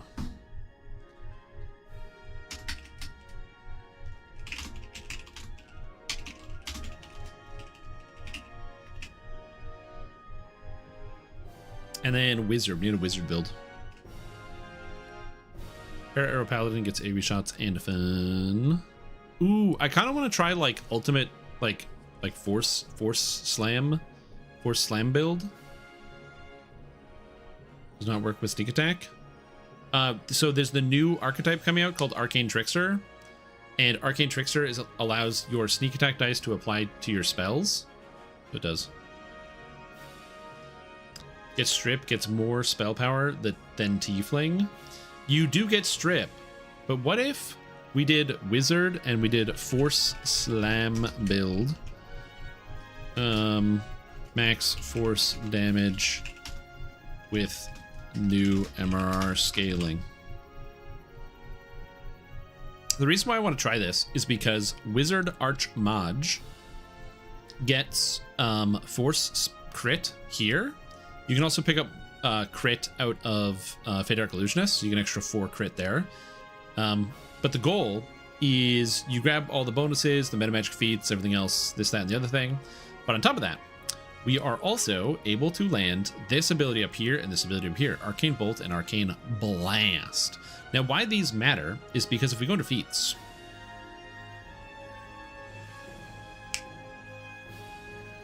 they really suck. They don't suck. They're very good for leveling. Wizard's super strong for leveling. Listen, anytime somebody tells me that Wizard is not very good for leveling or that Wizard doesn't feel good, all you're saying is I haven't played a Wizard since 2019, which is fine. but like it's really strong. You have infinity mana. You can literally turn on all your meta magic feats on a first life character and just rip through everything. It's very, very easy. It's very easy.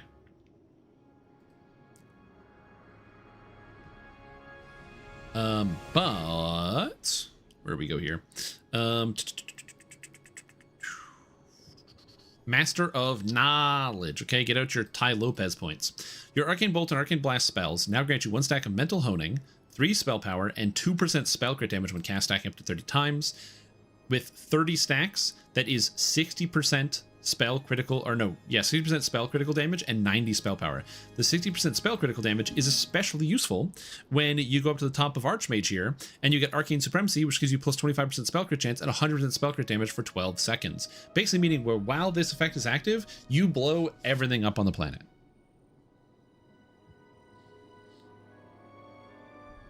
Yeah, like a lot of people, the reason why Wizard is cool is you don't need immunity stripping, because if a monster is immune to fire, you just cast an ice spell.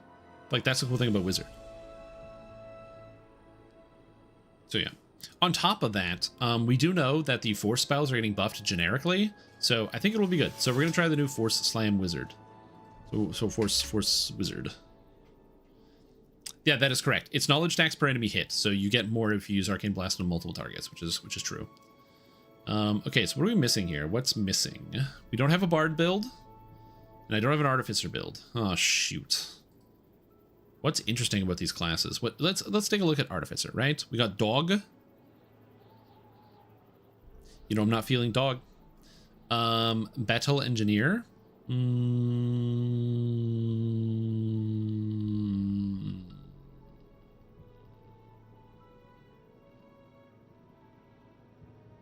Damn. Honestly, unlucky. Conbarian. I've actually done Conbarian. It's really horrible. There's not the only reason why Conbarian is good is if you play a dwarf, you get the con to damage, and you just have so many past lives like Dragon Lord, Monk, Primal, or is it Ancient Power, Enchant Weapons, where your hit chance is so high you don't care about not having hit chance. Vanguard Swashguard. I hate that, dude. Vanguard and Swashbuckler. Although, you know what? No. Single Fighter Runearm build? I could do a Bastards as a single weapon fighter Runearm build. I've never done it before. Is update coming to Force spells? Yeah, they said that they were looking into ways to make the Force spells more enticing because already Chain Missiles, if you didn't know, was being updated on the preview to be a triple hit AoE spell. So you shoot out 3 blasts, goes 1, 2, 3, and then it just hits a target and does an AoE around them. So they changed Chain Missile already. They said that they're going to be updating Magic Missile. Torque was in the chat. He said Magic Missile is going to gain 1 extra damage every 2 caster levels. So it still caps out at 9, or sorry, like level 9 for 5 missiles total. But now at level 9, each missile, instead of doing a D4 plus 1, it's a D4 plus 5. And at level 19, you get a D4 plus 10 per missile.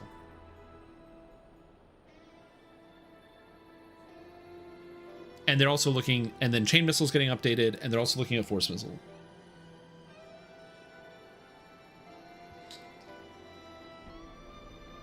So yeah. Anyway, Artificer, I don't know. What do we do? Yeah, and bucklers with bashing stats. Like, maybe the answer is like do a buckler with bashing. So you do like fighter, bard, and something. But like, what's the main tree? What are we bashing? What are we doing? The problem is, you know what's the best main tree if we did bard plus fighter plus something else? That's right, Vistani Knife Fighter. It's always Vistani Knife Fighter. Ugh. Vistani Knife Fighter's too good. Yeah, I know. It's good. Haste addictions and it shows? Yes, I do. Give me my speed. As in speed as in attack speed in a video game. Attack speed in a video game. Attack speed in a video game. Attack speed in a video game.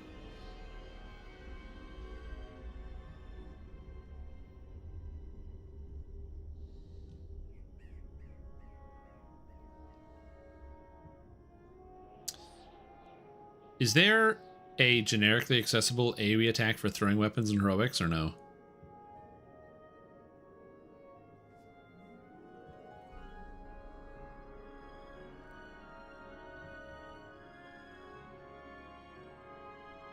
I think the answer is no for throwing weapons. Fate Arc Illusionist, Shadow Blade Bard, Swashbuckler, Capstone? Ugh. Ugh. Ugh. Half Elf, Mark of Storm, Stormsinger Bard? Yeah. Oh yeah, Stormsinger could be kind of fun. Because they were like, yeah, trying a Vistani Fighter Vanguard build, not sure it's going to work out. Brother, are we talking about the same Vistani Night Fighter? Yeah. It's always Vistani. AoE range attack and ink work on all range, or was that crossbow only? Ah, the old Bard Paladin, yes. Good call. Oh, yeah, right, Exalted Cleave does work. Oh, that sucks. I believe it's crossbow only and Inquisitive. War Chanter Bard variant could do that. How about Great Crossbow Rogue? The problem with Great Crossbow Rogue is it's horrible. If it wasn't horrible, it'd be so good. I mean, I guess technically if you get Shattering Strike, it's probably not that bad. Yeah, but you can't have Paladin and Bard. I was like, I was like, maybe I do a Swashbuckler Thrower, and then I get an AoE. Ah, beautiful. What a page. Crossbows, bows, Knight of the Chalice, Arcane Archer, Deepwood Stalker, Devastating Shot, Divine Vessel.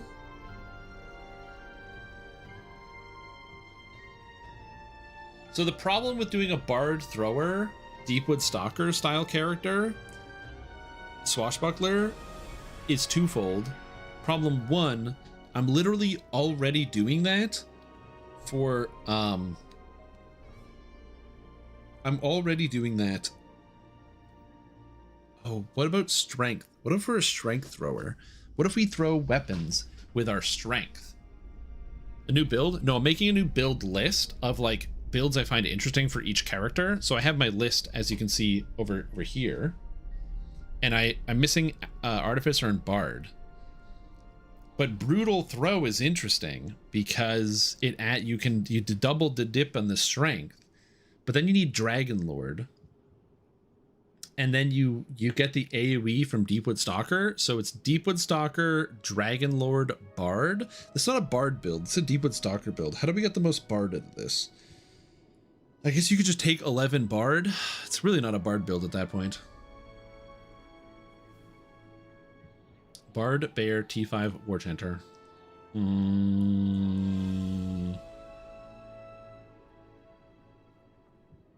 You can get multi out of Wolf.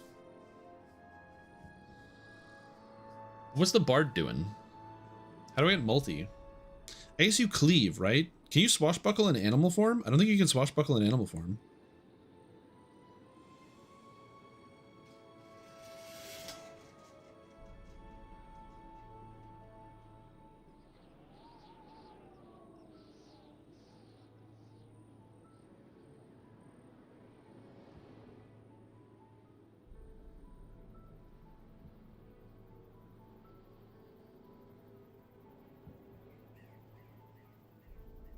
Adrian, do you think they will patch the Calamitous, the Dolorous Acid from working with Eldritch Blasting? No, it's designed to work with Eldritch Blasting. Wolf Song, Druid Wolf.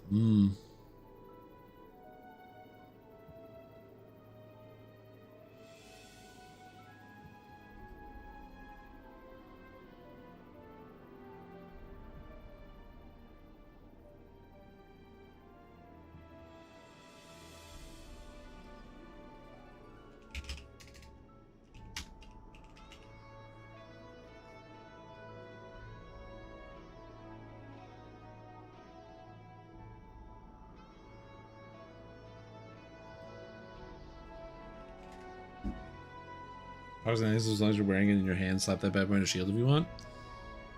I don't think you can swashbuckle while in animal form. I'm instead of thinking about this, I should just quickly check. There's a reason why I've never done an animal swashbuckler before, and I feel like that's the reason why.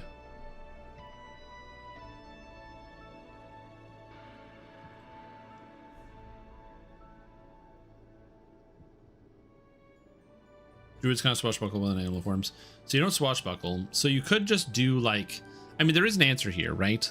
Because if to get the crit threat range and the multiplier while also being a bard, the only way to do that is basically just use Sword of Shadows, and that solves some of your problems. So you just go into like animal form as a war chanter and just use Sword of Shadows. But like you're already using a two-handed weapon. I don't know. I'm not feeling it. I don't see it. You soundburst them with wolf barks. Bard spellcaster, you just sing from your wolf form. I mean, there's an idea. Two-handed fighting, so it can't swashbuckling. Animal form is not two-handed fighting. Animal form is natural fighting. PDK and Fate Arc Lucius Shadowblade. Yeah, PDK Bard is also like a pretty common thing. I'm still thinking about it. I need more time. I need more time to kind of noodle on some of this. Okay. Noodling. Think. Again, this is not a rush. This is like, I appreciate the input you guys are giving me because you're giving me some good ideas. Wild Mage, Artie, Caster, Air Sork. Wild Mage, Artie, Caster, Air Sork.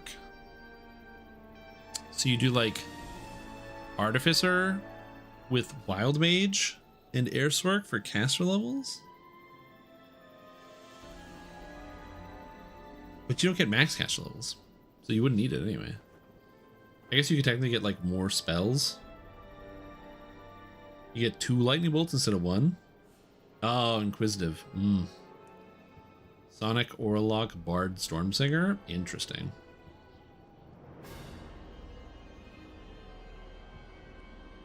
Comma, Shader Kai. That's just gonna be good. Mini Bard, 4 Warlock, 1 favorite soul, 2 fighter, T5 War Chanter, get the Warlock temp HP and the War Chanter temp HP auras. That is a lot of temp HP. A benefit of a build like that, other than just the temp HP, is you also... War Chanter is kind of cool. Maybe I should think about War Chanter a little bit harder. I'm coming around. I'm going around on the War Chanter thing. I need to spend more time kind of staring at it. Because we got like the freeze, right? You got freeze, you got spinny freeze, you got bonkers stats when you play with other people. That's kind of the goal. 4 Warlock for the temp HP. Like, I guess the question I ask, instead of getting temp HP, what if, hypothetically, instead of spending 20 points in the Bard, or the Warlock for the temp HP, I spent the 20 points in the Bard tree, the Spellsinger, to get the Heal Over Time song?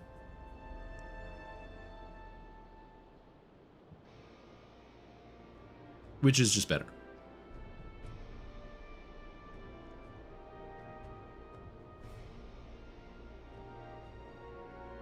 Against the flocks to lower catch level stuff. Well, yeah, but it's I just don't know how you would like how it would be useful with the combination of the two things. Invitor Chains Monk, maybe. I am thinking. I like War Chanter though. I like where we're going here. War Chanter's cool. War Chanter plus Warlock is also just generally interesting. I don't hate it. I don't love it. I guess you have 15 bards. You get access to like level 6 bard spells, but who cares? All the level 6 bard spells are bad. You only want level 5s anyway for like mass hold if you're using mass hold, but you don't take it. I guess what do you get at a 15 bard? I guess you get Inspire Heroics, which lets your song give +4 bonus to dodge and +4 to all saves. Good morning, everybody. Yo, Wolf, welcome back to the stream team. Priestess Room. Fantastic day. Glad to be here. Hope you're doing very good. I'm trying to come up with my list of like builds I find interesting so I can update it in the Discord. Because in my Discord channel, there is a, I have a pinned comment where it's because somebody was like, hey, what builds are you thinking about in the future? So I'm like updating it for like modern times. And I need an Artificer and a Bard build, and I'm really struggling. The main issue is I've played so many War Chanters. So like full Bard War Chanter, like I've done this. I kind of like some of the other things that we've got going on here. I kind of like some of the aura stuff. Animal form War Chanter seems kind of interesting. I don't hate it. There's also just like Dragon Lord War Chanter, which is obviously great, but then you don't take T5 of War Chanter. And I feel like I want to take T5 of War Chanter here. But then you can't swashbuckle and be an animal form, which makes me sad. Yeah, exactly. And also having more Bard is obviously kind of nice. So I do like some of that. Because doubling the range on your effect, so with the victory song, so it's got double range size, is surprisingly good. Well, not surprisingly, it's like excellent. And the capstone blows. One imbue dice, who cares? Charisma Constitution, who cares? And then the scream on a 2-minute cooldown, who cares? So the capstone's bad. But yeah. Yep. So yeah, why not Stormsinger? Because casters are in a bad spot. T5 Fate Singer is fun. Why not Stormsinger? No, I always play a lot of casters. That's why not Stormsinger. I play so many casters. Again, look no further than if you just look at my list for like 2 seconds. I've got like Cleric is 2 casters. We've got Henshin is like borderline a caster. Rogue is 2 casters. Sorcerer, I got the Orb Bashing, but then I got the Giga Healer. Sneak Attack Warlock is a caster. Wizard's a caster. I play lots of casters. I just don't want to do it then. 440 melee power. Oh yeah, but this is for just like leveling and doing some stuff. Okay, so hypothetically, in a video game, what would be bad about being an animal?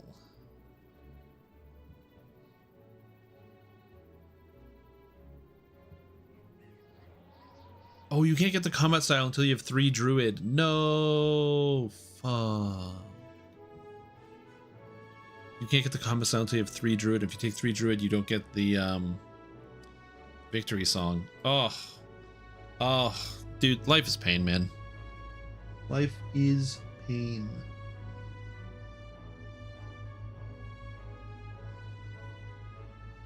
You work, look at my eyes. Swashbuckler Dampier with Vistani. Okay, the problem with this. Okay, so here's the thing, right? The thing about the Swashbuckler, we did talk about this, which I will admit I am interested. You get this ability here called Coup de Grace. And what Coup de Grace does is you kill a guy dead, and then they're dead, as long as they're crowd controlled at all.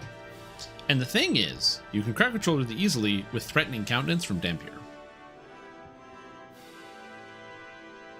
The problem is,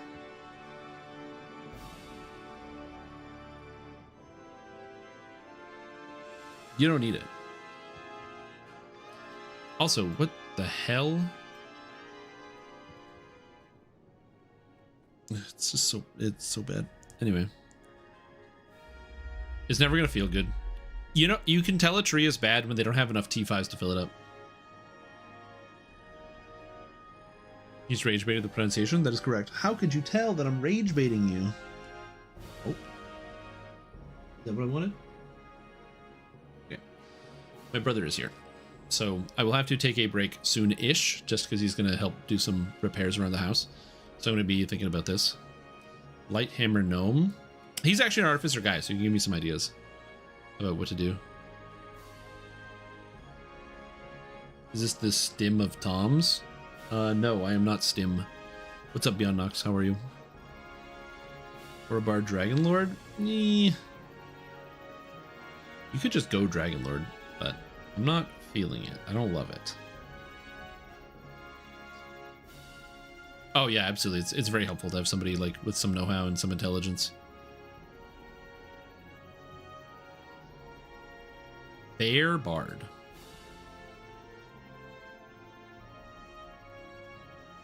Bear Bard.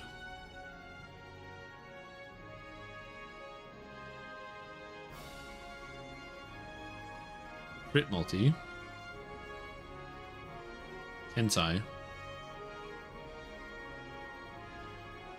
1163. 1163. 11. Bard. 6 fighter, 3 druid, bear, war chanter,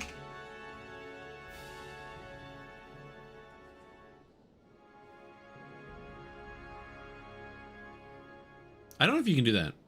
to watch your 120 fighter, but now you're streaming. Yeah. I also, Beyond Nox, I have the 1 to 20 Artificer that is coming out as well. Kind of swash or all or nothing. But yeah, this could be interesting. The fighter lets me get +1 multi, so I can just use a falchion. The bear lets me be a bear. And the bard lets me use the war chanter tree, so I get all the cool stuff out of war chanter. Although 11, dude, 11 is so much pain. I can't do 11 because then I don't get I don't get the temp HP.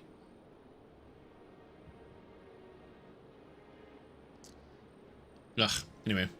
Alright, I gotta think about this, but I'm in physical pain. Keep coming up with ideas. I will return. I'll be gone for a couple minutes because I'm doing some stuff, but yeah, I'll be back.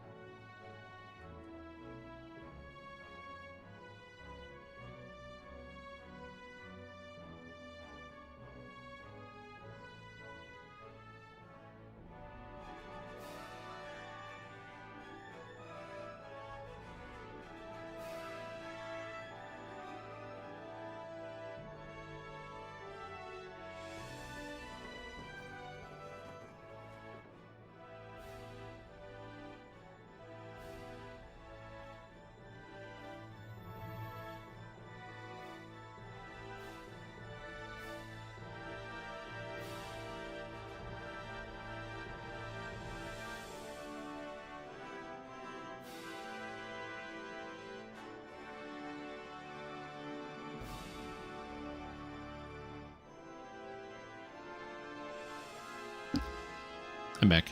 If he cared, he would have left us in Sharn. I mean, I like the music in Vecna. Would you guys rather be somewhere else? He's still here. Working on some stuff. I should have put like a thing. What does this say? Food BRB? This is not correct. Let's edit this. So it says, oh, cancel. So I'm gonna go okay. I'm gonna edit this. It is electrician here. BRB. There we go. Route. By going with Artie, going Scourge, taking Morning Stars. Create a load up in Summer Wizard to top of Elder Tempest and Paladin to get Light Imbue and go 2/2 for make Morning Stars a favored weapon.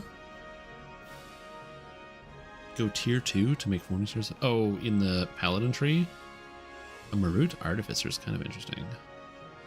One of the builds I was thinking of was actually like two-handed fighter, kind of classic Warforged Juggernaut Artificer, but still thinking about that. I like the Marut idea though. That's a good one. I will think about that. Anyway, I'll be back. Now that I have the message up here, I should have had that in the first place.